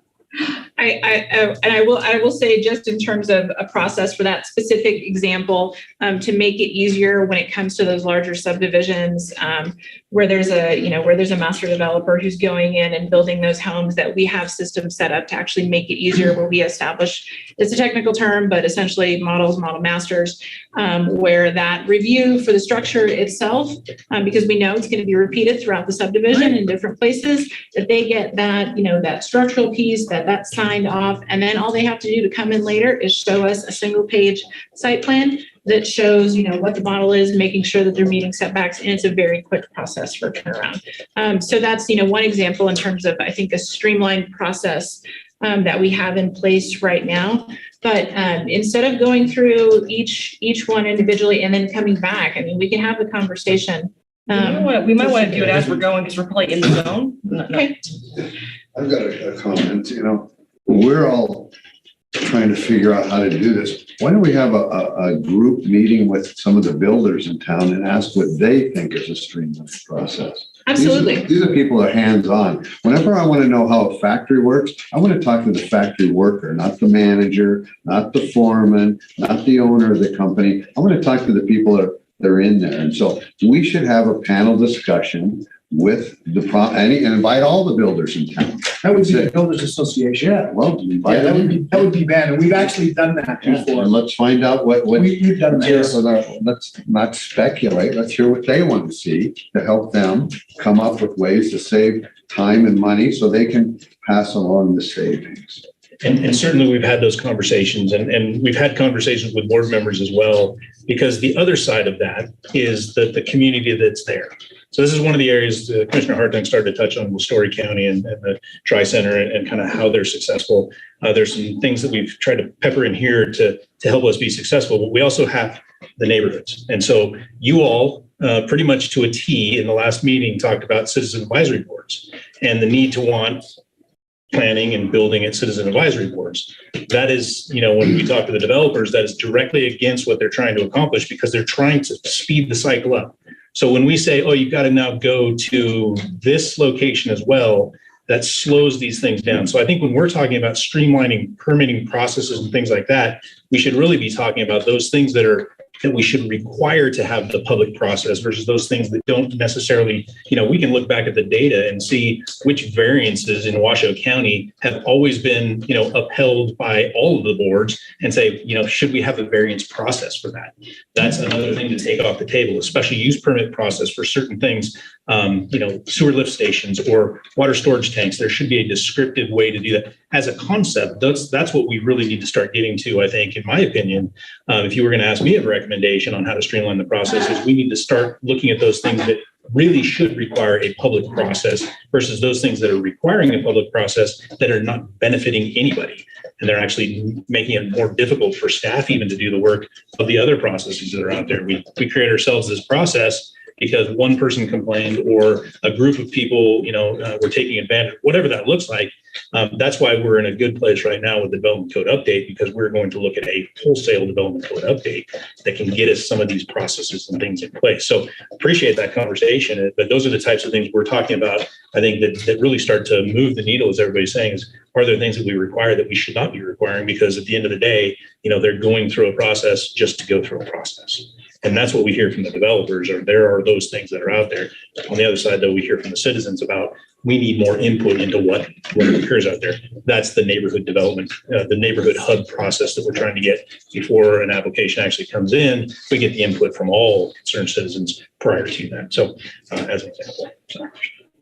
And to Commissioner Clark's point, I think, and Commissioner Hartung, as far as incentives, looking at our current processes, our current fees, and whether there's flexibility with those. And I will tell you, speaking to developers these past 2 years, there is serious margins they could make up if we even looked at these very small, low-hanging fruit things, these quick wins. And I know the staff, if we were to give direction on any of these, obviously, I'm very excited about all of these, and I know that developers would take advantage of the quick, the medium, and the long term. agree. Yeah, There's moving nothing forward. up there that I wouldn't support. Absolutely. But I know that the staff will also, you've done a really good job of including the developers in our master plan process. So you would include them again before you brought anything back to the board. That's part of the research process, correct? Okay. So I do know that they do include, you know, and listen to our development community as part of this. Thank you. So if we're gonna start looking for a direction on each item, I'm gonna say, let's just go ahead, go back up to that first question, and we'll ask that question of the board. In terms of we'll look at question 1A, should the county establish mandates and requirements for affordable housing? And I see that Chair Hartung is just walking in, so I'll repeat that question for him. We're moving back up to the top to ask question 1A and pull the board at this time just to give us some general direction of should the county establish mandates or requirements for affordable housing? Okay. And Kelly, you're looking here. Absolutely, I would say absolutely not. To your point, anytime we make restrictions, it gets passed on to somebody else, and there you go. And so that takes away affordable housing. Mandates are really hard for me to swallow. Incentives are much easier for me to swallow. And although I'd like to see us push a bit more on our development community, I do think we've got to do the incentives first because we haven't even implemented those. So let's see where those go. And I think hopefully we can check back in with the board. I'd love to see ideally, if I were to be reelected my second term, you come back and you show all these projects and we kind of evaluate where we are from there. That's how I feel. So I agree. The progression here, we talked about permanent supportive housing last year, and we're focusing on affordable housing this year. It seems the baby step would be incentives. The legality with mandates.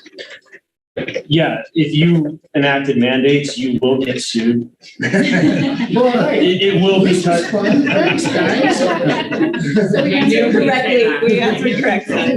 Oh, God. Look at the time. And it will be, you may not lose, okay, but so I can't say that. There's a whole lot of, it depends parts to that analysis. Years from now, you'll know whether you're. Yes, exactly. We'll spend years in court before we know, and it will be touch and go litigation. It's not going to be an easy out for the county. Okay, chicken it is. Incentives. Okay, so 5 no's, it's a very clear response. So no on the mandates, that helps us rule us out. I appreciate that direction very much. Okay, so next one then, should the county create voluntary pathways to affordable housing using incentives? Should we use incentives to? Okay, so I'll start and maybe the commission can fire off after that. I think incentives are the best way. There's always a caveat. I want to see what those paths forward, the paths look like, because even with incentives, Mr. Slur, to your point, somebody will have to pay for them. I mean, if we're already financing certain kinds of things, we just have to figure out what the incentives look like and who they affect and where the money comes from. Yeah. I need clarification on this question. The voluntary pathways is for who? Who's the audience? So it would be, essentially, we're looking at, should we create incentives either in our code or our processes to spur the creation of additional affordable housing by developers, whoever that may be, whoever may be interested in or able to develop affordable housing. So they could shop around at what we're offering and they can choose, they can volunteer to pursue certain pathways. Okay. And those Thank you. incentives may, if I may, because and maybe I'm wrong, correct me, Mr. Solero, if I'm wrong. Those incentives may look different in Spanish Springs than in Cold Springs, than in the South Valleys. Again, just depending, it depends on where the infrastructure is coming from and the availability of infrastructure. Certainly, we could do it that way, or we could look across the board and, the discussion really becomes, does the general fund, do the general taxpayers of the community, should we utilize funds from there to cover the costs? Much like the Affordable Housing Trust Fund might be utilized to cover some of those costs that are out there. To your point, if it's sewer connection fees and we say in South Truckee Meadows, we're going to reduce that or get rid of it for affordable housing, that cost still exists. Right. The reason for a connection fee still exists. Someone's got to pay for that. Is it the rest of the ratepayers in that area, or is it the entire community? Do we do it with different funds? We can bring you those options as we look at, connection fee studies and things like that. We can do that. I think that there are some of those, like I said earlier, I think our planning fees that we charge at Washoe County, if you look at any other jurisdiction that's trying to probably capture all staff time and everything associated with that, they're obviously much larger than ours are. Ours are being subsidized by the general fund, the general taxpayers, because of the way we've got the budgeting set up. And that's probably okay because of, boards in the past, their policy was that they wanted to spur growth within unincorporated Washoe County. That's probably a decision that was made that we're going to, to use those fees where they're at and, essentially subsidize the development within unincorporated Washoe County. We're going to take a look at some of those things and bring some things back to you to say, hey, this is what it really means. This is the full cost of doing these things. Board, that's your decision. That's your policy to give us direction. So we'll look at all of those types of things. But if it were my recommendation, we would have across the board, wherever the areas are that we're looking at this, the incentive would be the same. So we would figure out how to pay for those incentives essentially in all the different areas. Right. Incline would be no different than Sun Valley or Gerlach or Cold Springs or Wadsworth. Or Wadsworth, right, exactly. And one of the things that I think we need to have and we don't have to do it today, a deeper conversation on is what's the availability of things like transit? What's the need for transit? And so as an example, let's just say somebody comes forward and says, we're going to build an affordable housing complex in Wadsworth. We'll just use Wadsworth as an example. And they figured out where to get water and they figured out where to get sewer. There's obviously no transit in Wadsworth, but that affordable housing can go to many of those folks that are in this workforce is really what it comes back to. And so that's a question that we should probably really identify for you. Which part of this is affordable / workforce? Or is it just straight affordable in the respect of we're trying to get people out of the CARES campus? So there's a couple of things there, and Kelly will touch on that. So we're talking about affordable housing and general housing affordability. And so there are some of these concepts that capture both. There are some that just go towards one, which is affordable housing. And so we can touch on those. Streamlining the planning permitting process, that would cover both. Right. It would be across the board. It would be kind of the same for everybody. And so that process change, the reduction in maybe needs for special use permits or whatever that looks like should apply across the board because that helps create more housing stock in the community. Streamlines the developer coming in saying it takes me 3 years to get there. That entitlement process takes a long time because there are a lot of public hearings and meetings and all these things you got to go through. Some of that we can change, some of it we can't.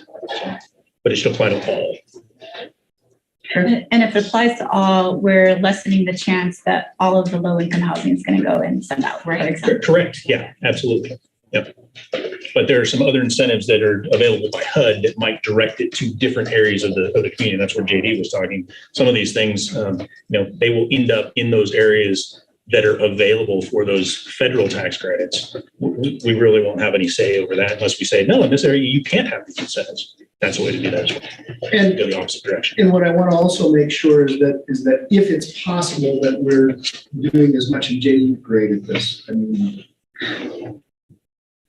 bow down to you, brother, right? and that is working with the state and trying to ferret out as many programs and projects with the state as possible. We've had this conversation as long as I've been elected. You're laughing, but tell me I'm not. It's a pretty consistent message.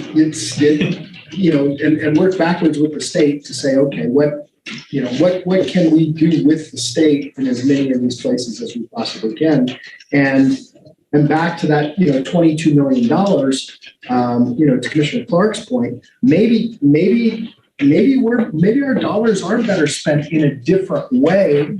And look, I get what we are trying to build, but maybe I don't know, maybe there's a better way. I'm not sure. I'm not savvy enough to know what's in the city of Reno and what's potentially workable for us that's close enough to everything, not necessarily with CARES campus, but close enough where we can say, okay, look, we can really get a bang for, maybe it's not the whole 22 million bucks, but maybe it's, 10 million bucks out of that. I mean, I don't know because I haven't done enough research, but JD, I know you certainly know more about this than. It's definitely a team effort on that front. But I think to the point being made, I think the more tools that we know we can pursue and look at, we get to see, I always have that picture of lasagna every other time I've talked about this, right? Like how you're layering all this stuff together to get something to get across the finish line. So I think the team being able to say, all right, here's all the layers we can look at. Here's how those layers would fit. Here's where financing fits. Here's where a grant fits. But also this incentive helps lower the cost there. It really is like a puzzle, to be honest, especially when you get to those tiny margins on low-income affordable housing. But these tools will benefit workforce housing and I think affordability in general. So I think the more tools, the more puzzles we get to put together. Talk to us real quickly here on underneath the quick wins, soften standards that can be barriers, an example of reduction in parking requirements. Where would we do that? So thank you for the question on that. So that would be specific for affordable housing projects is what we're talking about. If it makes sense for certain standards to be reduced or modified. What are the standards now? So it's 2 parking spaces per. So it's gonna vary to some degree based on the specific use and the product type. But for example, like with a single family dwelling, the requirement is 1 car in a garage and another parking space on the property. Now, what you might see for something like an affordable housing project, the one that we had come in Sun Valley, they did request what's called a modification of standards for parking to be able to reduce some of the parking requirements for carports. That's the one on Chocolate? It's the one that's called Ridges. This one on Chocolate. It's Yep. And so they did make a request to us for modifying those standards specifically related to carports and having to put those in. And part of that is, looking at those margins. So it's just a question of, that is one example of standards. But if that is of interest to the board, then we would take a look at other potential areas or standards that could potentially be modified for affordable housing projects. And maybe what you do is you say, these units, and I'll use even numbers to try to make it simple. These 10 units, we're assuming, and if you live in one of these units, you don't get a parking place because you don't have a car. You want to park your motorcycle or whatever, we can accommodate that. But these 10 units, if you live in one of those 10 units, you can't have a car. We're not going to give you space. If you're going to have to park it, who knows where, somewhere else. And then the other units, we can say, okay, you need this many spaces for these and et cetera. But I mean, I remember years ago when my wife and I were living in a condo, we had 1 space, 1 covered parking space in Sparks. That was it. And then otherwise you had to find someplace else to park. And maybe it was on the street and maybe it wasn't. It was tough. Sure. It was difficult. And certainly that's something that we could look at of, other potential parameters might be distance to transit availability. Exactly. And kind of pairing those up. And then in a place like Incline Village, where parking is just incredibly difficult, that may not be, an area that's appropriate to reduce the parking standards because of the difficulties there. So I think my takeaway, at least for question 1B, I'll say based on the previous discussion, is that the board is in favor of using incentives, and now we can talk through the specific incentives. Unless I see anybody shaking their head, I do not see that. So we'll go ahead with a yes for. And I'd like to better understand, and maybe this doesn't even have to be a meeting. Maybe we can meet with commissioners or assign this to someone to understand what the streamlining of the planning process and the permitting process might look like. So just kind of following up on some of Dave's comments earlier, it could be related to, whether or not it's a use that requires a special use permit, or maybe it requires an administrative review permit, or maybe it's something that's by right. That could be one example. It could also be just other things that are related to development, as Dave mentioned, of, this is something that could impact development and bringing homes and developing properties online across the board, where you're looking at things like, is it appropriate or needed to have a water tank go through a special use permit public hearing process, or a pump house, or something like that. And so those are just examples, but the topics that we're bringing to you today, or the concepts that we're bringing to you today, are really just to gauge. They're more generalized. Look, and I get that. And so what I would like to see when this comes back to us, I'd like to see the things that are in our purview and the things that are not. So I'll use the example: fire, not in our purview; health, not in our purview; sewer hookups may not be in our purview; water hookups, not in our purview. You don't want to tell other jurisdictions what to do? Oh, we can. I'm messing with you. They tell us. Yeah, that's true. That's true. I'm sorry. Absolutely. And we would have more details, broader, more in-depth. And again, it's probably going to be a bifurcated thing. These are the things that are absolutely in our purview. These are the things that are not. Okay. So with that, then, question for the board, just pulling interest in streamlining. Yeah, absolutely. Always, constantly. I mean, that should be an ongoing process, Kelly. I assumed that the answer would be yes, but the opportunity is there. So we had some tests in here. Yes. Yeah. Question 1A. Yeah, Question 2B. I mean, our developmental code, unfortunately, it really needs to be dealt with. Okay, so thank you, and we'll see Commissioner Clark has it. Is it JD? Is it? I wanted to find out what's I want to go back to your presentation on those 50 units that we're going to build over next to Care Campus. What's the square footage on those units? So if I may, we applied for a grant, and we have to build what we were awarded at this point. They're about 300 square feet.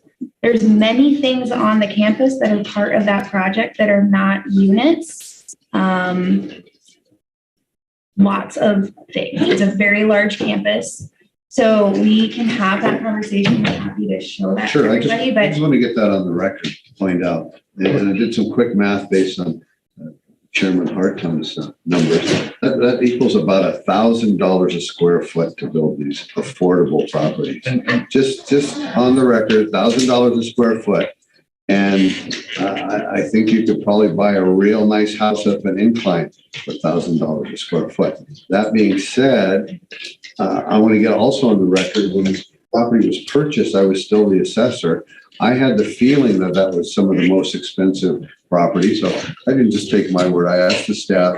My staff couldn't find any other property in the county that cost $1.1 million an acre. So just when you go back to using the word affordable, don't use it about this place. Because $1,000 a foot to build it and $1.1 million per acre, the most expensive property in the county.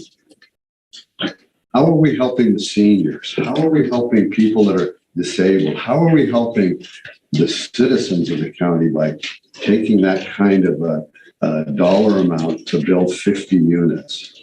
Unconscionable. That's an absolute waste of money. There's gotta be a better way. There's gotta be a better mousetrap. What we need to do without costing.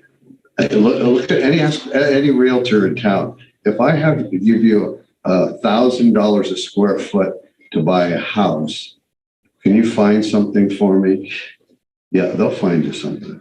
I mean, we could think of that. If we had $1,000 a square foot to put homeless people in the houses, what are we doing for our seniors? That's the reality of this is real money. So noted. And I think just to bring us back around, I know this is a hot button. I'm sure the staff's going to address this at some point in time. At the moment, if we can, with the 20 minutes or so. Sure, do whatever you need to do. I just need to get that on the record and put it in a perspective. Needs to be stated about this. Some of the mousetraps are up on the screen. And I think in the next 20 minutes, we'd love to know yes or no, turn it, green or red, in terms of whether or not the team should pursue those ideas, right? Okay, so Kelly, back to you. All right, thank you, Erica. So yes, that next item up was just talking about specifically for affordable housing projects, if we should soften or relax some of those standards that could be considered barriers for creation of affordable housing. Again, if you say yes at this point, that is not a commitment to using that tool. It's for us to go forth and investigate further and provide information back to you for consideration. Okay, I'm seeing some nodding heads. Let me ask if there are any no's. I'm not seeing any heads shaking, so we'll go ahead and mark that as a yes. Okay, thank you for that. So next one up is land banking. That was considered a medium-term item that is more, I think, in the bailiwick of our housing team, but kind of using county-owned property to be able to actually spur or use that for affordable housing. Please correct me if I'm wrong in the description there. I think that's a good description. Is there anything else you want to Have add? land banking for me?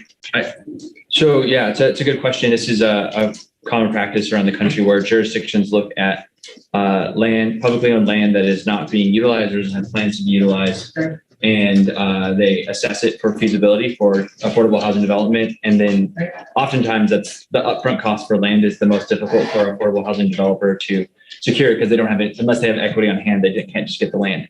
So being able to get the land upfront at low or no cost helps more projects pencil out. So land banking is the idea of not just waiting for someone to come and say, hey, what about that lot? It's more of we've assessed, we've gone through what we have. Here are the things that we think fall in these categories. And then we actually make it that more publicly available for developers who are interested, that they would be able to say, oh, this is yours and you're saying you want to use it for affordable housing. We're interested in putting a project there. So it's a more proactive piece. It's not a suggestion that we go out and buy land and then bank it and hold it. Not necessarily. This is more about, it's like what kind of assets do we have? How can we bring those assets? All right. It's just, it's a misleading term.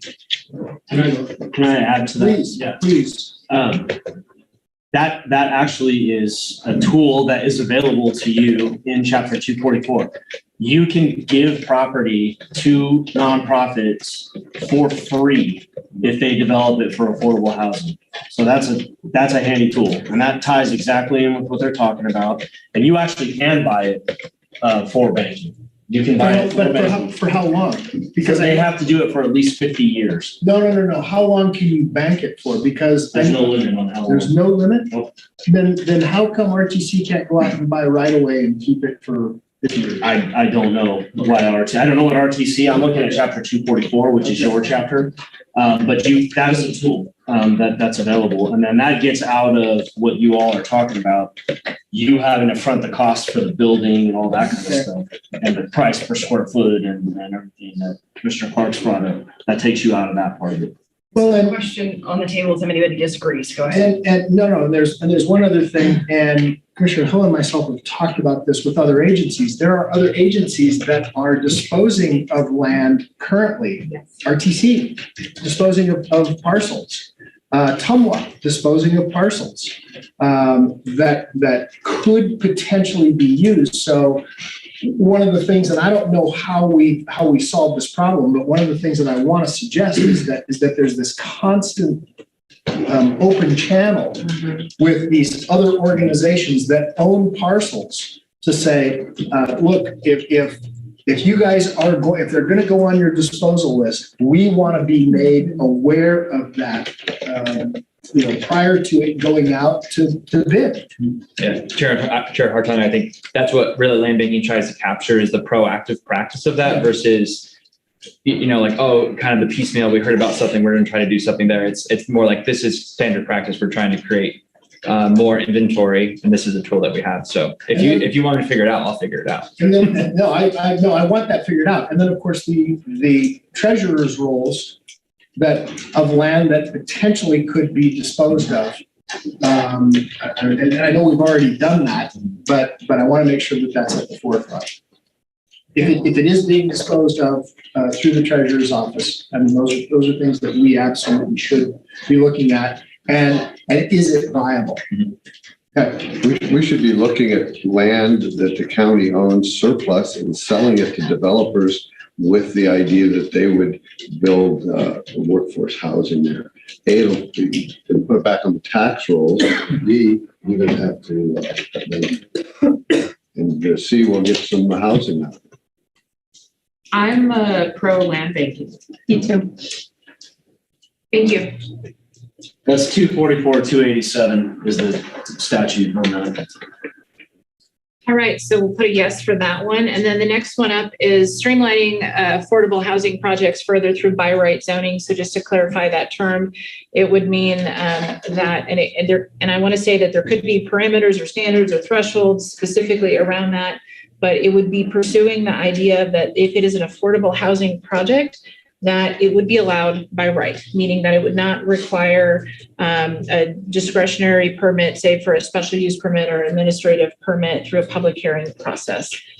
So that is something that I know other jurisdictions have looked at that as a tool in terms of the whole conversation around time is money and being able to, shorten that time frame for developers of actually being able to go vertical. But still meeting all of our requirements and still meeting the building code requirements, and it's just going straight to building. Absolutely, and this is an idea that just like with the others, we would bring forth a proposal and an analysis to you for further action. If that is a topic and concept that you would like for us to pursue. I am in favor of that.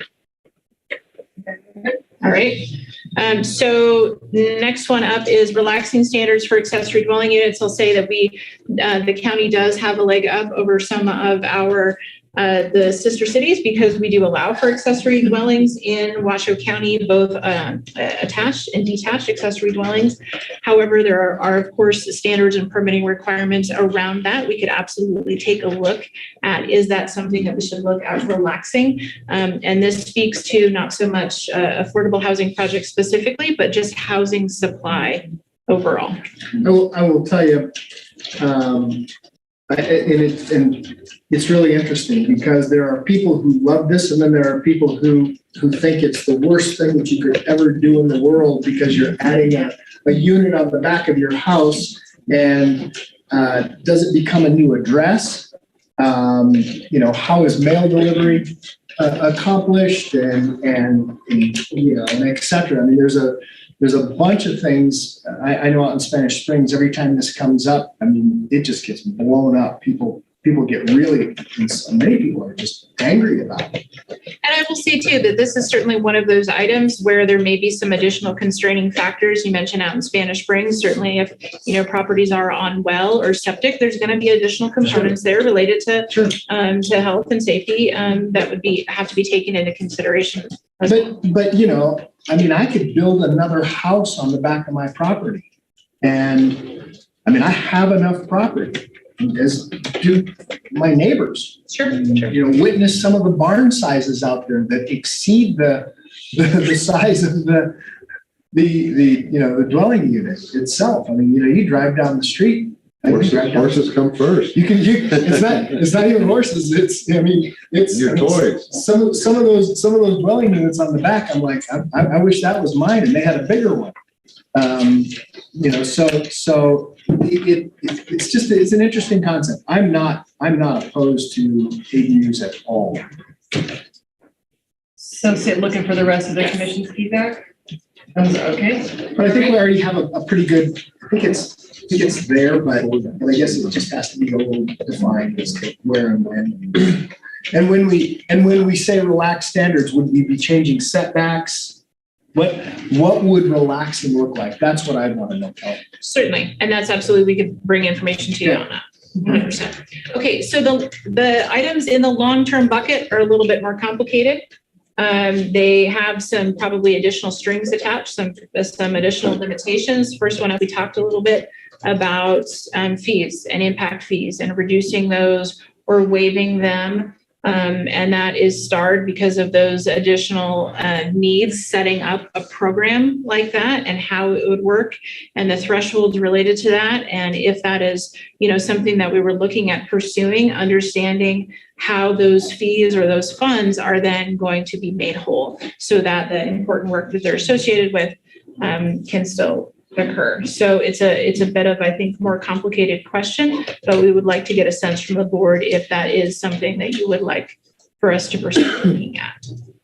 My understanding, and I'm sorry, I just want to say this would be for affordable housing projects only. sure. My understanding from the Chocolate Drive project in particular is that would have helped them quite a bit. I know that they had some pushing off of fees on that project.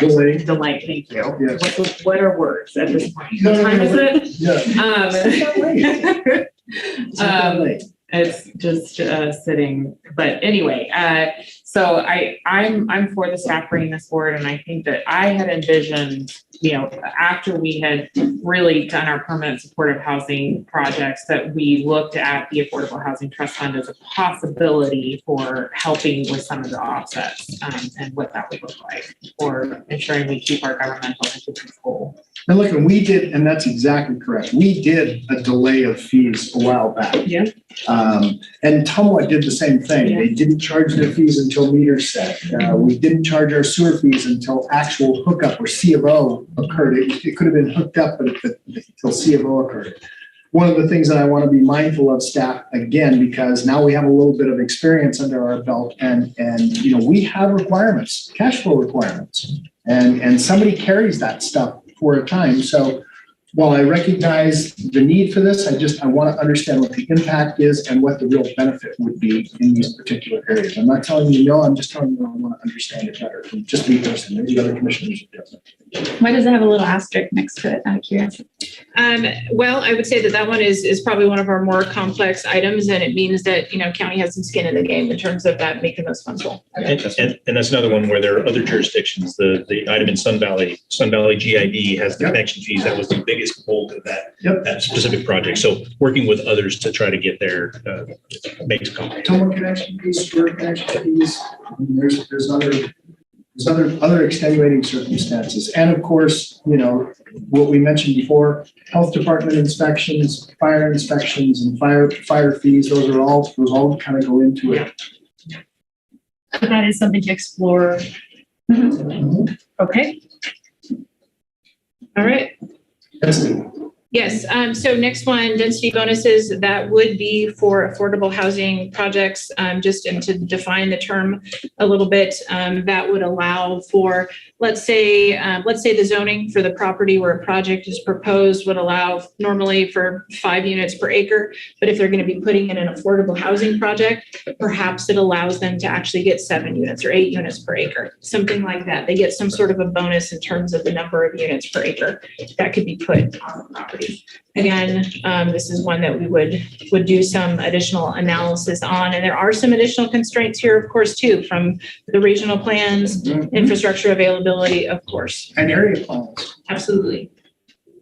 Some of them that may not be allowed in an area plan, where you would have to do an plan amendment, which could. Anyways, okay, good. Worth exploring? Yes. But yeah, I mean, all are worth exploring. I think it's just, bringing back additional information and understanding better what the pros and the cons are. Okay. Thank you. So next one up, increasing flexibility in regulations to diversify housing types. And I will say that this one and the next one are kind of also tied or have some similarities to density bonuses. But this is kind of for availability of housing overall. You hear a lot of people talk about missing middle housing, and it's kind of that area or product type that's in between your, multifamily apartment project versus your 3 dwelling units per acre, single family subdivision. Looking at those products like whether it's condos or duplexes or townhomes or whatnot, of potentially allowing some additional flexibility in authorizing those to be constructed. So looking at ways to bring that housing type more into Washoe County, because you do not see those missing middle housing types very much in unincorporated Washoe County. They're not allowed in the area plans, Kelly, in many cases, but I think we have increased flexibility because a number of years ago, which has been a peeve of mine, 3 dwelling units per acre is not 1/3 dwelling unit, 1/3 acre dwelling units. They have density averaged. And so we've seen this all over the county already, where they say, oh, we're going to leave that mountain that's constrained as open space, even though it's zoned MDS, medium density suburban. And this, 18 acres down here, we're going to put, 100 dwelling units on it because we're density averaging. So I think that already exists, and I'm going to just leave it alone because, as Dave knows, that's a peeve for me. LDS does not mean LDS. I understand you're getting at common open space subdivisions, and yes, it allows for kind of that, the looking at the overall parcel size and how many units are allowed. And this, this focuses a little bit more specifically on those other types of housing products. The products, I get it. Yep. And to me, it's, I think, seeing our community understanding that a house, it could look like a house, but it could be 4 units in it. And so figuring out how we can allow that type of thing where, as far as, the perception of, I don't want a giant apartment building next to my single family home, but it's more of the letting us look at these different types of units, and there may be more density, but you wouldn't even know it. And it's really cleverly designed where there's a lot of people wouldn't, like in my neighborhood, there's a lot of duplexes and kind of ADUs that are, I don't know what the word is for, they were permitted in the past, but not even permitted. And so, people don't even notice them.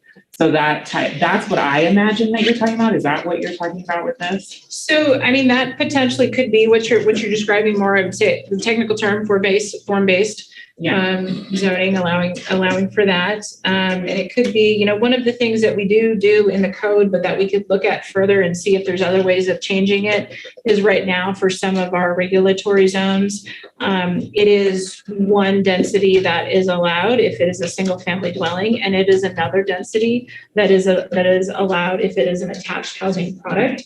But that's something where we could be looking at those regulations further as well.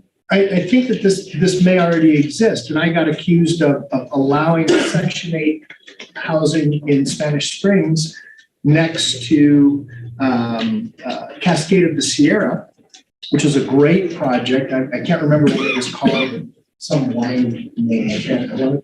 It's not vintage something, but it was a senior affordable housing project, and it was great, and you had to be a certain age to even move into it. And it came under the heading of transitional housing, which is really another section of this whole thing that's really needed. So remember, Mr. Solero, it's how many dwelling units per acre did we allow there right off the neighborhood way? 5? I want to say it's 5 or 7. Okay. So I think that tool exists, and it's difficult. We need to look at it, and people get angry about it, by the way. Any of these topics, certainly. I mean, I think that we'll get some substantive community input on any of these topics. So whether it exists or not, I'm in support of this. The diversification of the housing units is very much needed throughout the region. On many of the slides, you have first-year teacher, Washoe County School District. At the bottom in the blue, you have warehouse worker. I'm thinking of our young professionals, recent college grads, people that are trying to establish young families.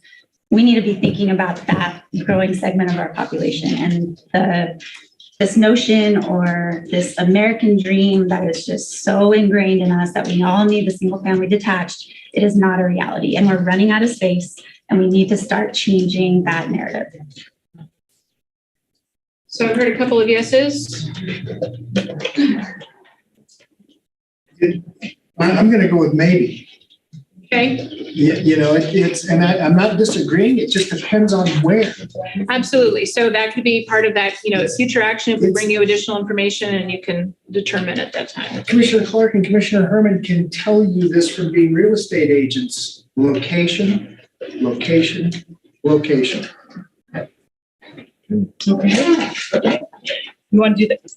We're going to lose everybody in about 9 minutes. Okay, so targeted upzoning, I'm just going to say that particular one, that is something where the county is looking at, are there certain areas within unincorporated Washoe County where it would be appropriate to upzone to allow for greater density on those properties? That could be based on things like it's already near higher density development. It's a long transit corridor. It's, potentially maybe in one of the qualified census tract areas, but that is distinct from most of our zoning changes, because most of the time when there's a zoning change request in front of us, it's because the property owner has come. So that is just another tool in terms of as a county, as a jurisdiction, kind of more proactively going out and looking at places where that may make sense. I know the cities have TODs. Do we?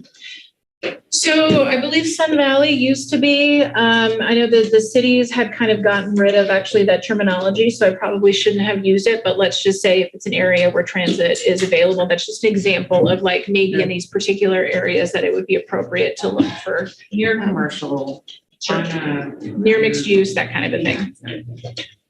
I would say yes. Still going with maybe. This is an area I'm not super familiar with, so I'll kind of. Okay. She's a maybe too. So we'll mark this one as a maybe. Not as high priority then, I'll say, as some of our other ones that have been identified as a yes, which I think is enough direction for us today on that. Based on particular parcel, I think all of this stuff should be. Right, it's a maybe. Right. So I think we're late to the party. All this stuff should have been in place a long time ago, in my opinion. So based on a particular parcel. Changing area plans or not, it's a challenge. I will just tell you, having been involved from the Citizens Advisory Board to the Planning Commission to now being on the commission for 10 years, it has not been easy to update area plans. It has not been easy. So in that regard, hence these topics. The last one, I think we did get some direction on, but Yes, from the three. I think it is too. Yes. Okay. All right. And I have a question on number 3. I know that we're way over time, but there in the Tahoe area plan, there's been a lot of work by the Washoe Tahoe Partnership and community members on all sorts of these policies. And so if those were brought to the board, and I just don't know what the staff is thinking, could those be implemented as well as part of this? If they're a little bit different, or if there's, because Tahoe is, because of TRPA, just a different sort of planning area, could those be brought as part of this, or does that need to be a different discussion? So in terms of different incentives, I just want to make sure I'm understanding your question. They are finalizing the Washoe Tahoe policy recommendations for the board. And so I think they are many of these. I don't know all of them. That's the concern I have. So that's why I just am asking if those can also be brought, as part, their separate area, obviously, and hearing from the board that each one of these areas are different and they have all their own processes, but I want to make sure that if they don't fall into one of these, that they still can be something that can be considered by the board. I gotcha.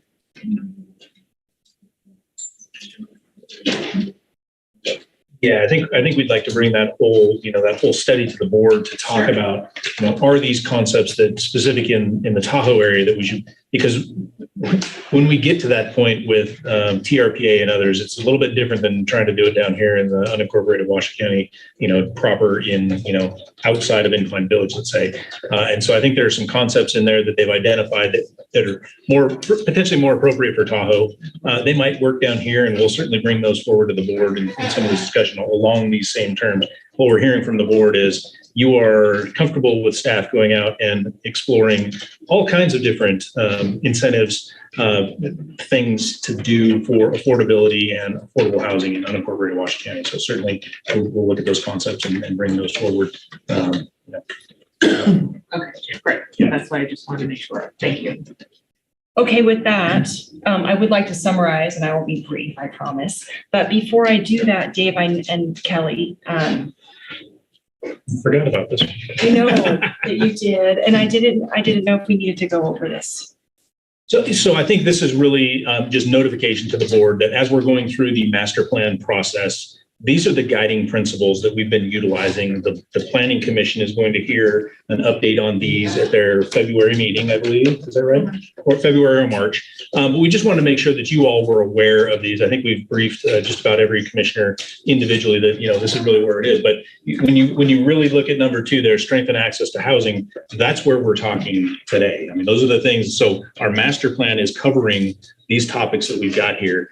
Wanted to make sure that you understood that, this is not just us going out and doing our own thing. This is all part of that whole regional plan update, the master plan update, the next step of that. And so this fits, all of the discussion we've had today fits well within kind of our guiding principles for the master plan update. So just wanted to bring that to your attention, that's happening, and we should have a draft of that plan sometime this summer for full publication and everything. I'm glad you brought this up, because that was my next question. So I'll hold my tongue. I'm in Vision 2040. Okay.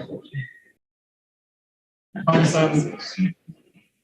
So with that, I'll summarize the direction that I heard, and with an idea, again, as I mentioned at the beginning of today, the teams, there's a lot more notes than just this. These are just the headlines.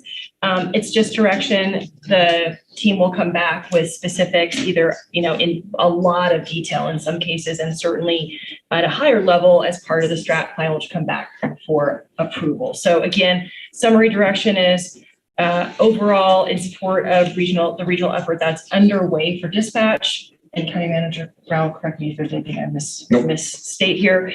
For sustainability, yes, to set the 2050 goal for net zero, for in alignment with the state, but the milestones along the way will be set by the county.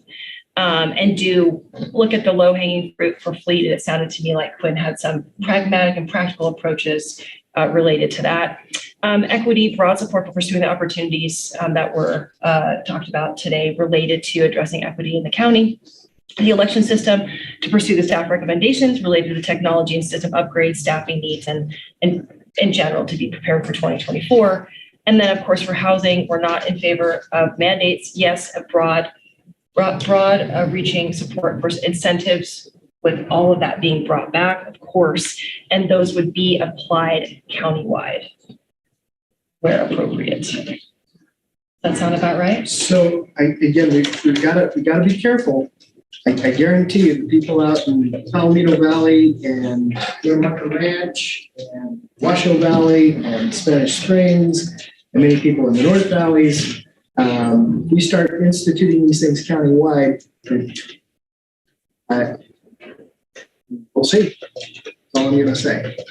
But that is a few questions too. I mean, that relates to, I think, Commissioner Hill's question of whether it's Gurney or Incline Village. There's a specialized set of changes that you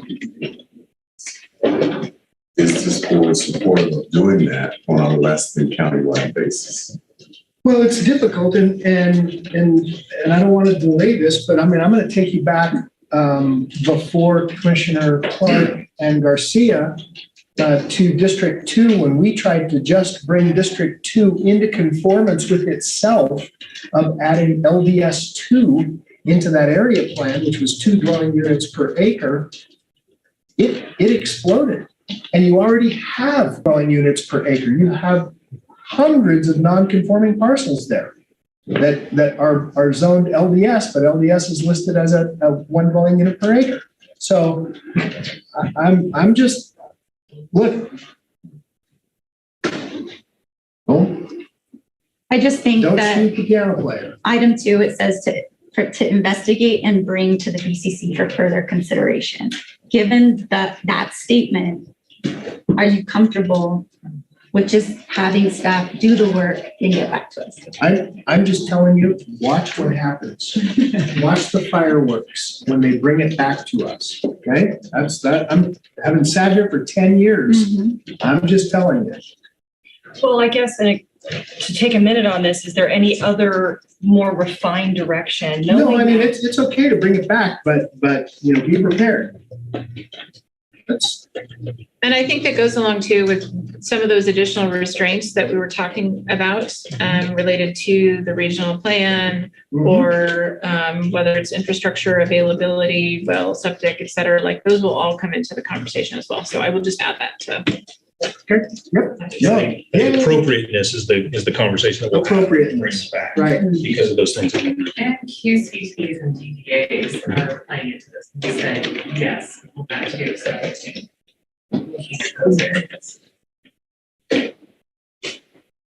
Okay. With that, Manager Brown.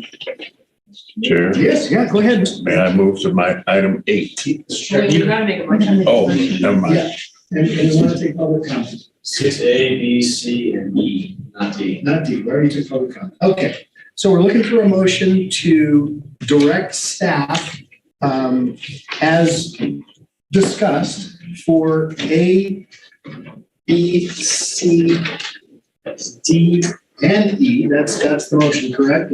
6 in general, correct? You can include D, just you've already done public We've comment. done public comments, right? Yes. Right, yeah. Yeah, so 6 in general, 6.